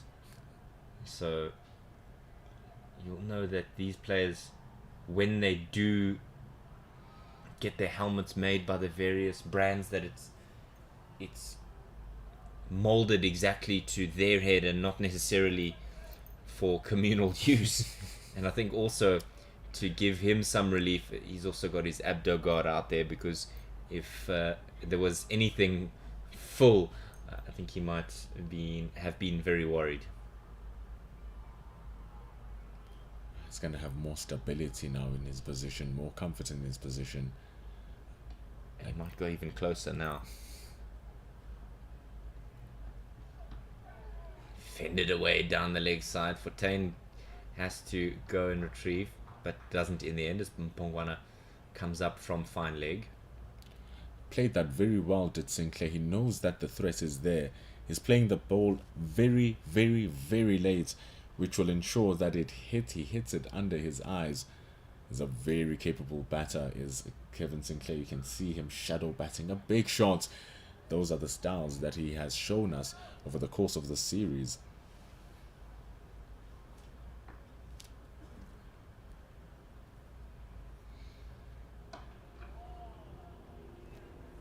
Well fended away to the leg side, and just the one ball remaining in this Viljoen over, and when this will be concluded there'll be 7 before the new ball. So it's a good conversation as to how the field will be placed, how the idea of someone being included in coming in close or perhaps being placed accurately. And the bounce has really been such that Hardos Viljoen's had to bend his back to extract the bounce. There is some bounce still available. I mean, we saw from the other end that he was able to get a couple of wides over the head of the batsman. So there is something there, but with 165 runs to win, you wonder whether there'll still be an opportunity to surprise any batsman with bounce. And we saw it earlier on. Don Olafia, very menacing coming down the Loch Logan end. And he was fierce again versus Kevin Sinclair yesterday, or 2 days ago in day 2. Loved it when Viljoen fed Sinclair the ball, and then he had to stand up. When they were playing again and again, there was a time where he waved him away, saying, "Oh, get out of me, Viljoen, nothing." String of deliveries in and over, short barrage that kept on being defended by Sinclair. Eventually, when Viljoen said, "Okay, let me go attack the stumps now because I've been pushing you back," Sinclair opens his front foot and heaves him over the mid-wicket for a boundary. That's the type of character that we were talking about. And on his way to 50 runs, has heart and spirit. So many that what we've seen from him. And that's exactly what you want in a cricketer when times are tough, when your back is against the wall in games like this. And the way that Joshua De Silva's batted, it's almost that he needs to wait for threat of being dropped before he comes to the fore. And today he's done exactly that. He really has come to the fore, has Joshua De Silva. 75 deliveries for his 52. And the most beautiful thing here is that he is scoring those runs. It wasn't just a matter of him coming in to survive. It wasn't him just saying, "I'm going to dig it out." No. He was actually going in there to try and score runs. And it was very helpful because all of this was set up by that Kirk McKenzie innings. Just has one last look around. Where can he find more runs? Well, that's exactly where he can square the wicket. Good diving effort from Kazondo to snuff it out. They think about another one, but the awareness means that they're able to only extract one. Kazondo's injured by the looks of it, or maybe just looks uncomfortable on the ground, and gets a helping hand from Reinhard van Tonder. Just got winded as he was diving onto his left. Did an amazing job to stop that because it was a certain boundary from Kevin Sinclair. But a stomp just keeping it to 1. The veteran Kaya Zondo, most experienced, or the second most experienced player on this field.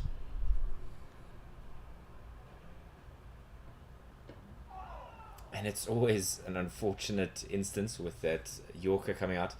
Kaya Zondo has been around longer in the game, but you know, when you are sitting in the change room of a national side, your fellow SAA players who are now ahead of you could have just been playing during that time when you were carrying drinks for the national side. And I think that's something that Kaya Zondo will know about, and it's the bane of every player's existence because you get called up to a national side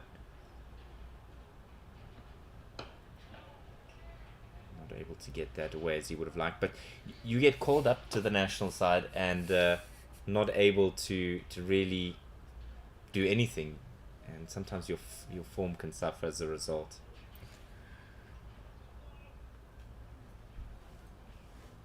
And it's really, and as a cricketer, all you want to do is just play. If you have an opportunity to play, you play. And the thing is, by going back and playing in some 4-day cricket, you get to show that my form is here. You get to show that I am in form. You get to show that I do deserve to be here to many people who might criticize you.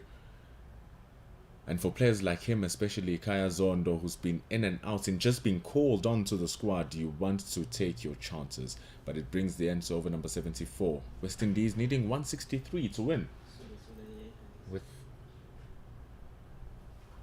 With just 6 overs left before the new ball, it's going to be an interesting observation as to how he's going to use his bowlers, because the spell has been going on a while from Viljoen and de Swart.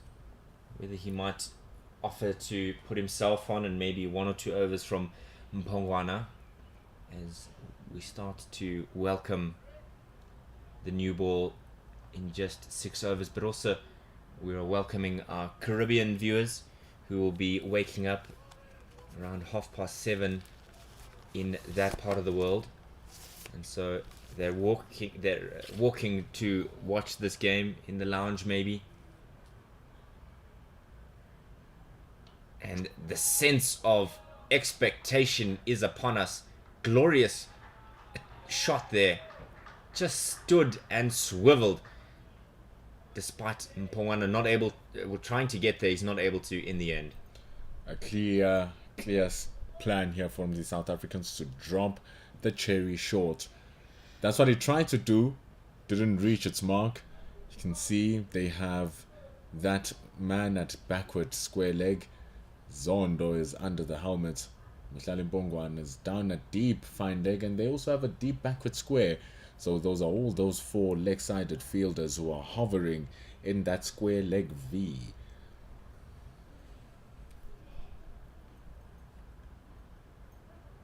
Another short one, well dealt with by Sinclair.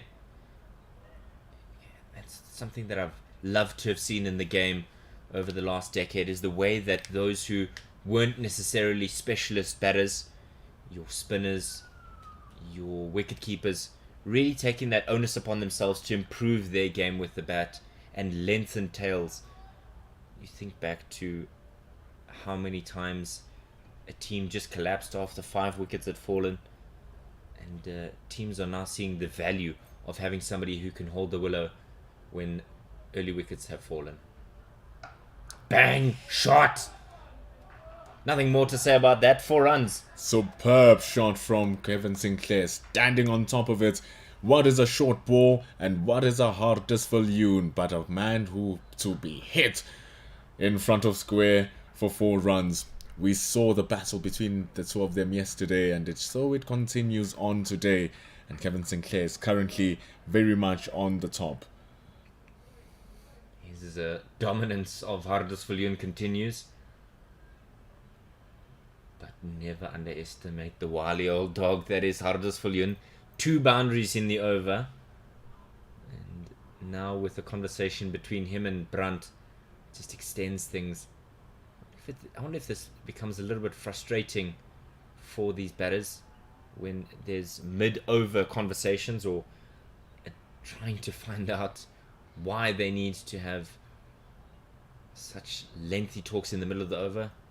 But you'll know that it's also because of the awareness that they have to stem the flow of runs. They have to cut things off. Change in the field means that Zubair Hamza goes out to deep backward square.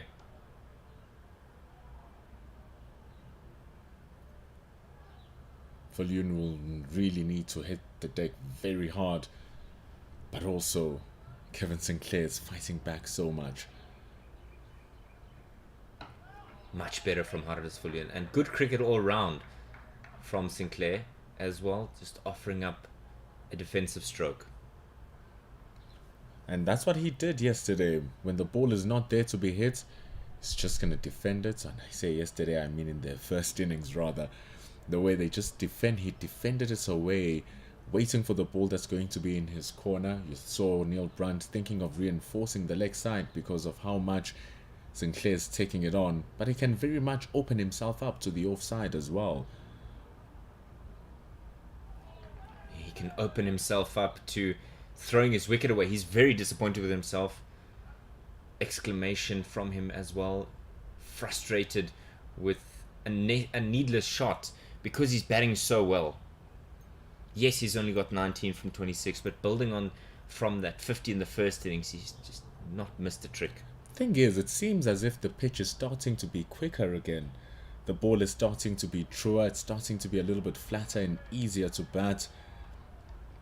So he's going to need to just pace himself correctly here, Kevin Sinclair. Quickly set off there, and that'll give him an ease of relief and an opportunity to retain the strike. It's 75 gone, it's 267 for 5. 154 runs to win. The thing is, even after this, Akeem Jordan can hold his own with the bat, is no mark, because if any of these two have to lose their wickets now, it's another value of having a good lower order batter is the fact of how to rotate the strike and how to manage the innings with a lower order batter to ensure that you as much as possibly can keep strike of the ball and be able to chip in those runs closer and closer and closer and to protect your fellow tail ender. It's almost hand in hand. You take ownership as the set batsman, and as the other man, you offer some assistance by not putting all the pressure on the set batsman, having to face 5 balls and then still try and seek out a single. And the field is closing in with men under the helmet almost every second over. It's well played there. It's well assessed, just to know exactly that if he beats the man on the right hand, he can get 1. And also, if he squeezes it well enough and hits it well enough, he can actually get a boundary. We've seen Sinclair hit one of those there. Exquisite player. But this innings, even better for Joshua De Silva.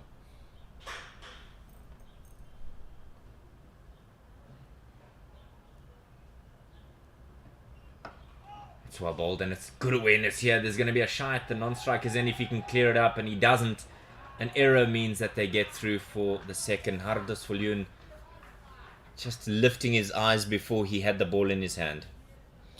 That's the fielding, that's the running pressure. Hitting it straight to the man. Banita is no man to take on Hardus Viljoen because of that bullet arm. But a good job from Sinclair nonetheless. Again, the contest is carrying on between them two, saying, I'm going to take you on, Viljoen, and he wins again.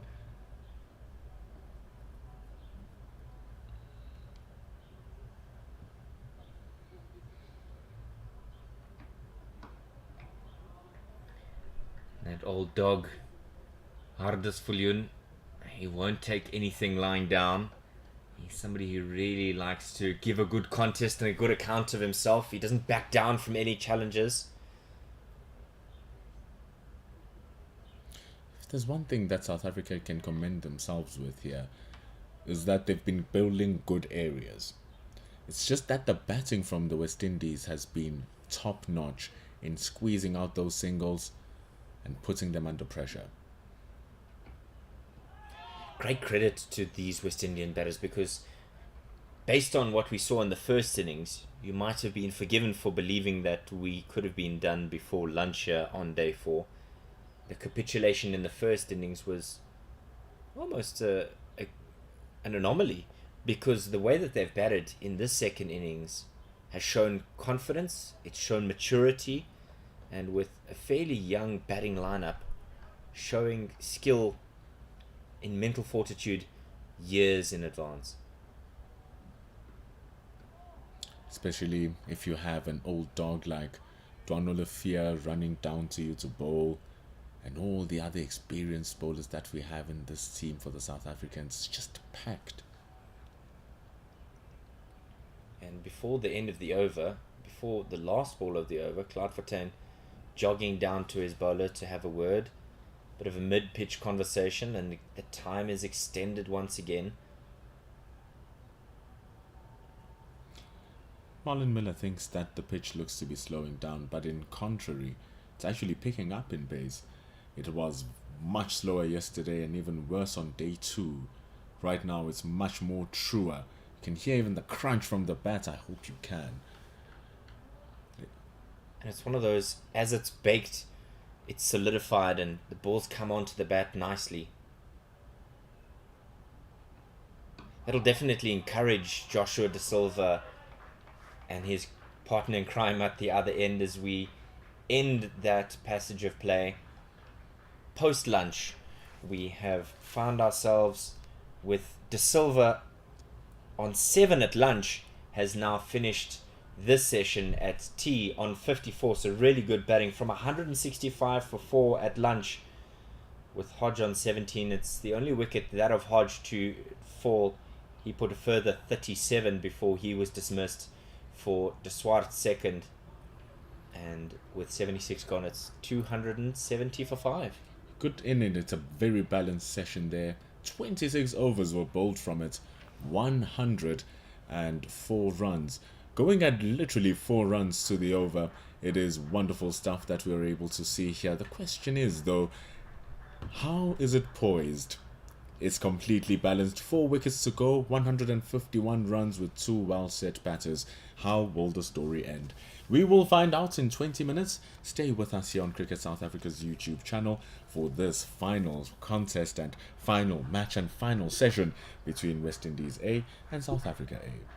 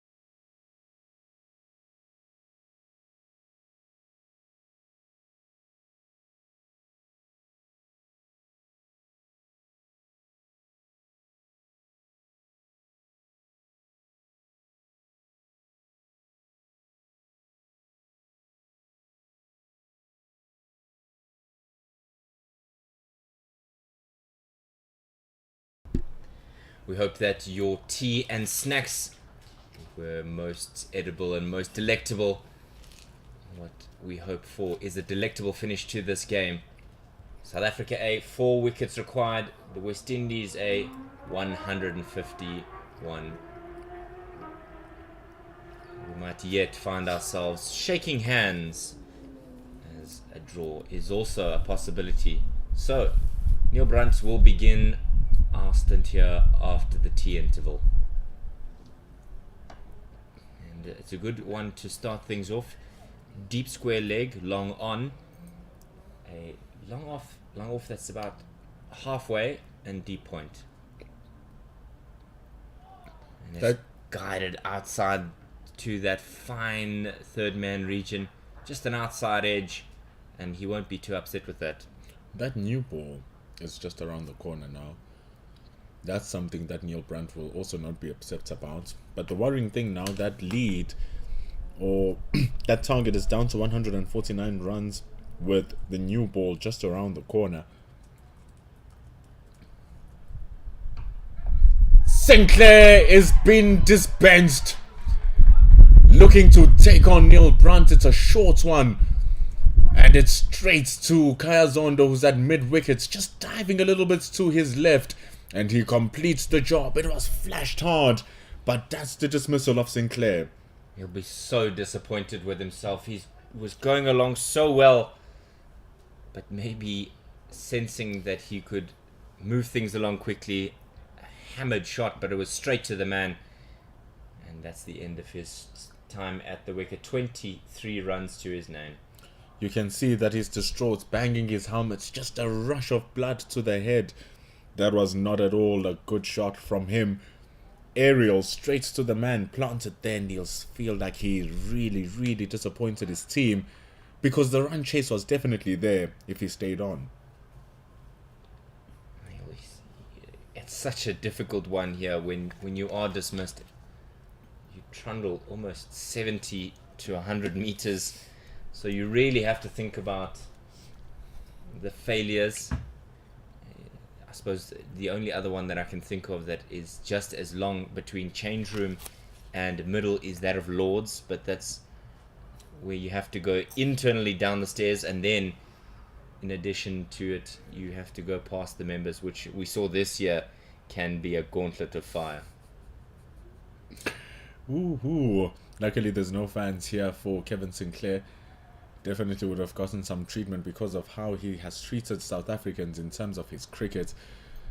But today he only lasts for 23 runs, which could have been far worse. Neil Brunt taking it in his own left hand in order to cause that damage. Brings in the new batter in now. It's Akeem Jordan. And I mentioned it at the start of the session that it was 4. It's down to 3 now for South Africa A. They had a huddle before they walked out, and again, those moments of leadership from not only the skipper but that of the senior men igniting the South African performance. We saw it earlier today after the first drinks break. They really came alive, and again, so maybe it's the hydration intervals that are their friends, not so much the luncheon. So now, all hydrated up is Neil Brunt. Will he continue with the devastating job? Just goes a little bit wider. Akeem Jordan gets off the mark nice and early. Very capable with the bats is Akeem Jordan.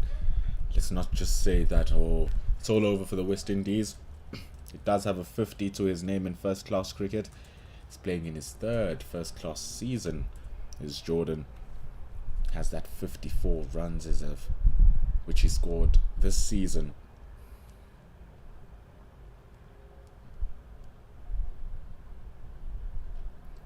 And he averages 20 in those 15 games. And remember, he scored a good 40 down in Benoni, or up at Benoni. Geographically as well as elevation. For those of you who are following along from around the world, it is the center of South Africa where we find ourselves here, the heart of where these two men could fight back and win it, or at least eke out a draw. But the South Africans, being tenacious as they are, will want to wrap things up. Definitely, they've had the best start they can possibly wish for straight after tea, which is the wicket of Kevin Sinclair, who can and has the ability to take the game away from his opponents. He was looking to do just that, but slapped it straight to the man who's standing at mid-wicket, and that's how they lost that wicket. Hakeem Jordan now. Only after him is Lewis and Joseph.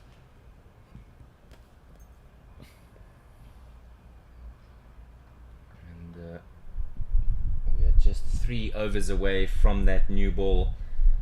With the wicket coming as late as it has, this could be a very interesting couple of overs here. De Swart really backing himself and has done well with the older ball. He's got 2 wickets already, and with that, his confidence will be up with the opportunity to bowl to Jordan. And the issue with Sinclair losing his wickets when he did is the fact that he lost his wicket just before that new ball came. As a man who likes hitting the ball, he would have loved to have a chance to crunch that baby all around the park, given if South Africa were going to use the ball correctly. How you manage your wear and tear on the ball is crucial in this format of the game, and how you place your field is equally as important. As there's a little bit of a breeze blowing across the ground now from your left to right on screen, and I wonder how much that'll impact the swing that De Swart is looking to eke out. He's still going to bowl that ball nice and full. It was really charging down in his first spell.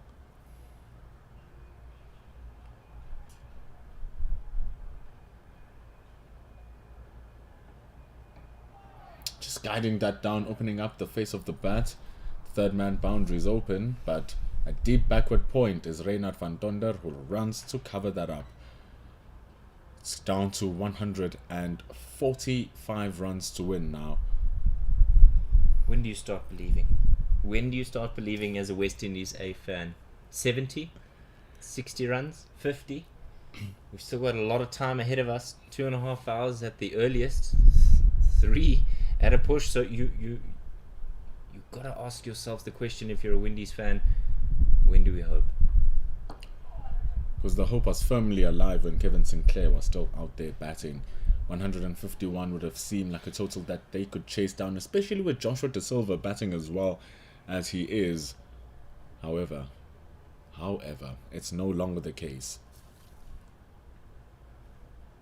A lot of our Caribbean fans who have been so diligent in joining us in the afternoon session, a very good morning to you, and a good afternoon from us in Mangaung and Bloemfontein. A lot of heated discussions about who should go to Australia, who should be dropped, whose opportunities have come and gone, who's the youngster who should be included as a young hotshot. Those 2 games which are being played by the Australians against the West Indians. First one will be happening on the 17th of January. This will be at the Adelaide Oval. And then the second match, that will start on the 25th of January, and that will be at the Gabba. And it's a push off for a single. Kazondo on his left hand, none able to pick up and throw. Tick tock, and it seems like Clyde Fontaine only comes up for Joshua De Silva. And knowing that he likes to lean forward, does De Silva. Wants to put pressure on him to not stray away from his crease, and how Fontaine would really love it if he could poach a wicket of the wicket keeper from the opposition. We just love to have a go at each other. The men with the gloves, they know how to get in each other's ears. In the 4 innings that Joshua De Silva has played, he's been stumped twice. He's been stumped twice by the hand of Clyde Fontaine off the bowling, number 1, of Dane Peat, and secondly off the bowling of Neil Brand. It brings the end of over number 78. We have a scheduled 40 remaining. The score required is 143. And those of you who are just joining us, very good afternoon to you. And we have, yes, announced the South African under-19 side that has been named to go to the World Cup here at home. Tomorrow, the SAA team will be named for that India A tour beginning on Monday.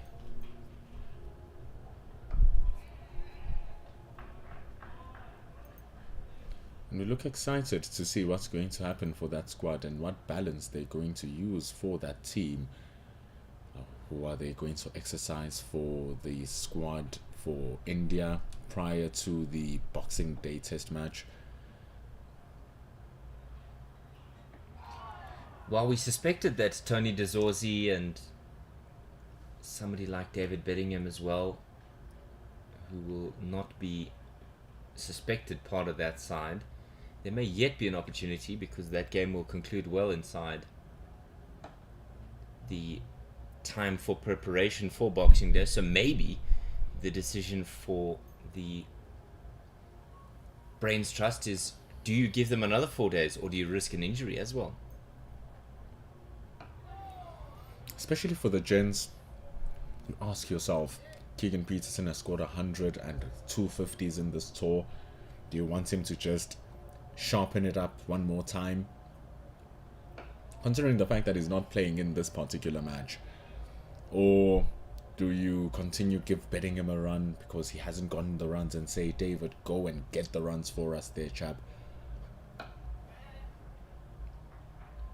So that's the balance that needs to be answered here by the South African selectors, and for the South African players right now needing to defend that 141 runs that is left remaining. Especially with a guy like David Bedingham, who has struggled in this game, 2 single-figure scores.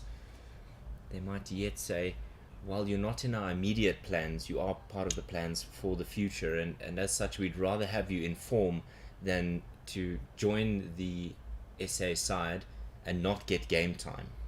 Another big confidence booster for David is because he has been looking to get into that team, and a lot of people have been looking for him to get into that team. By South Africa choosing him to come through, that shows that they are dedicated, at least to show that we have faith in you and we are going to give you that opportunity.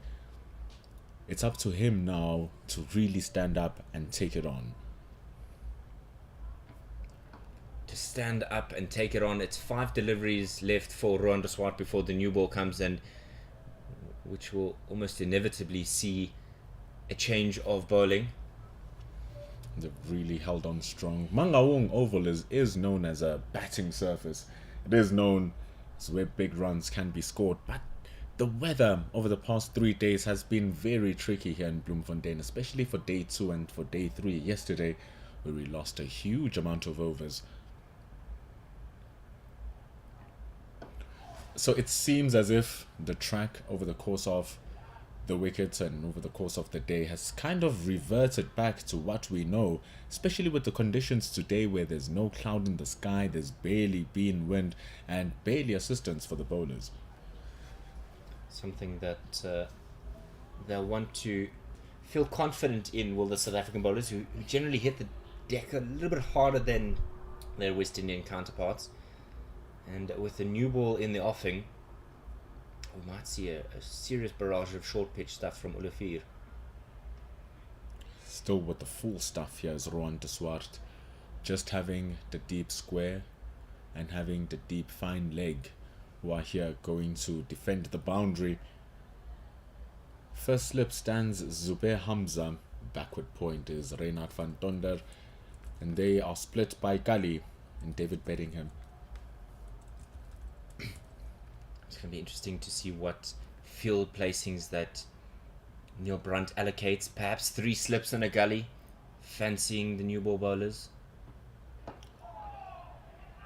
There's a proper call for a single. The singles that they've been calling for here are absolutely sharp between De Silva and Jordan. Jordan showing that he can hold his own with the bat and can pick the gaps. Good calling between the two.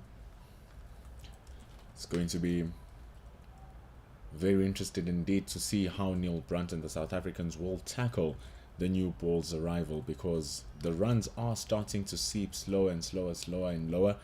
At 139 to win right now, the new ball can easily be a double-edged sword, where if you're not hitting the areas you're supposed to be hitting, you will start flying around. Two men creeping in on the leg side, knowing that Joshua De Silva likes that back foot punch through mid-wicket. So some protection at mid-on, but this is exactly what they believe will get a wicket here before the new ball. There's only one ball remaining for it, but if there was somebody that you would back to get a wicket off the last ball, it is Rohan de Swart. One of your big time performers is Rohan de Swart. Comes, does a clean up job. He's a true hustler. Here we have one more ball from him. The ball is really not doing much. And it stays not doing much. As we see, 80 completed. 282 for the West Indies A, who are putting on a gallant effort. This is thanks to Kirk Mackenzie's belligerent of the South African attack up front, scoring 81 runs. De Silva's doing well on his 59. Shanta Paul at the top was instrumental in allowing Kevin Mackenzie to do his job. And now we're going to see the South African fast bowlers do their job. Yeah, an indication there you would have seen from umpire Arno Jacobs with the new egg in his hand, and Dwan Olivier not messing around, believing that he's going to take the new ball straight away. Leering over the window here, we can see that the old ball really had some wear and tear on it. So surprisingly, sometimes you'll see new bowlers opt to bowl with the old ball for one or two deliveries and then the new ball comes in, but not so. He wants the new egg straight away. I was watching the Northwestern Lions game. They took 4 overs to get to taking the new ball. They're not wasting time here.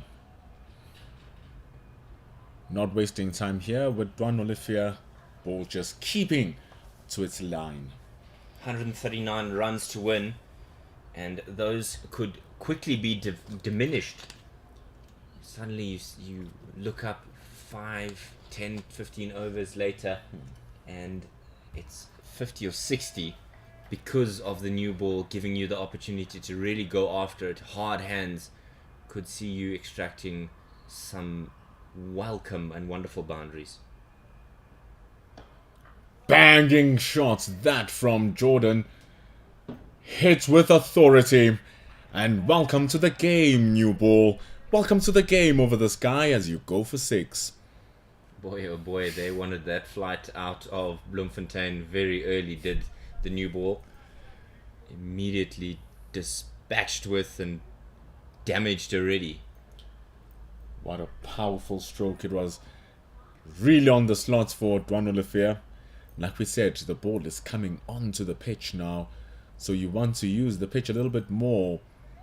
What a beautiful shot from Akeem Jordan. Even I couldn't help myself but be super excited, because this is what the new ball does. It's a new spanner in the works.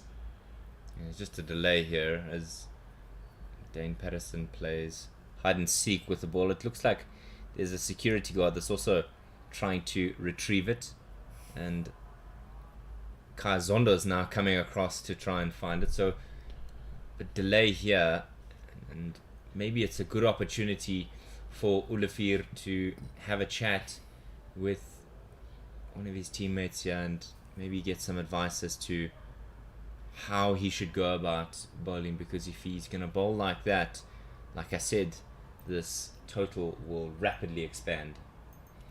Just floating it up there. Jordan having all the time to pick his shot. Man, did he pick a fine one. Sounded like it hit some of the boards as it landed into the stands. Remind of Sunday club cricket where the ball runs through the fence or goes into the swamp. Now goes to the bush. Have to find that thing. the long grass that hasn't been cut in a long time, and if you're really unlucky, it ends up hitting someone's vehicle. Oh, the stresses. But this is an international ground, the beautiful Mangaung Oval. It's quite a hit to hit it out of here. So Akeem Jordan showing that he's well more than capable of taking it on, just like you would a Kevin Sinclair. This is how he did it in Benoni. Can he help now? He has a deep mid-wicket, deep fine leg. Bowling it a little bit too straight though. It's better energy from Duan Olafir, running after it to go retrieve it himself. And that's the kind of stuff that you want to see. My suspicion is that there will be quite a serious bouncer here. Bloemfontein having to take this one above his head. I think they know that Joshua Da Silva has the confidence to take on the short pitch stuff with a man out at almost a deep forward square leg and fine leg. That's when you will know that something may be in the offing.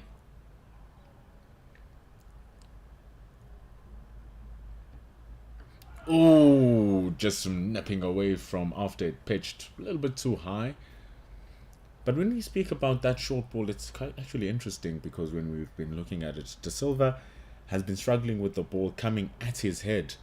But because he is a tallish figure, when it's just stands right below his head and it's on his chest height, he has that beautiful jab that he can hit in front of square.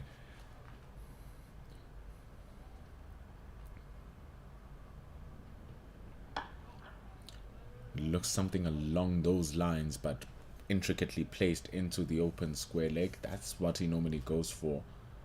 But Duan Olafir will be looking to hit the pitch hard. Yeah, the change in the field means that Ryan van Tonder comes into a catching mid-wicket. Point heads out to the boundary. And so there is plenty of vacant land for Joshua Da Silva to drive at. But that's exactly what the South African bowlers and fielders would want. They want the edge to be produced. That's where they're giving it to Joshua Da Silva, but is able to combat the threat, driving it straight to the mid, to the extra cover. Basically, that is Hardus Viljoen. New ball finishes its first over. It's 289 for the loss of 6. 6 runs from Akeem Jordan was beautiful to see. Yeah, and 7 from the over, so a very expensive first over with the new ball. And hopefully Patterson can ask it very sweetly to do his bidding. But he has a dangerous bowler with the new nut. This is Dane Patterson, who has the ball from the Loch Logan end and on his very favoured end, where he has taken a serious amount of wickets. All 5 of them that he's taken in this match, including the 4 that he did in the first innings. Yeah, it's going to certainly be an enjoyable spell here from Patterson. You almost expect something to be produced here. Catches will be crucial. He starts it off right on the money, loosening himself up, coming in for his 16th over. Yeah, he's picked up 1 thus far, but it has been a good performance from him with the ball. Perhaps it was those favourable conditions that allowed him to get 4, and it's just so agonizing when a player gets 4 and then isn't able to convert it to get 5. He was dropped, of course, in second slip. This time just dropping it a little bit shorter. Working it hard is Akeem Jordan, but there is that square-ish fine leg. Dane Patterson did get his wicket for this innings early or late last night, getting McCaskey as the only wicket to fall prior to Stump's day 3. The other ones getting them in the morning, the first 4 in the first innings. Ghastly cold conditions. Boy, oh boy, did that ball hoop. Bloemfontein at full stretch. Now that is something every wicketkeeper loathes to try and collect, but every bowler and every captain will be smiling from ear to ear. Saving the runs as he normally does Clyde Fontaine. We shall say it again on how brilliant he has been throughout this entire series.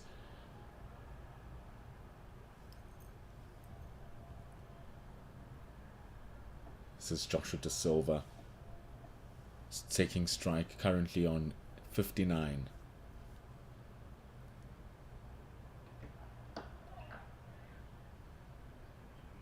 It's all too easy here for the West Indies.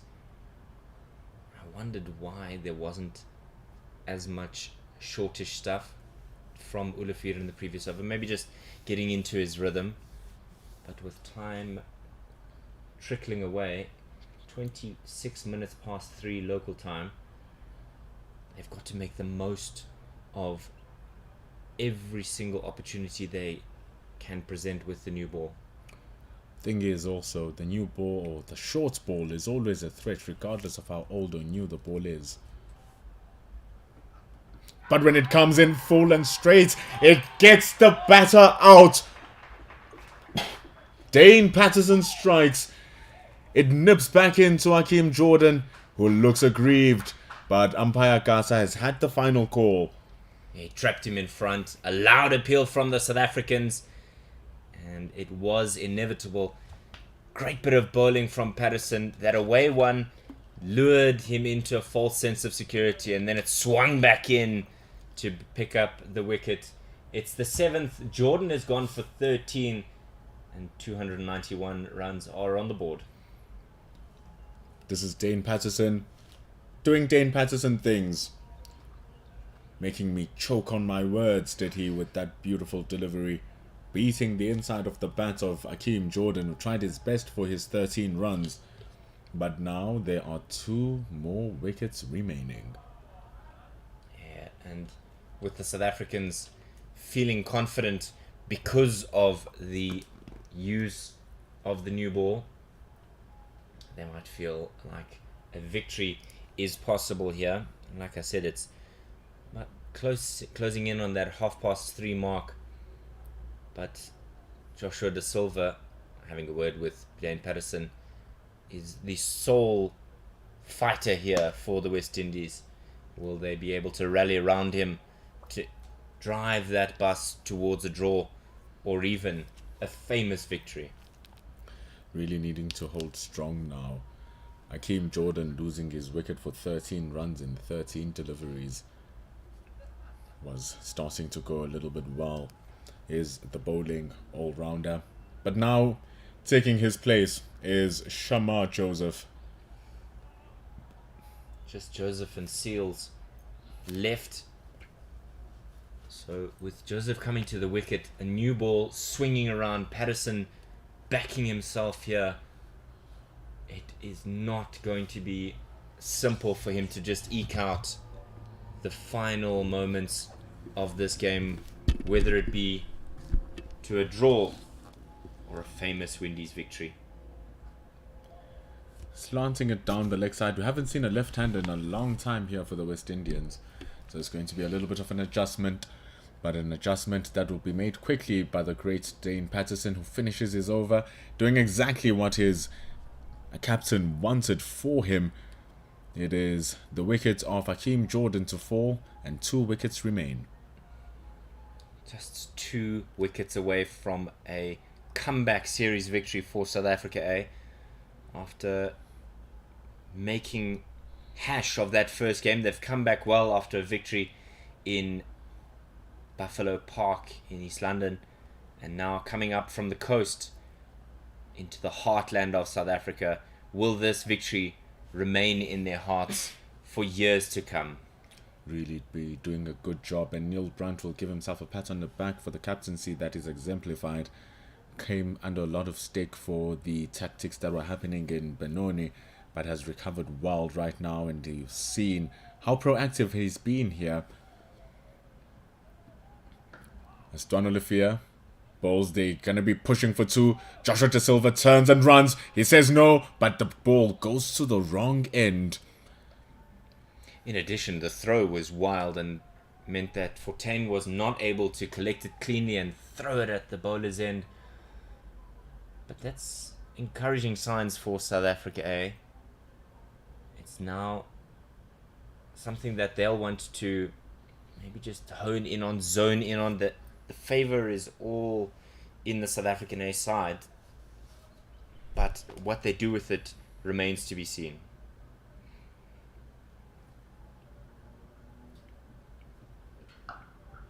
It's all in them, but the running has been impressive. But I wonder if Joseph will be able to just withstand the pressure, and if he'll be able to bat his way into survival. His highest score in first class cricket is 20 runs, scoring that against Barbados. It's only the 9th time, it's the 10th time rather, that his batting is the fast bowler. Yeah, and the fast bowler, and Duan Olivier is deciding that he's going to come around the wicket to the left-handed Joseph, cramp him up maybe, fine leg in place, nobody at deep square, mid-wicket, mid-on, mid-off, Kazondo in the covers, point, 2 slips in a gully, here he goes.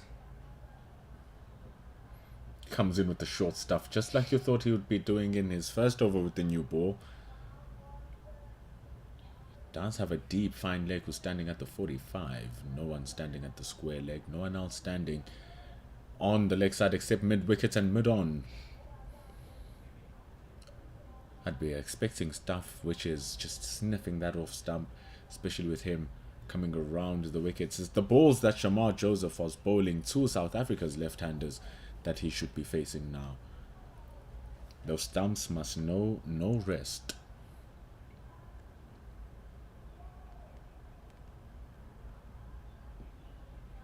That's where he wants to be. Absolute corker of delivery. And it's going to be vital here for Joshua De Silva just to see what he can extract from these overs, because just letting his colleagues sit at the other end and face all of this is not going to be the right decision. Joseph, yes, is helpful with the bat, but not at all a dominant force, particularly with somebody who's got 63 to his name. Just wants to ensure that you keep the runs ticking. That's his job indeed, David. Can he get the one to get his captain back on strike? But right now, he just needs to survive this over with 2 balls remaining. And it's a wild flash. Questionable shot selection as well. And immediately, Joshua De Silva is just remonstrating with his bowler here. Just saying, take a deep breath, calm down, you'll get there. Indeed, the ball was way too wide. And remember, they do have that trap in the slip cordon. Down there is David Bedingham standing at gully alongside Neil Brunt and Zubair Hamza.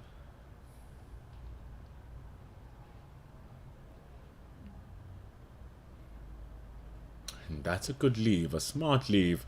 The ball just nipping away a little bit there from Duan Olivier. It brings the end of over number 83. The score is 294 for 7. 35 overs scheduled in today. And so there's still so much time. 127 in 35 overs. You would fully back yourself to be able to get those runs. Definitely. It's the question now, if you're going to be eager enough to take those runs on. Are you going to be eager enough to trust that my decision making won't falter and won't make me lose a wicket, especially with the likes of Dane Patterson, who are currently bowling? And the confidence here in Dane Patterson means that they'll just throw it at De Silva and let him respond. Throw down the gauntlet. Going straight, searching for the same wickets that he got Hakeem Jordan with. Dane Patterson always ever so threatening. And it's just that one that comes back into De Silva. There was conversation earlier in the comments about knowing that De Silva is good when he's got that width on offer to him. When you bowl it back into him, that's when you're going to trouble him.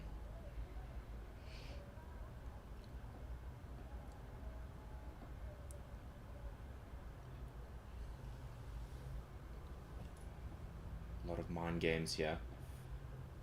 Despite the new ball, South Africa going with one slip in place. Looking for a wayward shot, looking to go big. Shamar Joseph was out of his mark, but the ball just squirted onto the right of the Kaya zone, that short extra cover. Yeah, it's something that they'll want Joshua De Silva to do, play those types of strokes, push hard at it away from your body.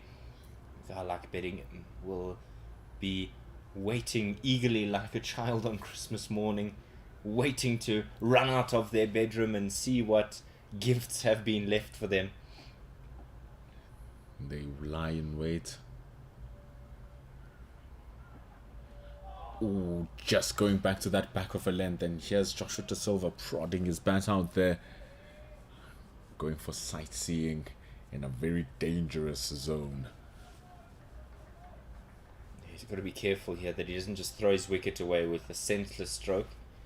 He's batted well for his 63. It's been fighting, and like Mackenzie and Hodge, deserves credit because this fight was sorely lacking in the first innings. So it's really something that we've enjoyed watching.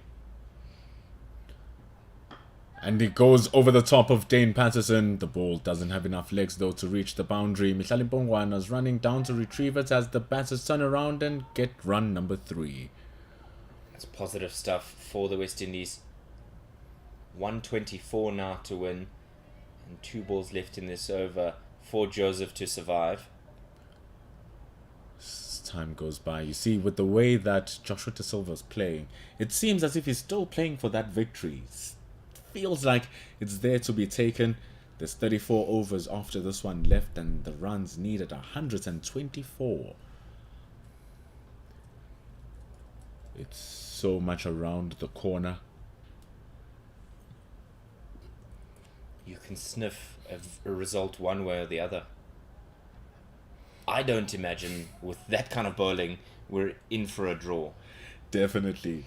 And Shamar Joseph has just been playing and missing throughout and throughout. He can't find the one that will connect. South Africa won't mind finding one that connects with him if it connects with that edge. It's just doing too much from Patterson. Too good from him. And he has the nasty ability of bringing that one coming back into the left-hander, which must be wary of. But it takes it straight across the line of the left-hander. He's been prodding for that one outside the off-stump, and finally the kiss of death has been clutched by Zubair Hamza at second slip. Yeah, sharp catch to his head. It would have come quickly, and the right decision to go in with 2 slips, because they so easily could have just said, you know what, we're happy with the one, job done. But great bit of work there from Patterson. He dismisses Joseph for a duck. He's gone for 7 deliveries. That's 297 for 8. Now it's slowly going away. Now it's big problems because it's 1 wicket left. There is no Jaden Seals for the West Indies, but they do have Shamon Lewis. He walks in now, Lewis. It's the 69th time he'll be batting. And unfortunately, if we look at those statistics, that high score of 33 whilst averaging just 7 and a third is not looking too promising. Not at all, but there is the opportunity for Patterson to get 4 in his outing today. He's just come to the fore and just said, you know what, I'm not going to be dictated to by you low order batsmen. I'm not going to allow the tail to wag at all. So it's been good from him, and you've got to feel some sort of sympathy for Joshua De Silva, who's batted really well here but hasn't been able to find a partner to take this right to the death. It really was Sinclair who was looking good with Joshua De Silva, and just went too hard too early in the beginning of session number 3, losing his wicket, pulling it straight into mid-wicket off Neil Brunt. Sinclair was the first one to go. Jordan was trapped LBW by the magnificent of Dane Patterson, who's now struck again versus the lower order of Joseph. He can clean situations up, and he'll be such a joy to watch Dane Patterson throughout the course of these 2 days.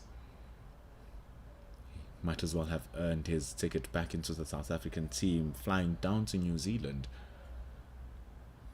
Yeah, James King certainly believes that.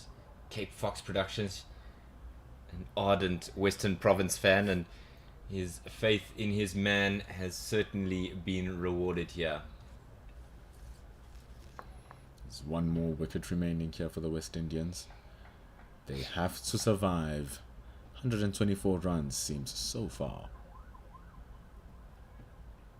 Oh, inside edge as he was going for the drive was Joshua De Silva. So close to taking off his timber, and so close for it to being stopped at the bottom, and it looks like it has been stopped. Has it not been stopped? The umpires seem to be wondering what's happening by Mihlali Mpongwana. He might have done himself a misdeed with that one. He really doesn't look stable on his feet. Neil Brunt jogging down to that fine leg region, perhaps spiking himself in trying to run that ball down, and they're not really certain whether or not it'll be 4. I think we're just going to have a halt in play here to indicate whether or not there will be a 4. Umpire Arno Jacob saying, be honest, lad, but I think he's got other problems that will challenge him. So just a halt in play here as Mpongwana will get some treatment. Oh, that is such a big blow for the young 23-year-old. Hopefully he hasn't done anything too serious. That series of the one-day internationals steadily around the corner. 17th of December, we'll be having the pink ODI on the Sunday. He's been selected for the squad, not knowing whether or not he's going to play, but that is going to be terrible news for the 23-year-old. It's an opportunity that could yet find itself left longing, and it's something that we'll hope for a speedy recovery for him. Keegan Peterson will come onto the park to offer his assistance in the field, and perhaps thankfully he doesn't have to trot all the way out to that long leg position. Kazondo, as the senior man, really is magnanimous and benevolent in being under the helmet and trotting out to fine leg. A real team man, and that's exactly what you want from a senior leader. He really has been everywhere, has Kaya Zondo, diving around left, right and centre. He almost injured himself, stopping a certain boundary down at backward point. That's where at cover rather. That's where he was, diving to his right. He's also contributed with the bat, scoring an impressive 70 runs in that first innings. Excuse me. So he has been so excellent.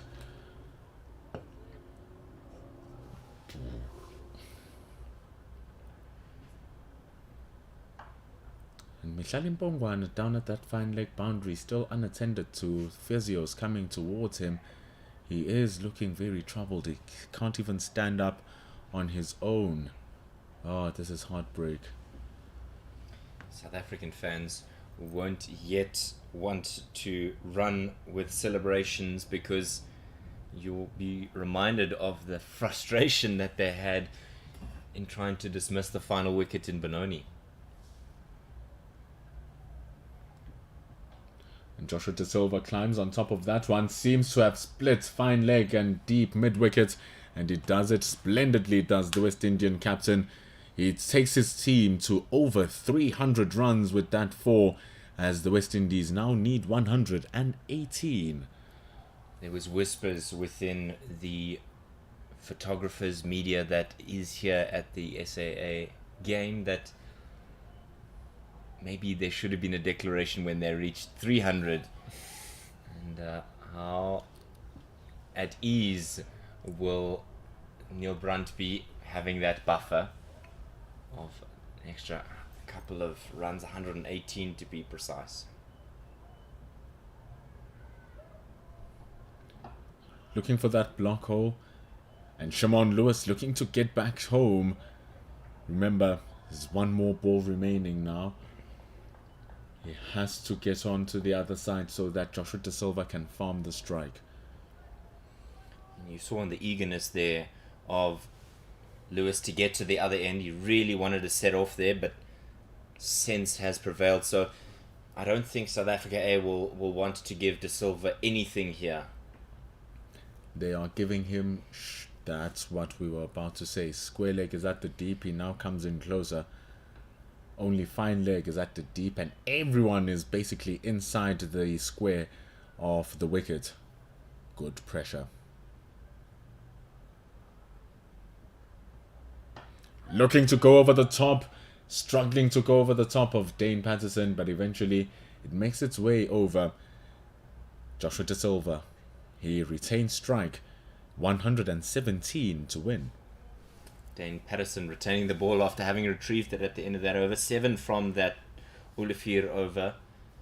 And while maybe not a great concern about the number of runs being scored, it's the freedom with which Joshua Da Silva has been able to retain and rotate strikes. So it's going to be an important over here for Patterson to really steam in and swing the ball, hoop it around corners, make the difference so that the South African A team can wrap this one up.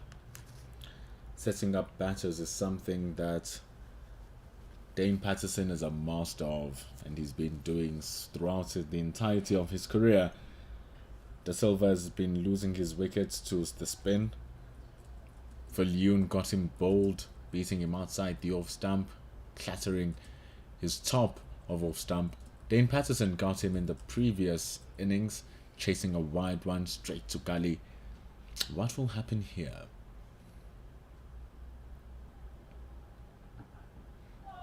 Getting one right on the money. You know, something else that's been right on the money is the amount of fans that have been joining us for this 4-day game. Unofficial test matches, maybe not in the brightest of limelights, but those of you who have come to support us have been excellent, and you can check out all the highlights on pitchvision.com. Don't forget that we will be with you as well on Monday at 10 a.m. South African time, GMT +2, Senves Park in Potchefstroom for that first game. But before that first game comes against India A, this one must end. And Joshua Da Silva looking to see if he can end it in the flavor of the man in maroon. A beautiful shot, helicopter-like, as it is whipped away to the cow corner boundary for 4. Emulating his wicket-keeping hero, no doubt, of Mahendra Singh Dhoni with that type of stroke. Glorious to see in the red ball stuff. The thing is, it's that shift across the pad, those stumps, that made all the difference for Joshua Da Silva. A ball which he'd be forced to drive, he'd rather gets it to his legs where he can strike. And this means more likely Dane Patterson will go a little bit wider to negate that movement from Da Silva. And with that, they tighten up the slip cord, and just in case, he flashes at that wide one.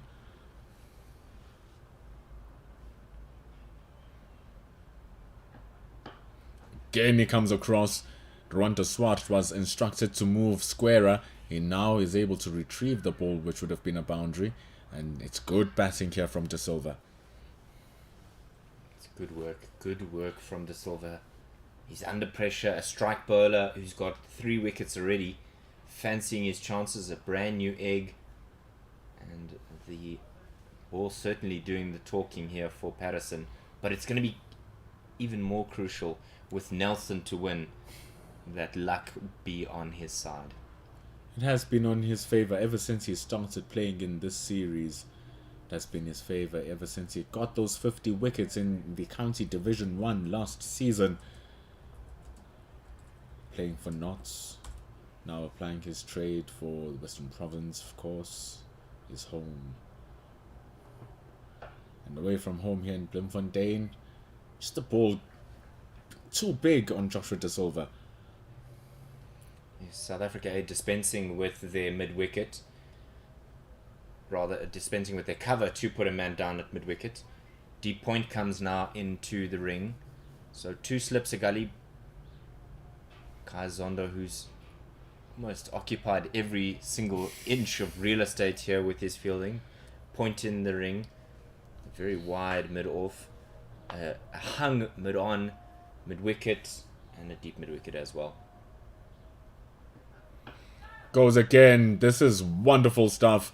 Clipping that one in between the mid-wicket and the mid-on. But it's a very, very big boundary as Joshua De Silva uses that to his advantage. It's stupendous running.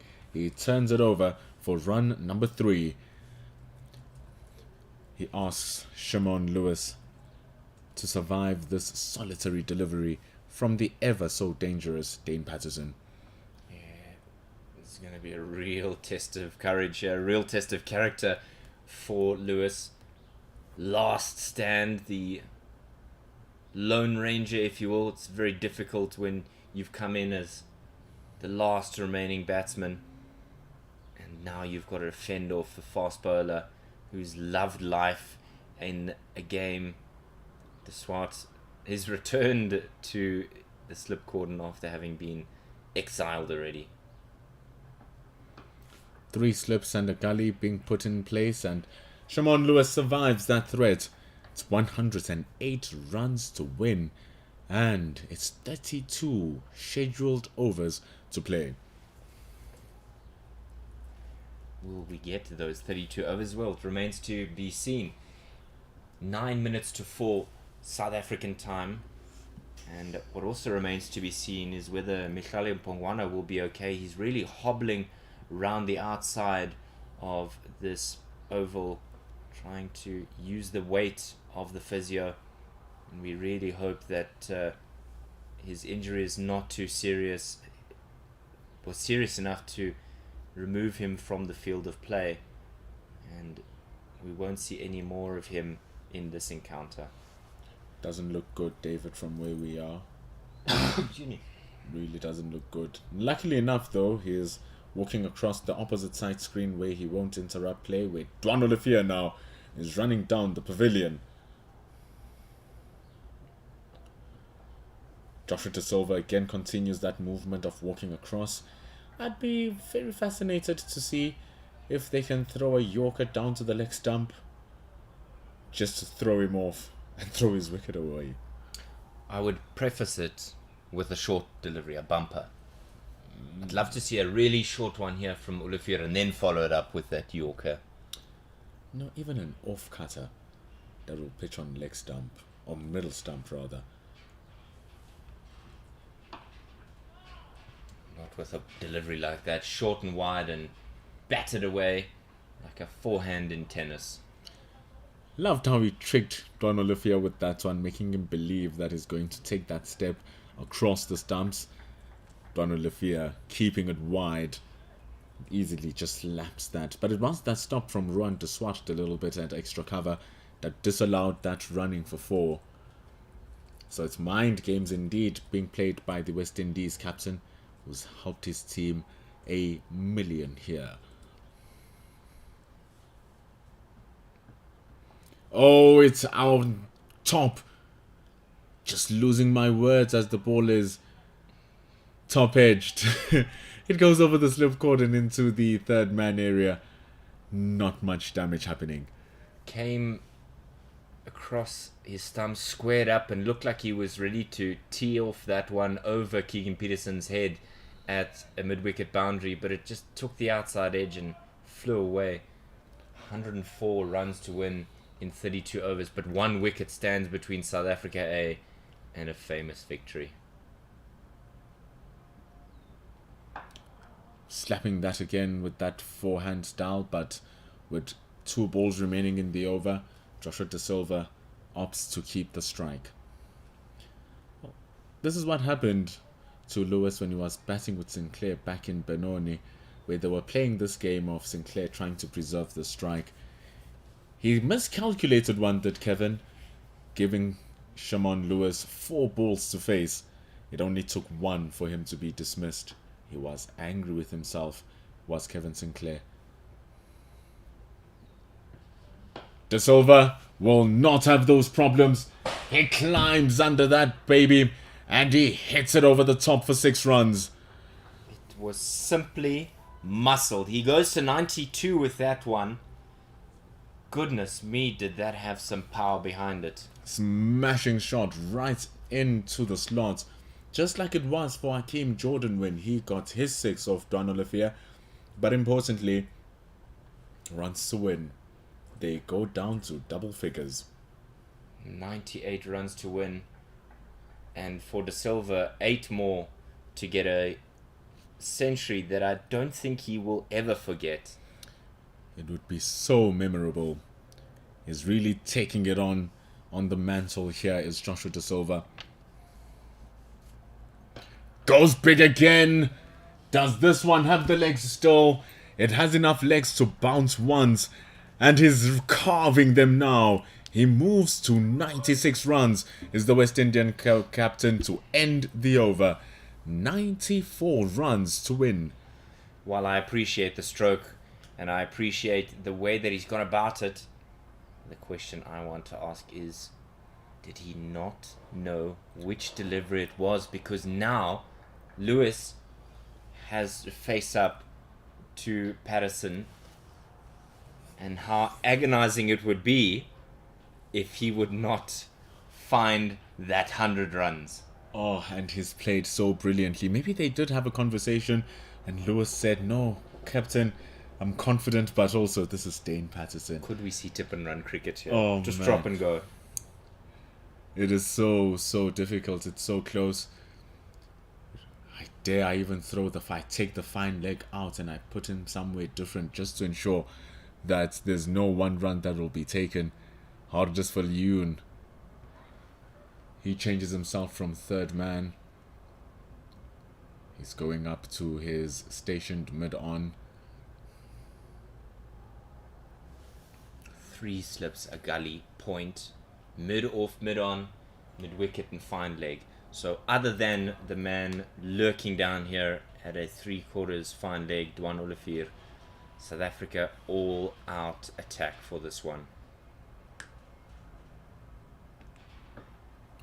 Giving it a good defense. Targeting the stump straight on is Dane Patterson, saying that if you miss, I hit. So it's going to be a tale of 2 things here for Sherman Lewis. It's either number 1, he gets the single before ball number 4, or if he does get to ball number 4, he sees off this over. It's going to be a true trial, a true test in this unofficial test for him to get through. De Silva wanted to get to the other end very quickly. He really wants to get over to the other side. It's so close for him to get that 96, but also it's so close for him to help his team because there is no Jaden Seals. You know, it's not like he broke his finger or pulled a muscle where he can come in and help out in batting. He literally cannot move his arm. And Shamon Lewis is living on a knife's edge. The man may well have a 4-leaf clover, a rabbit's foot, and anything else you consider lucky in those pockets of his, because glory me, that was a corker of a delivery. There's a leprechaun somewhere under his bed as well. He plants rainbows in his garden. He needs to survive for 3 more deliveries now. Shamon Lewis is in it now. And it just pops it over into the air. Mid-wicket was interested. And it's good running from the West Indians. A little bit flat-footed there from Reiner van Tonder. He almost looked like he was misaligned with where perhaps he wanted to be. Stuck in the surface. It seems like it was a clear plan That's why that mid wicket is there and is very close. 3 wickets, so 3 strips away from the wicket that we're playing on. Bowling it beautifully straight. It's good work here from Dane Patterson, but the work is even better for Shimon Lewis, actually. Yeah, just 30 overs left in the day's play once we complete this one. Bloemfontein selecting to have a helmet, so I wonder if we will have another Olivier over, or will the Swart get the opportunity to wrap things up as he did in the first innings?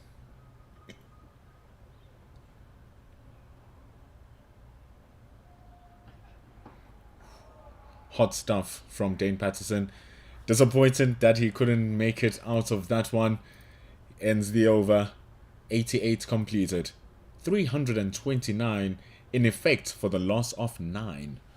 Just that 1 wicket standing between South Africa A and victory. 92 runs for the West Indies A victory, but the West Indies A captain 4 away from what will be his 4th first class 100. It's Neil Brunt who will take the new ball in hand, and a surprise with the ball only being 8 overs old, perhaps knowing that Joshua De Silva has some weaknesses against spin, and with 1 wicket remaining, I would love to see about 5 guys around the bat, forward short leg.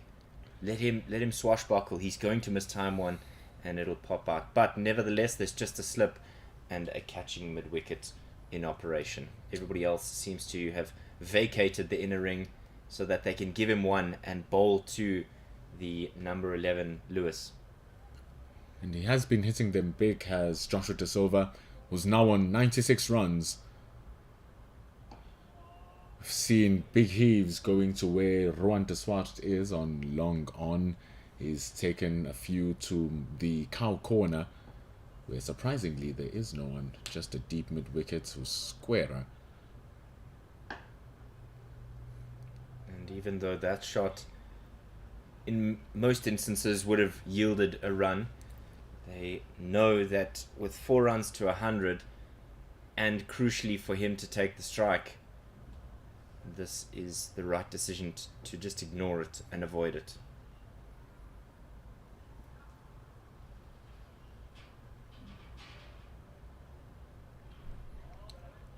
Just bowling it a little bit short off a length. He's very wary now, Joshua De Silva. He's played himself into a magnificent position here from an individual basis.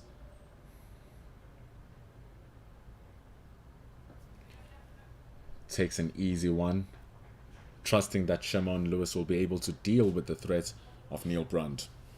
Just 2 balls remaining in this Brunt over, and now with the new man on strike, number 11, everybody seems to be squeezing. There is a point that's 3/4, still a deep mid wicket and a backward square leg. The man who is at catching mid wicket hops over, as you can see just cross your screen there. David Bedingham rather. Keegan Peterson coming off the mid wicket boundary. There's a man at catching cover now, so the extra bounce may prove valuable. Just calm and relaxed. There's no helmet in the ground. There it comes now. Zondo went to fetch his own helmet and said to the spare man, "You come field while I go retrieve the helmet." Wondering why they didn't necessarily just leave it at the ground here rather than all the way up in the change room. Zondo wants to smell what was eaten for lunch, and I thought for a moment he was going to be right on the edge of the pitch for a second at a silly point, but at a forward short leg. Maybe that's why for Brunt to bowl is a little bit straighter, but Lewis survives. De Silva takes strike on 97 runs. It's 91 to win for the West Indies with 1 wicket remaining. This is almost a replay, if you will, of that Benoni drama where the West Indies A were defiant, keeping things going. 1 wicket remaining. 91 is far further away than we saw in that instance. But it's that small matter of 3 runs for Joshua Da Silva to get a famous 100 here. If we look at what he's done with his A career, Joshua Da Silva, 8 matches, 13 innings, and his high score before this was 82 between him and Bangladesh A. He continues walking across. There's a half-hearted appeal by the South Africans, given the fact that Joshua Da Silva is walking across his stumps, but umpire Gasa seems to be uninterested. Averaging 43.4 in A-level cricket is Joshua Da Silva, 250s to his name. But this is the one that's going to count. 97. It may look good. May look good.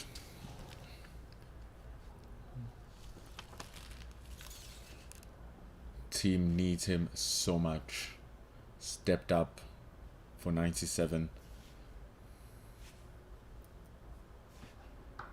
Bowls it a little bit wider. There is a man who's standing at deep backward point, but there is a juicy big gap from deep backward point right up to long off. There's absolutely no one in the cover area. That's exactly what they'll want. They'll want him driving, get the outside edge. But perhaps if he feels confident enough, they might even throw an option for the outside edge to go flying. And that's exactly what they want. They've dropped the gully down to what's essentially a short mid third man, if you will. He's not on the boundary. Yeah, fly third man slip type vibe. But it goes into Fuller. It's driven well to the deep. He gives Shaman Lewis 3 deliveries to face Dane Patterson as he moves to 98 runs. Hand up of apology there from Joshua Da Silva, knowing that the second run should have been in the offing. And the question perhaps I would have asked is, when that shot was played out square of the wicket to Keegan Peterson, why not then take the 2? The 2 was definitely there for that shot to Keegan Peterson, but also Keegan Peterson is a rapid little fireball in the field. How frustrated he would be if on 98 Lewis would be dismissed. 3 slips. And it's beautifully played again from Lewis. Just keeping Reynard van Donder at mid-wicket in the picture. Previous over, he hit it onto his left, onto his right rather. This time hitting it onto his left. Andrew Shackleford suggesting that the wicket is forthcoming. I have a suspicion that it will be Joshua Da Silva's 100 that may be more imminent. We saw Zubair Hamza from this very end also being dropped from 98 runs. It was Shamar Joseph who was hunting his fifer, just like Patterson is hunting his fourfer.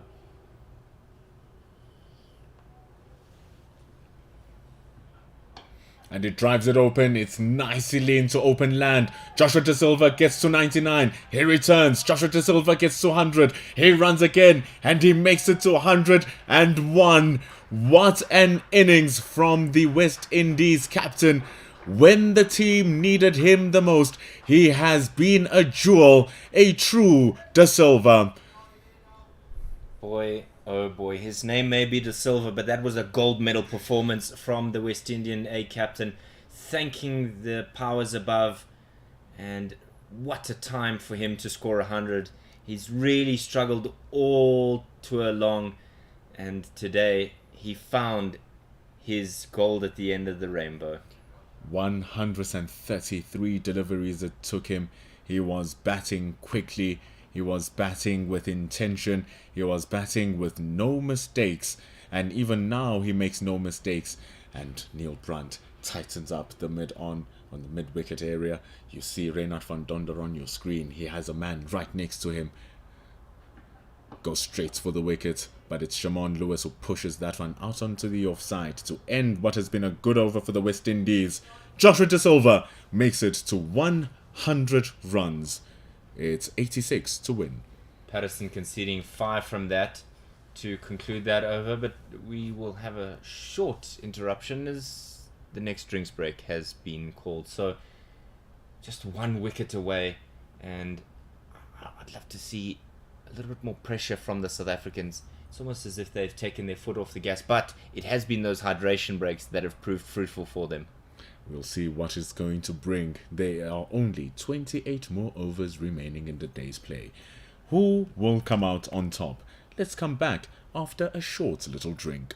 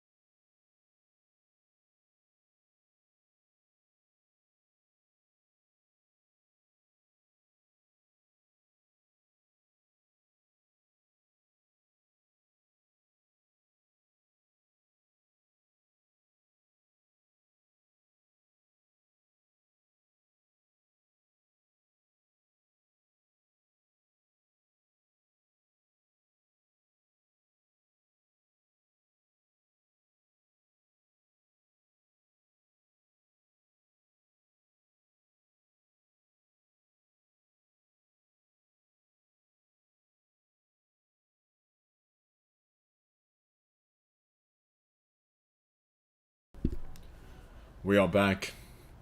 1 more wicket remaining. 86 runs. Joshua De Silva, new into his century, is coming back for run number 2. Batting with Shimon Lewis, and Lewis makes it back home safely. This is exactly what the West Indies would have wanted. Continue to put pressure on the South Africans, because you might yet smell some wafts of the scent of victory. And he goes big, does De Silva. How big is that? It's all the way over the embankment. Arno Jacobs raises his arms. It's 6 runs to Silva. Oh my word. Joshua De Silva. Somebody who was struggling with cramp in the drinks break. Doesn't look like he's struggling at all.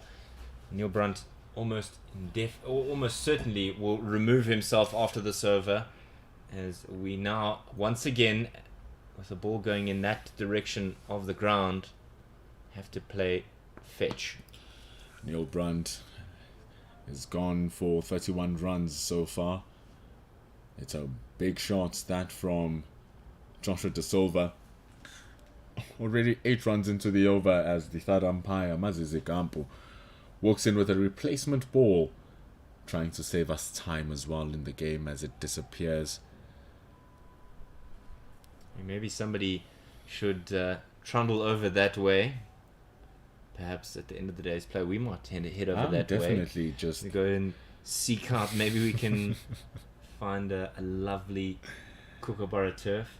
They ain't cheap. No, not at all. Not at all. And that's exactly why somebody might go and seek it out. Security is heading over that way. If I was one of those fans on the embankment playing a bit of cricket, I might just offer my services. You'll remember the fan who also wanted the ball for himself in one of the white ball games earlier in the season, caught it, pulled out a marker, signed it, and threw it back. What a hero. Please, fans, when you get the ball coming to you, do not sign it. It literally affects the game. But he's a hero, that gentleman. Oh, that would have been a heroic catch from the captain, who would have dismissed another captain. But what Neil Brunt did is save the head of Arno Jacobs. Absolutely bludgeoned back at the South African skipper. Sometimes those stick, but on this occasion not so. Working it around now, Joshua De Silva. Good job. He's really, really standing up for his nation here. Would have been an incredible catch if Neil Brunt had have gotten that. It was completely plastered. And what's also plastered is the number of fielders around the bat here.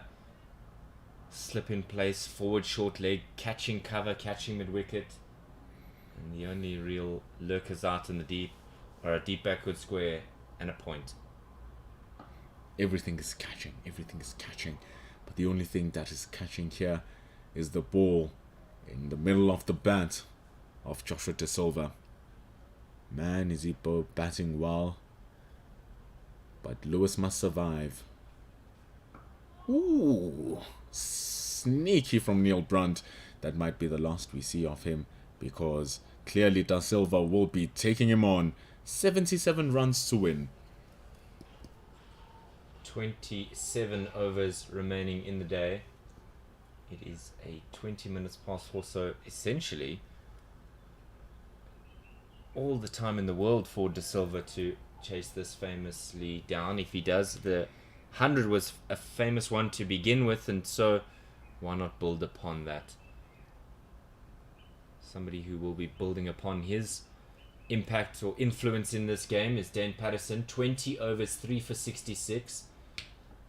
And how much longer will Neil Brunt persist with his strike bowler?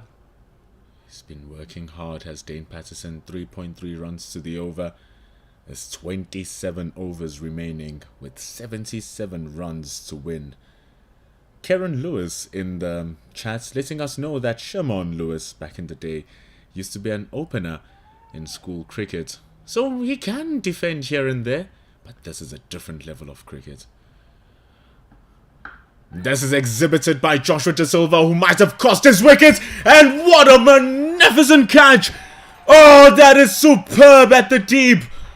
Reynard van Tonder has earned that wicket for himself, but it writes down as the name of Dane Patterson, and that is all she wrote here at the Mangaung Oval. Oh my word. To quote the great Brett Proctor, that was a catch that you will never forget. Whoa. Hammered out into the cow corner region, high above his head, diving backwards, and congratulations to Joshua Da Silva, but that was, for me, the performance of the day. What a phenomenal catch from Reynard van Tonder. He had no chance of catching that, but he created a chance nonetheless. And that is how South Africa win this game. It was beginning to be a nail-biter as Joshua Da Silva was taking the fight back. It was a fight too big and a catch too great from Reynard van Tonder. And ladies and gentlemen, on what has been a blinding match, it has come to an end. South Africa, they win by 76 runs in a match that became way closer than what it should have been. It's been an absolute privilege to bring you this game, and it's one that had ebbs and flows, interruptions, and one that produced the most magnificent ending. 100 runs for Zubair Hamza, 5 wickets for Shamar Joseph, 5 wickets for Kevin Sinclair, 4 and 4 for Dane Patterson, 110 runs for Joshua Da Silva. A match that has everything. 344 runs for the loss of all wickets is what the West Indies A were able to master in an improbable batting performance. It is the end also of what has been a superb series here in South Africa. West Indies A travelling all the way to this land. They were almost so close, but it's just a step too far. It's 2-1 for South Africa A, and now we wait to see who will be included in that South Africa A squad, which will be announced tomorrow, and we wait to see who will be on the plane to Australia for the West Indians for their series starting on the 17th of January. To all of our wonderful listeners, commenters, our third men in the commentary section, Pendulo Makubane here with you. David Mitchley, how awesome have you guys been? Yeah, it's been great from all of them. We look forward to seeing them all on Monday morning, 10 a.m. in Potchefstroom, the northwest province of South Africa. South Africa A, India A. It promises to be an absolute cracker. We're going to see you there, 10 a.m. on the Sunday, and then it will all begin. Thank you, West Indies, for coming to give us such exciting cricket.